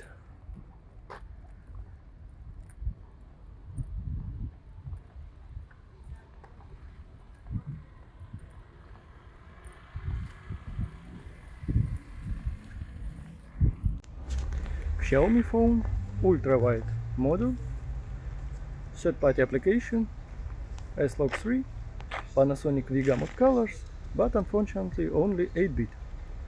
10-bit doesn't work on Xiaomi. For the first time I thought that problem was 32-bit float and application kept crashing, but actually it was because of 10-bit colors on video. But we have 8K image resolution. Представляешь, тебе купить? So А это не Yeah. Ты же ведь это все говорят 2 раза, ага, да.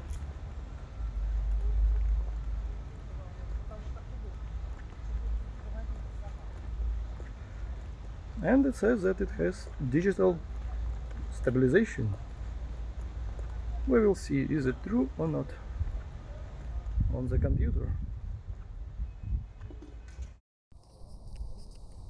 Sony Xperia phone, ultra wide lens, no microphones this time.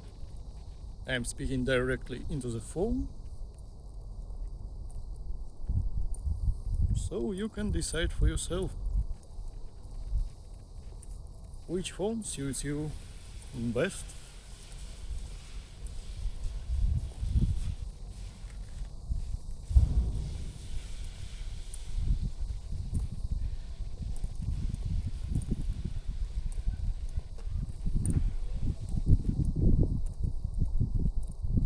And let's switch to the main sensor.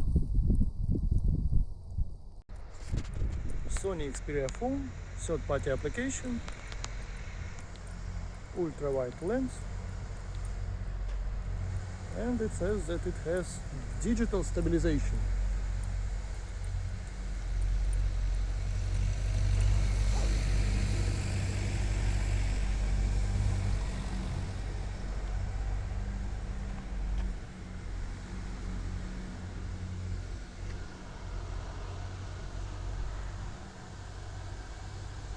Alright. Lots of clouds today.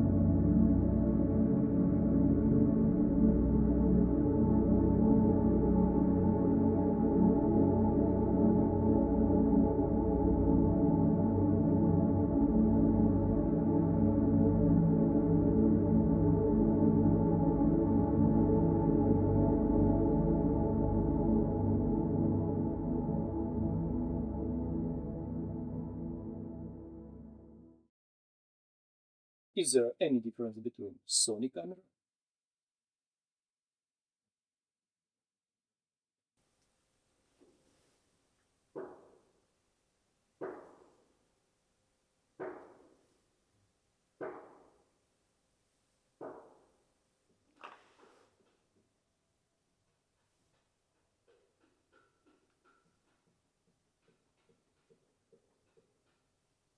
Vivo X100 Ultra. Can we spot any difference between third-party application with logarithmic curve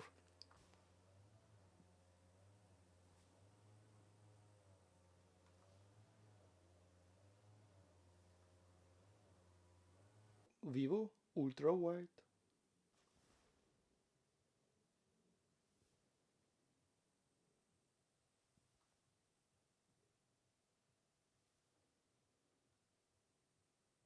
Xiaomi basic pre-installed camera app, ultra-wide module,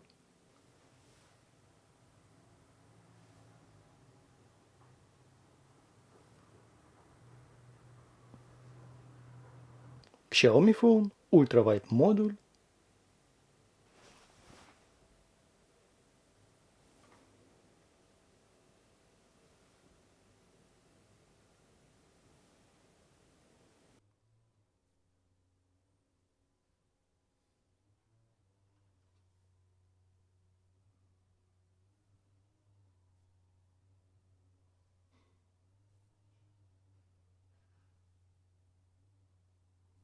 how is the image quality compared to the third-party application with logarithmic curve,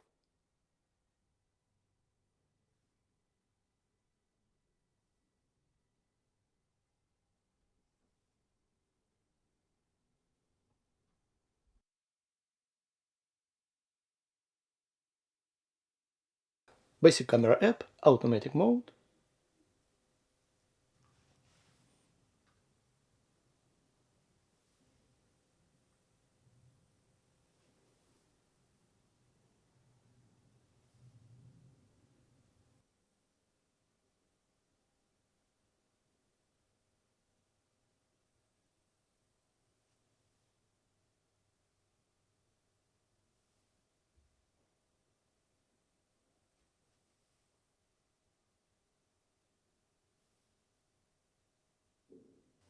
main 1-inch sensor, 1x zoom.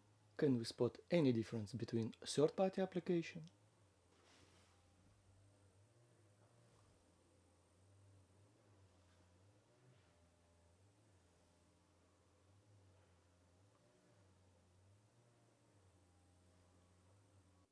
Vivo 1-inch sensor,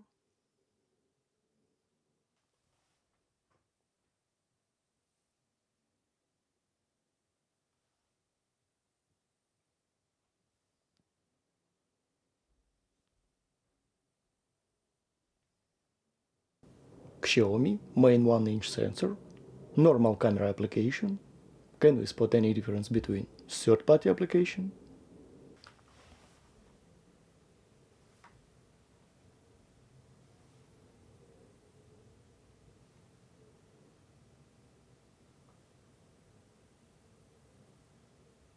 Xiaomi 1-inch sensor, 1x zoom,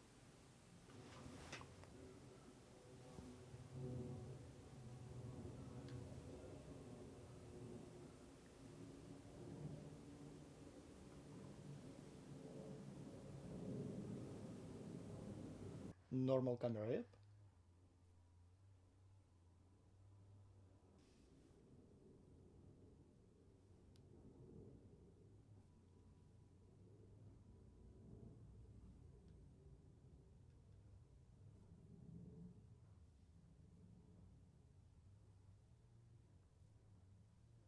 how is the image quality compared to the third-party application?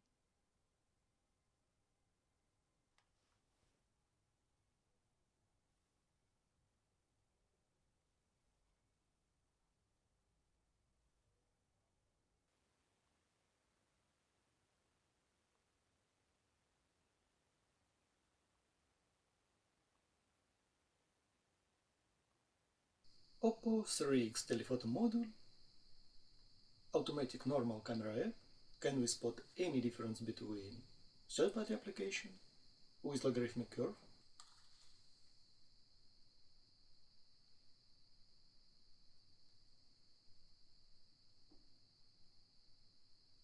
There is no ability on Oppo to use telephoto modules in this third-party app. That's why we'll be using digital zoom.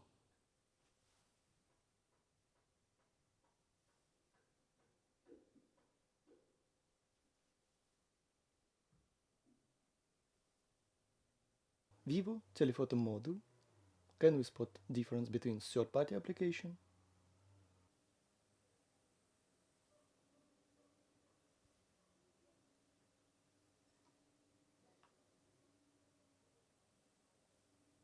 Vivo X100 Ultra, third-party application, telephoto module.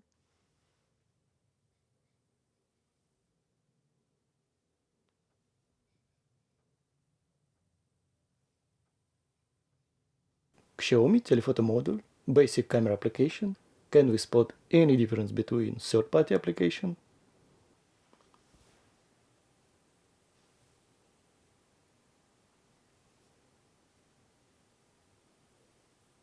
Xiaomi telephoto module.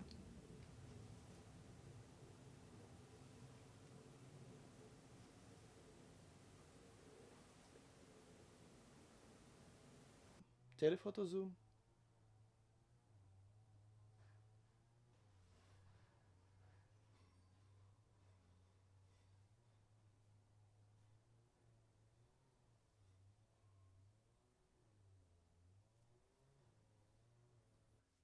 Telephoto module.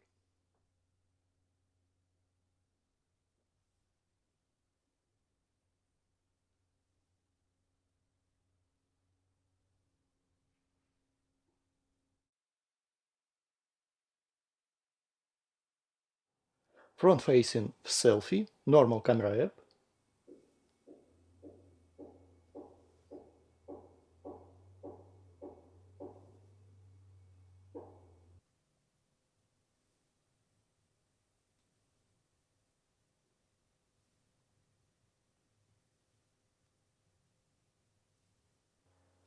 Front-facing camera, Vivo X100 Ultra.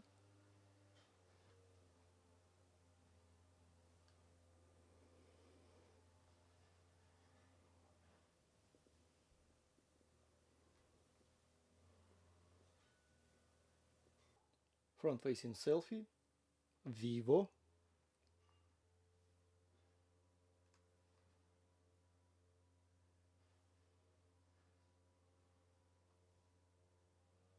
Xiaomi front-facing selfie camera.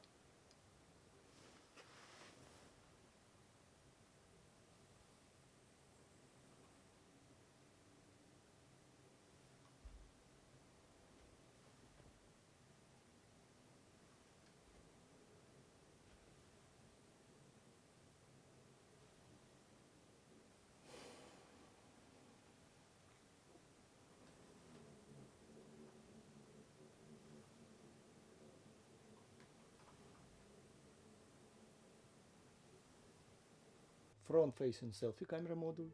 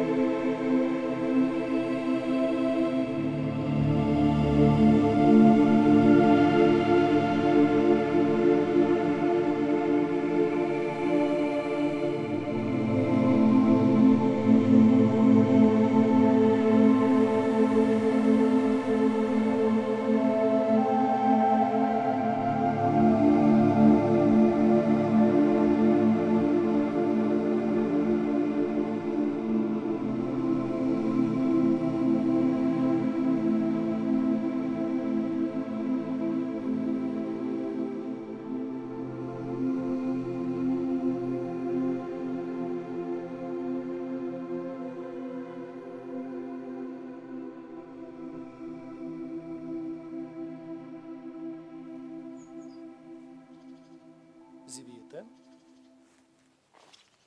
Now I'm using Sony G lens 15mm 1.4. Can you spot any difference in the field of view?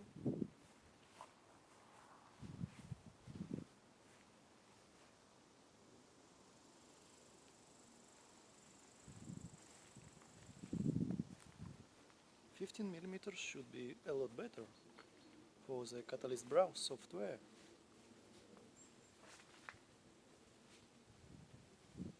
How is the quality compared to smartphones?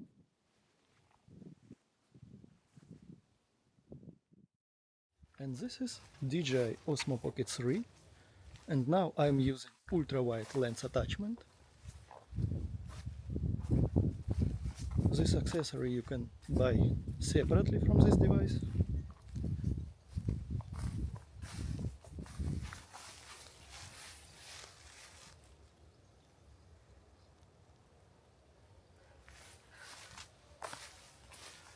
This gives you a lot, noticeably more field of view.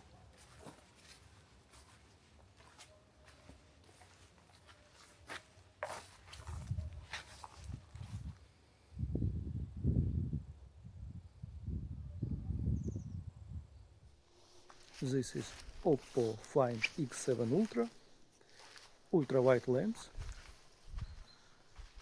I am talking for you, so you can understand the difference between sound quality on these devices.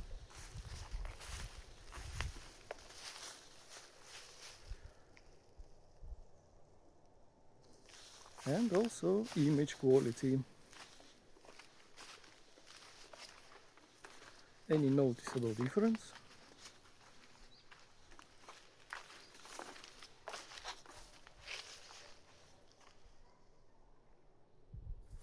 This is Vivo X100 Ultra, ultra-wide lens.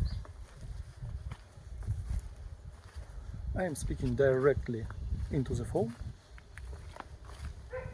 No microphones, just as it is.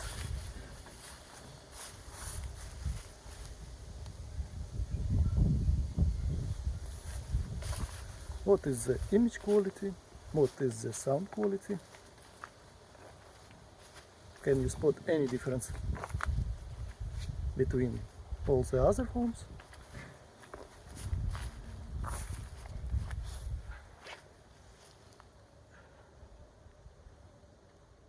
This is Xiaomi 14 Ultra, ultra-wide lens. I am speaking directly into the phone, no microphones attached.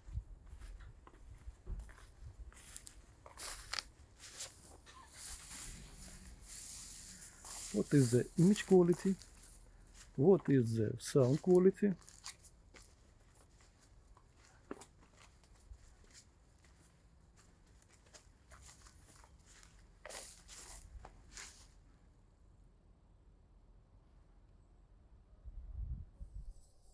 This is Sony Xperia 1 Mark 6 ultra-wide lens.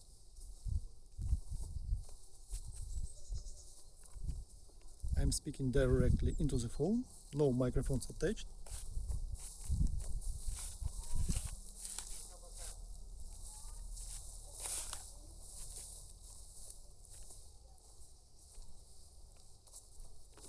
What is the sound quality?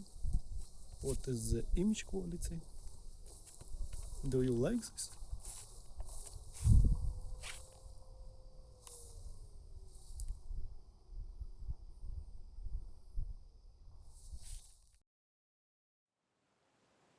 This is Sony ZV-10 Sigma 18 to 50mm 2.8 lens. I'm using 18mm right now and speaking directly into the camera. No microphones attached.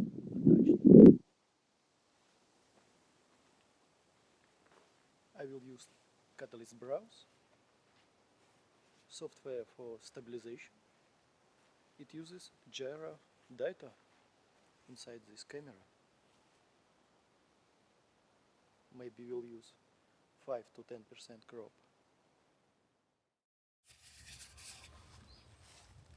This is DJI Osmo Pocket 3. I'm talking directly into this device, no microphones attached.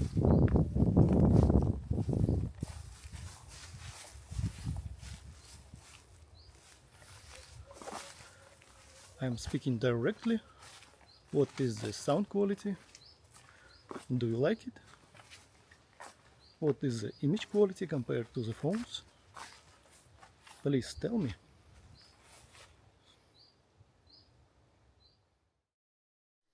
Oppo, Oppo.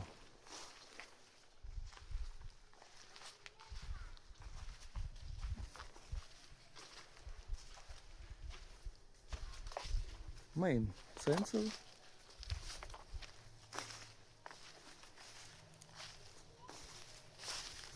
My wife is using this phone right now.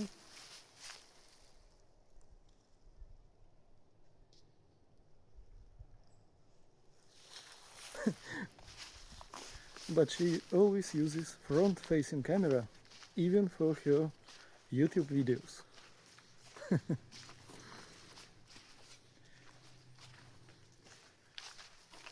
People like to see themselves.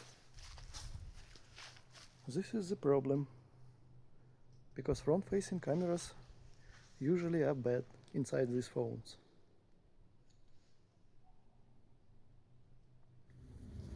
Vivo, main 1-inch sensor. Vivo is my daily driver right now. I love photo results, but video results are not that great.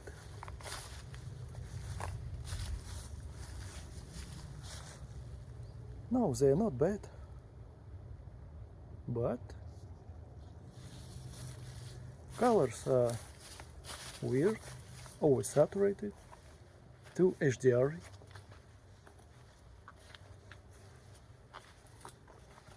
I do not have any favorite phone right now in terms of image quality.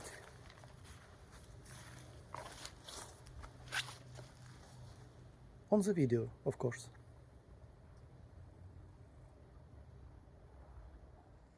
This is Xiaomi 14 Ultra, main 1-inch sensor. Is the image noticeably better than ultra-wide or selfie camera?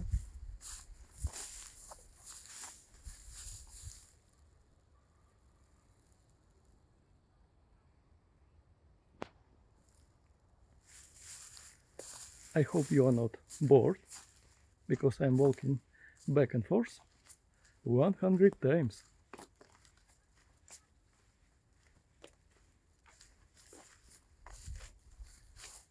But this is necessary for us.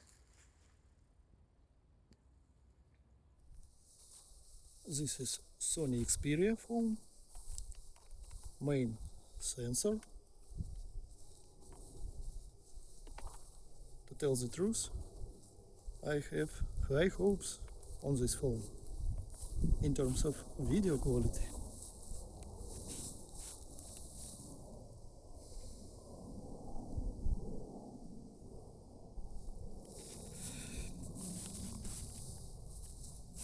Xperia phones were my favorite in the past. I'm a little bit sad to see how they behave in terms of photo quality against other Chinese phones.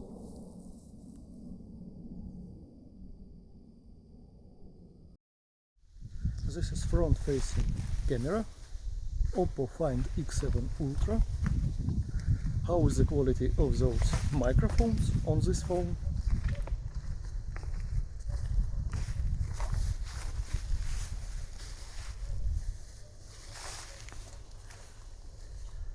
I'm talking directly into the phone. Do you like it? How is the quality? Maybe you don't like it. Tell me. This is front-facing camera, Vivo X100 Ultra. How is the sound quality of those microphones? Do you like it? I am talking directly into the phone and you can decide for yourself. Do you like it or not?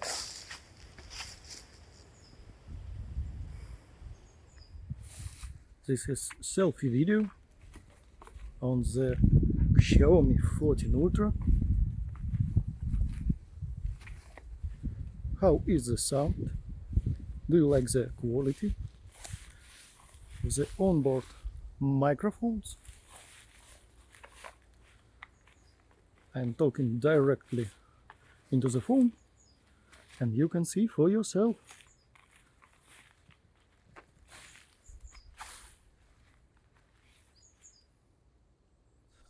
This is front-facing camera, Sony Xperia 1 Mark V. What is the quality of these microphones on this phone?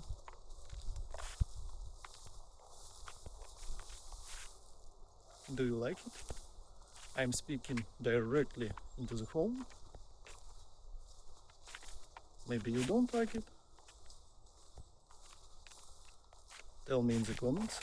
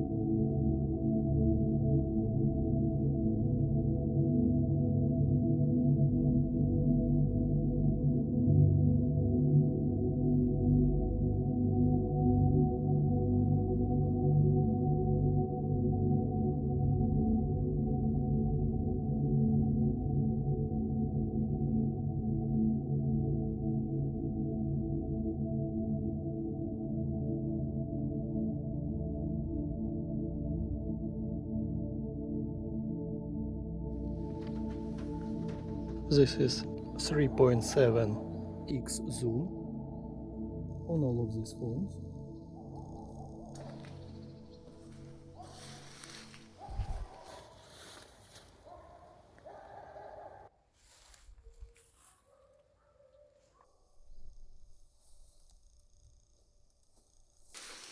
Sorry, it is hard to face all the phones in the one direction.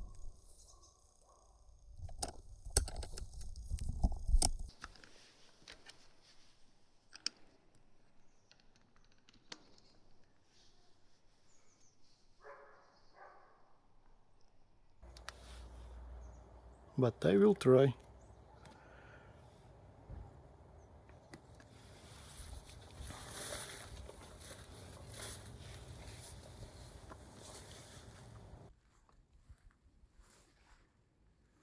It is hard to tell right now on the screen.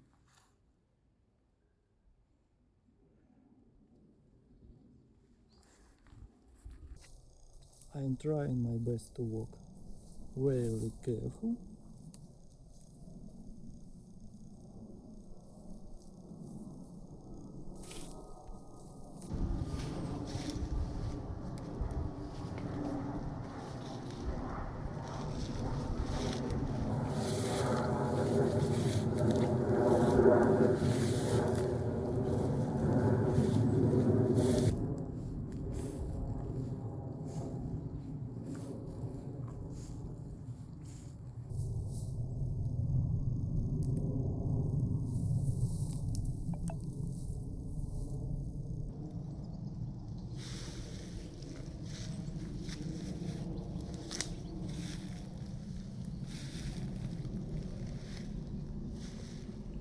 I am ninja walking,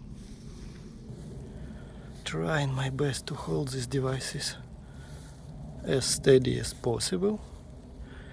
They are all solid on one rig,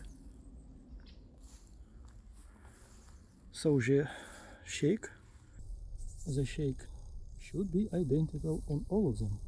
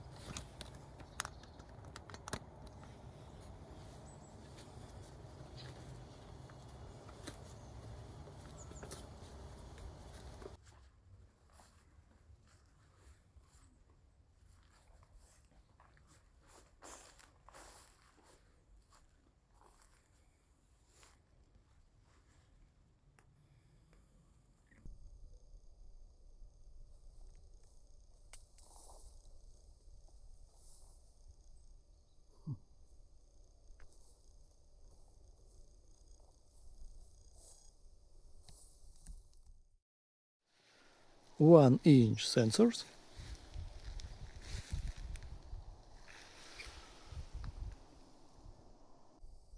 What is the sound quality of the Sony Xperia 1 Mark 6? What is the sound quality of the Xiaomi 14 Ultra? What is the sound quality on the Vivo X100 Ultra? And what is the sound quality of the Oppo Find X7 Ultra?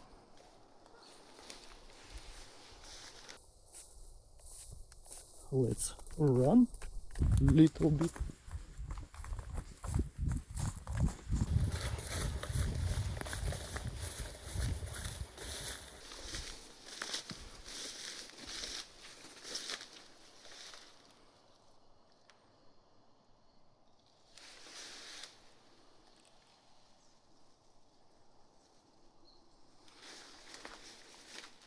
Can we change lenses?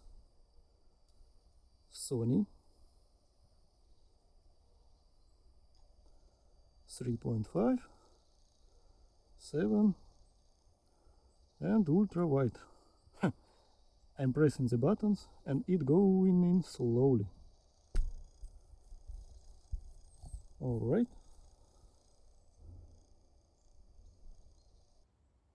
on the Xiaomi ultra wide. We can even see the clamp. 1x, 2x, 3.2, 5x, ultra wide, 5x, ultra wide. On Vivo ultra wide, 1x, 2x, 3.7, 10x, ultra wide. And finally Oppo ultra wide, 1, 2, 3, 6. And maximum is on the Sony is 21, Oppo 18, 18. Nice.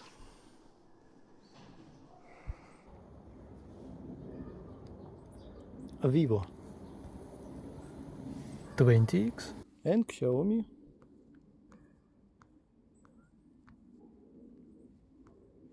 only 15x. Alright. Let's test the stabilization.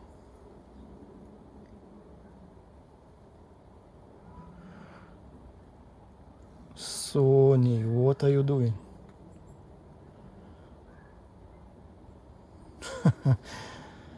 Oh. All right.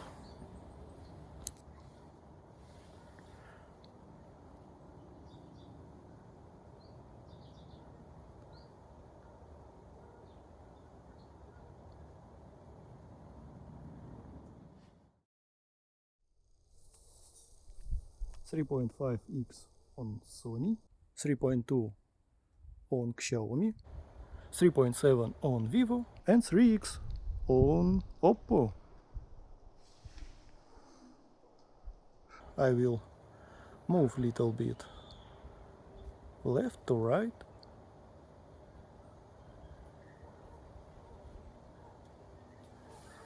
Maybe try ninja walking.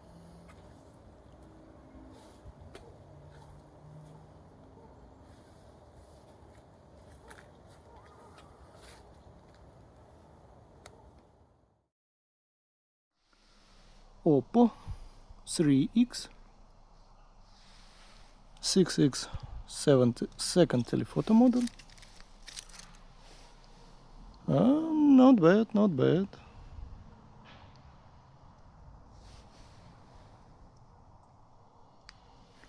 $18x.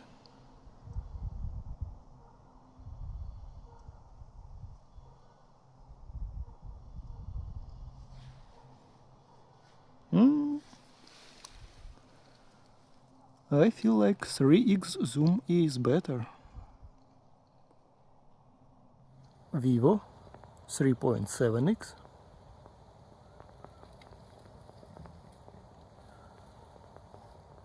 Oh, we can go pretty close. I love this.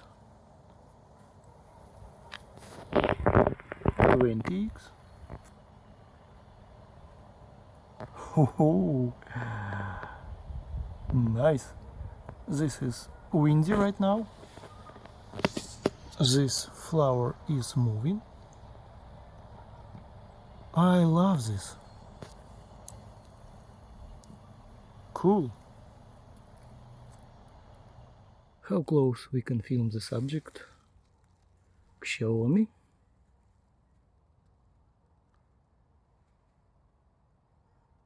.5x, 3.2x,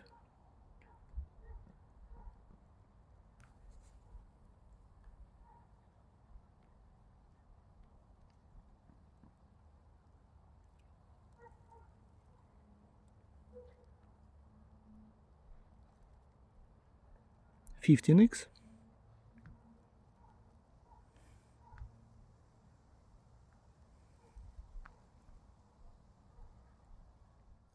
Sony 3.5x, Maybe if I tap, no.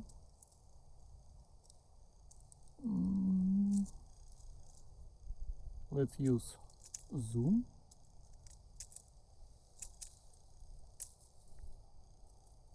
It's hard to go close. Maybe main sensor can help us with this. No.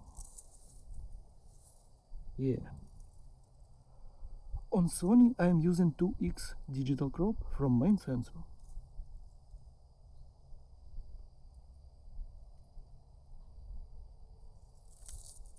Let's tap on the screen.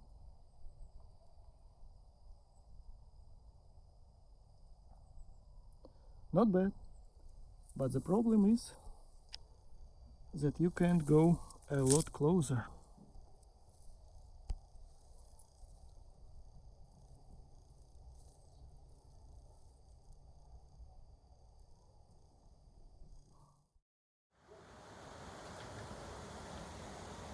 Teeny tiny.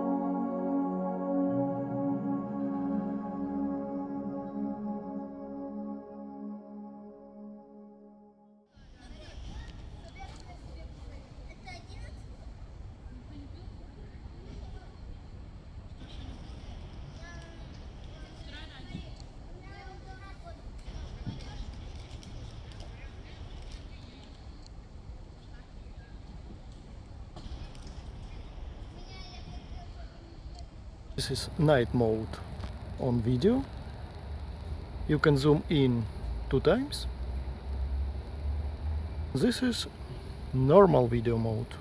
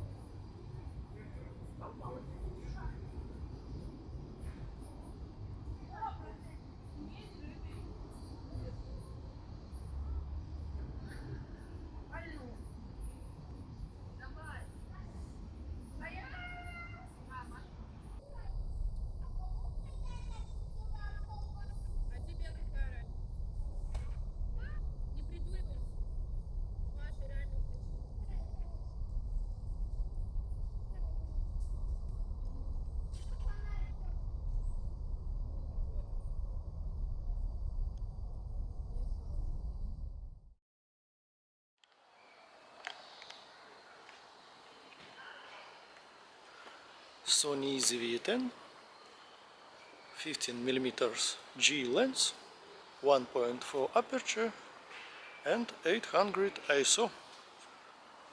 We'll try to stabilize it in post, but personally I hate this Catalyst Browse software.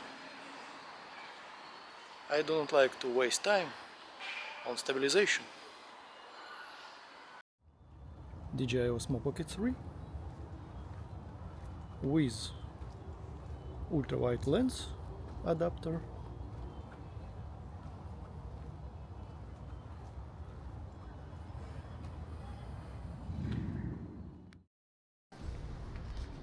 ultra-wide lens, Oppo Find X7 Ultra,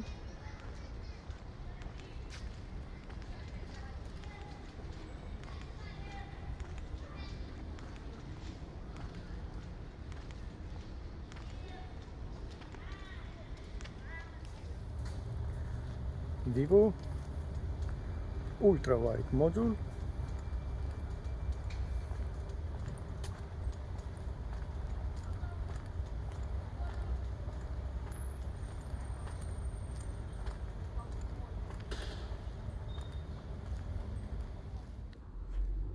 Xiaomi ultra-wide module,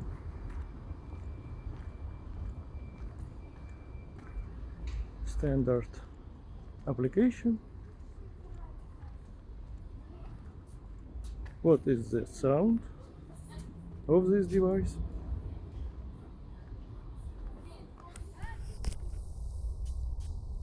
Sony Xperia phone, ultra-wide lens, normal camera,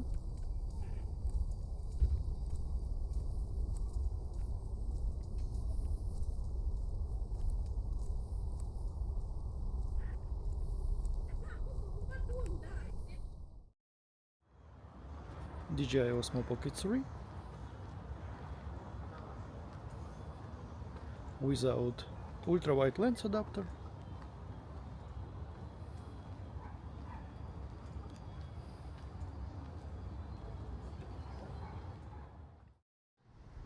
Oppo Find X7 Ultra, main sensor,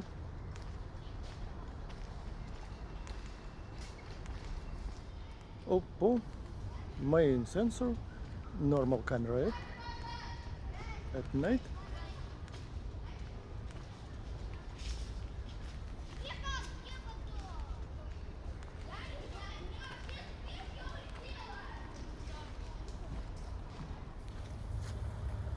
Vivo main sensor, normal camera,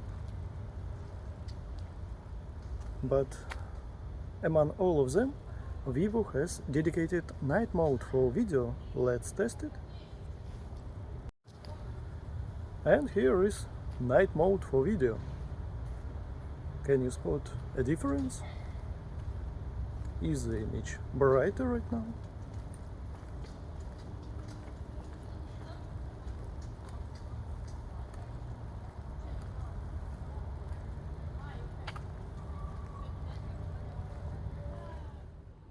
Xiaomi main sensor,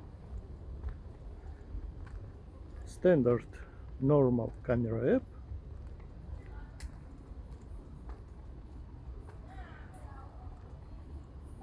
what is the stabilization, audio and image quality overall. Sorry my friends, Xiaomi 14 Ultra has also night video mode, but only in 1x.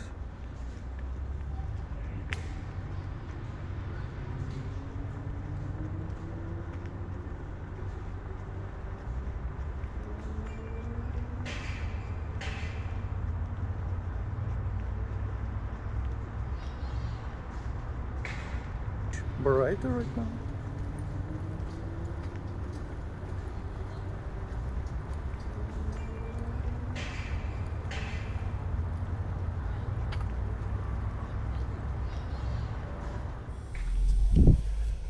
Sony Xperia, main sensor,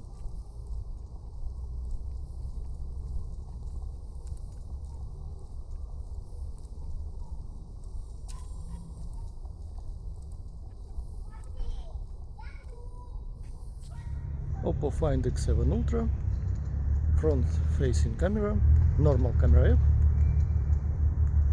at night,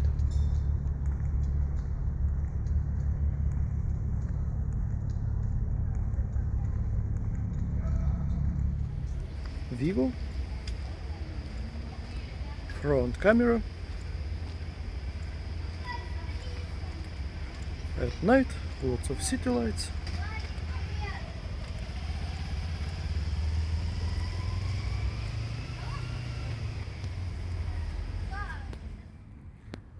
Xiaomi, front facing selfie camera, in normal application,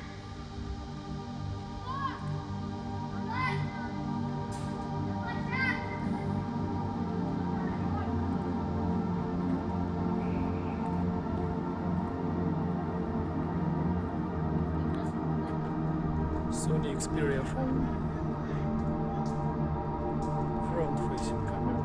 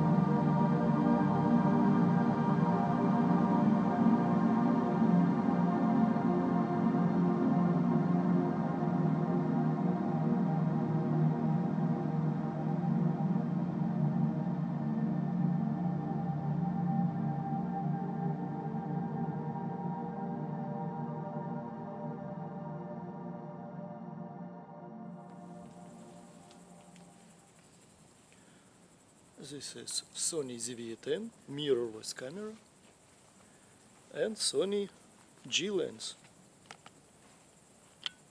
15mm 1.4.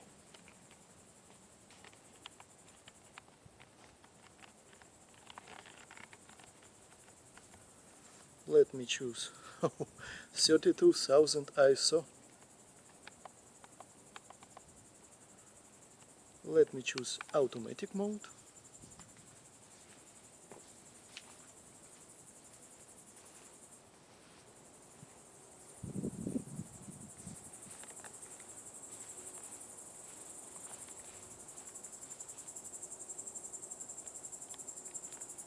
But we can go higher than that. 32,000. Image is very noisy, but maybe if we choose something like 12,800, it will be more reasonable.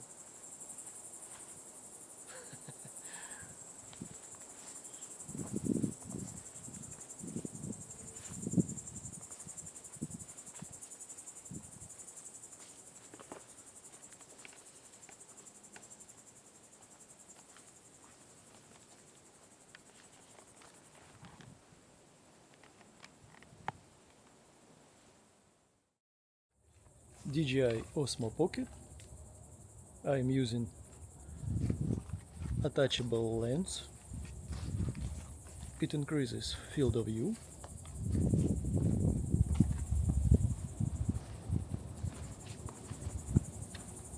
And you get all the benefits of this small yet very powerful device.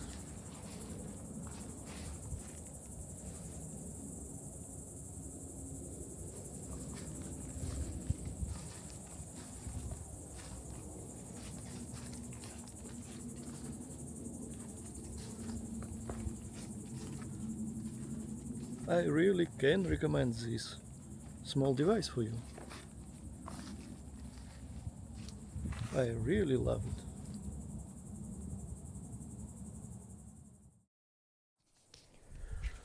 Oppo ultra wide, late evening, even night. It is 9 o'clock.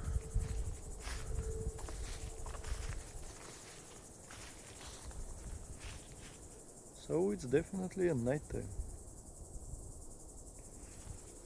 I will talk more to the microphones so you can understand the sound quality also.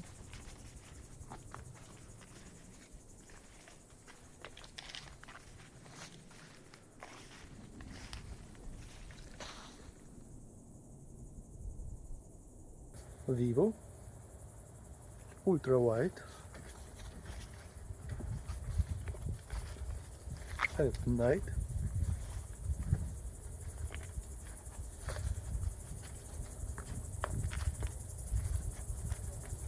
Usually ultra wide models are not that great in modern smartphones. I wonder if it even usable in such rough conditions.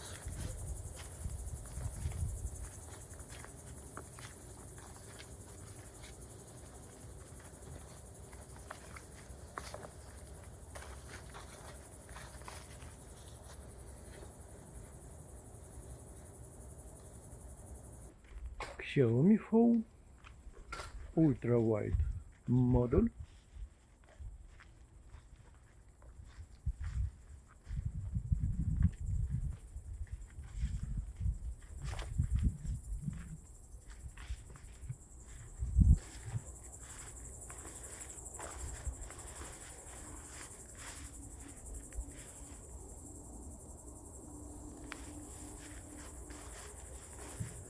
How is the microphones at night on this Xiaomi phone?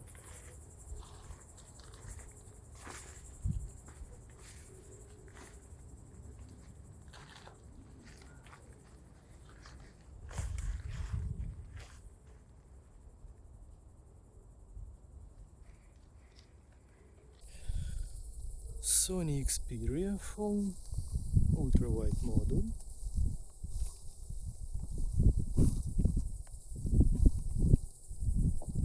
Can this old samurai show us how it's done? Sony has their own production and manufacturing process of sensors, of screens, of preamps, microphones. They have their mirrorless lineup, they have their video-centric camera lineup. In theory, they should be the best. But what reality tells us, it's a very good question.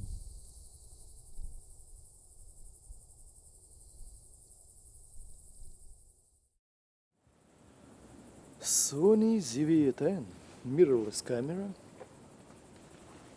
This is Sigma zoom, 18mm, 2.8.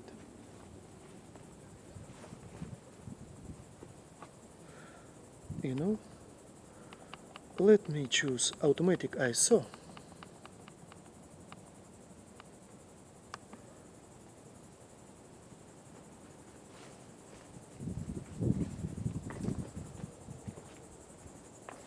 I will try to use Catalyst Browse software to stabilize it in post.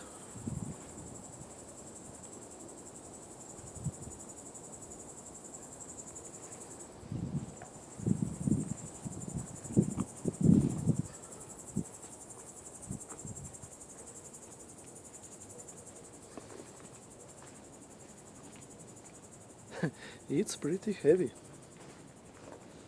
for the small APS-C camera. DJI Osmo Pocket. This is low light mode.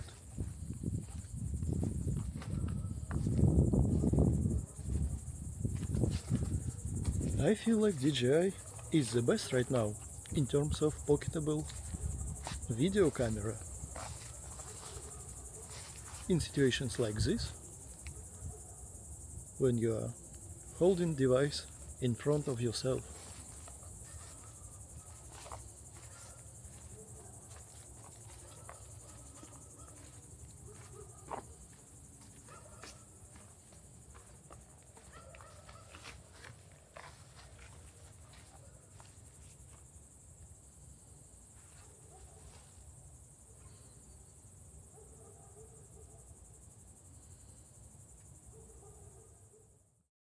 Oppo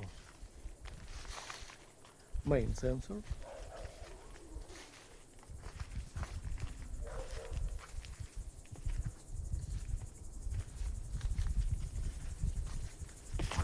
how is the image quality? Do you like the sound, ambient sounds, sound of my voice? Is it clear?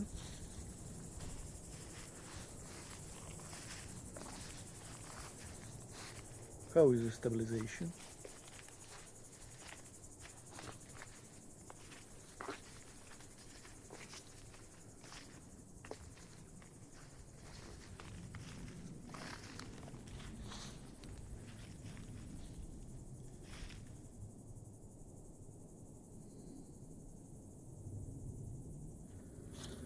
Vivo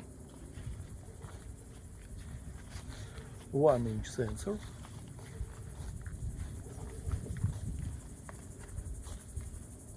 How is the image quality? I love Vivo for the photo powers, but not so sure about video quality.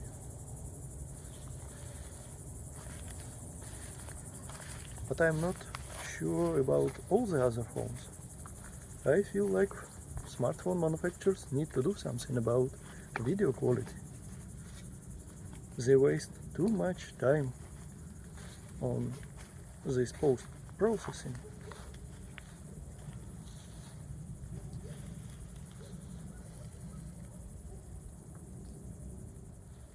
Also, Vivo has dedicated night mode for video.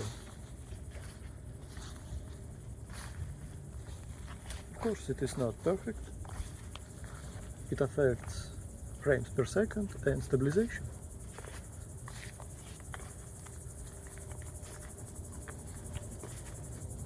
But you can definitely see the difference. Everything becomes brighter.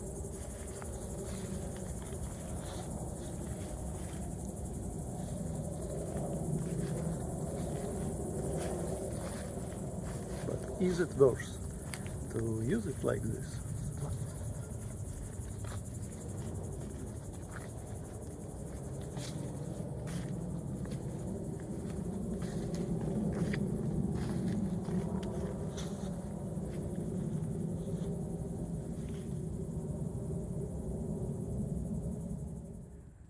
Xiaomi main 1-inch sensor at night.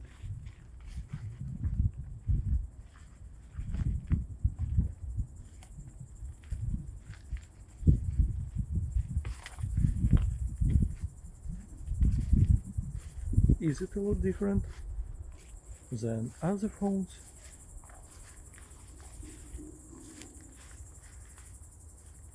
It is pretty dark.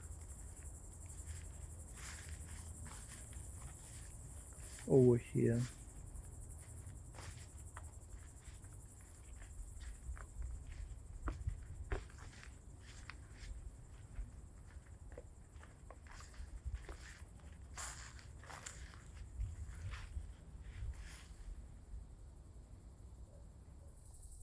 And Sony.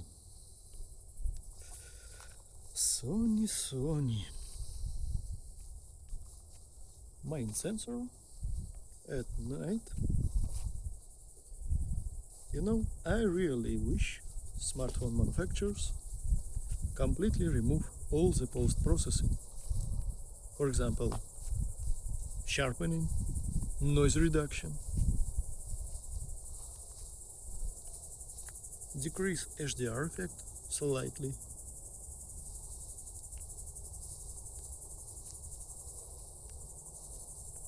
I don't understand why they even try to use computation powers of these smartphones for such useless stuff.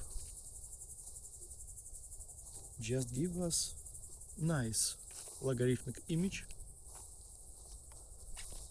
with burn-in LUT applied, and everything will be good. Oppo selfie camera.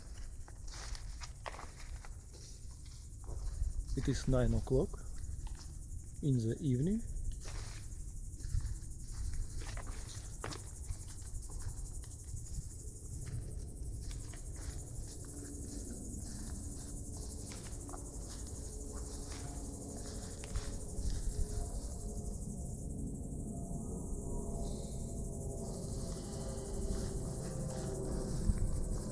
How is the image quality?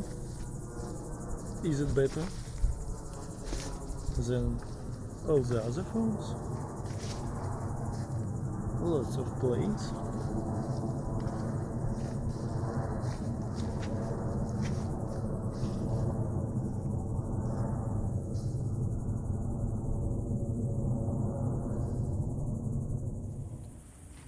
This is Vivo. Late evening, almost night already. Selfie camera.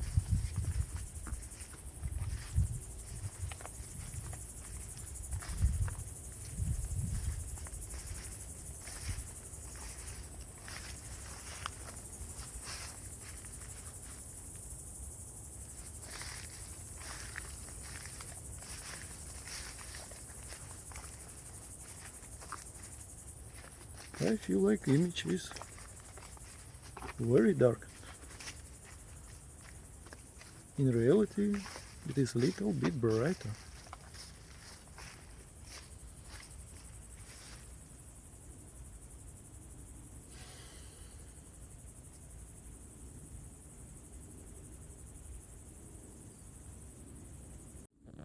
Xiaomi 14 Ultra, selfie camera,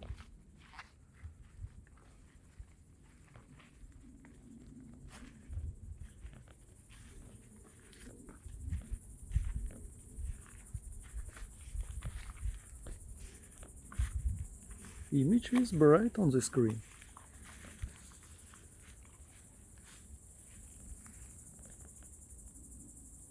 What do you think?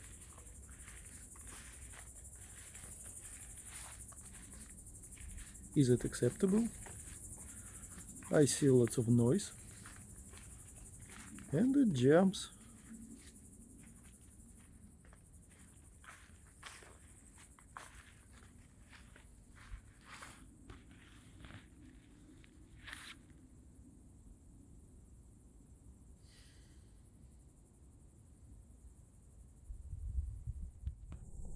Sony Xperia phone,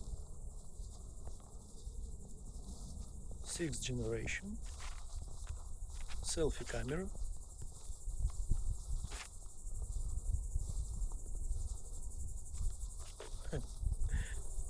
image is very dark on the screen right now.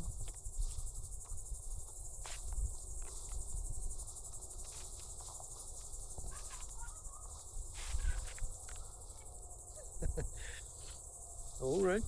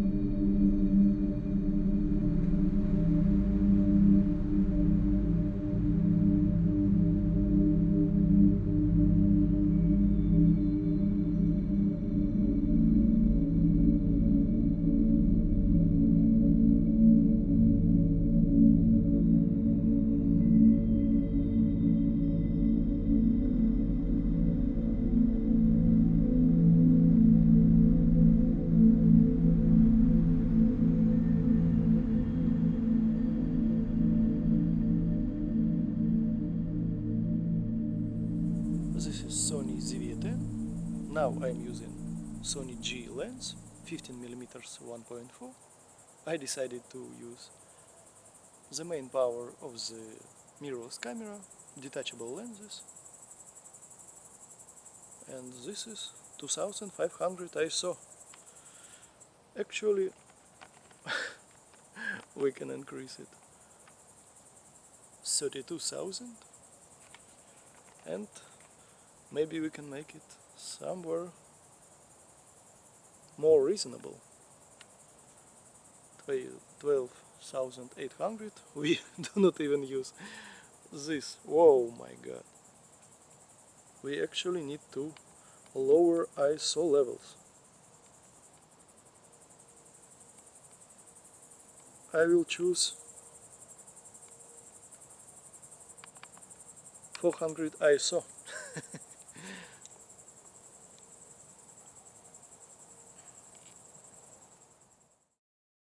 DJI Pocket 3, pitch black conditions.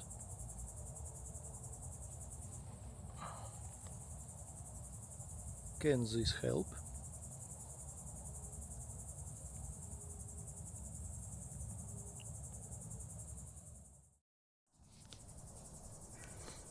Oppo ultra-wide lens. We will use this small light.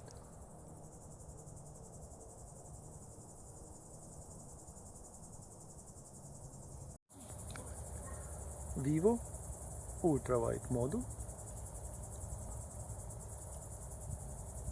We will use this light.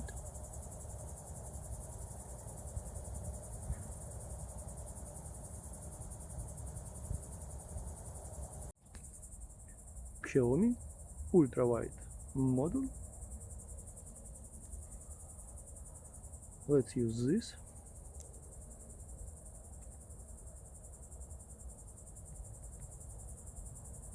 Sony ultra-wide lens, pitch black conditions. Can this help?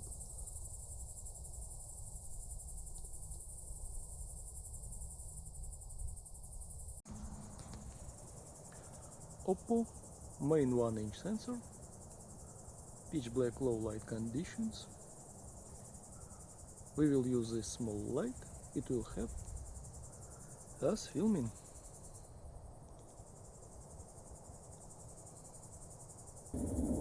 Vivo has dedicated night mode on 1-inch sensor.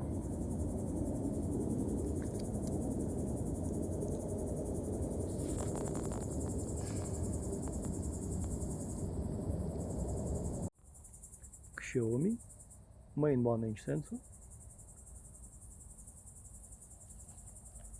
Let's use this.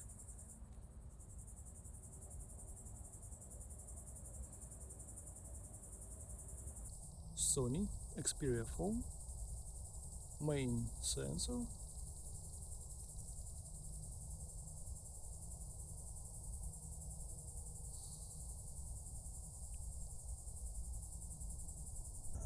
Alright, Oppo front-facing camera, pitch black low light conditions. I want to test what will happen if we use small light like this to help us.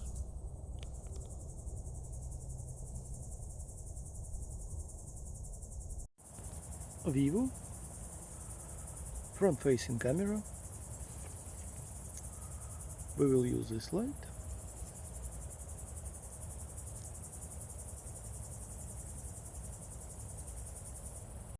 Xiaomi front-facing camera, pitch black conditions.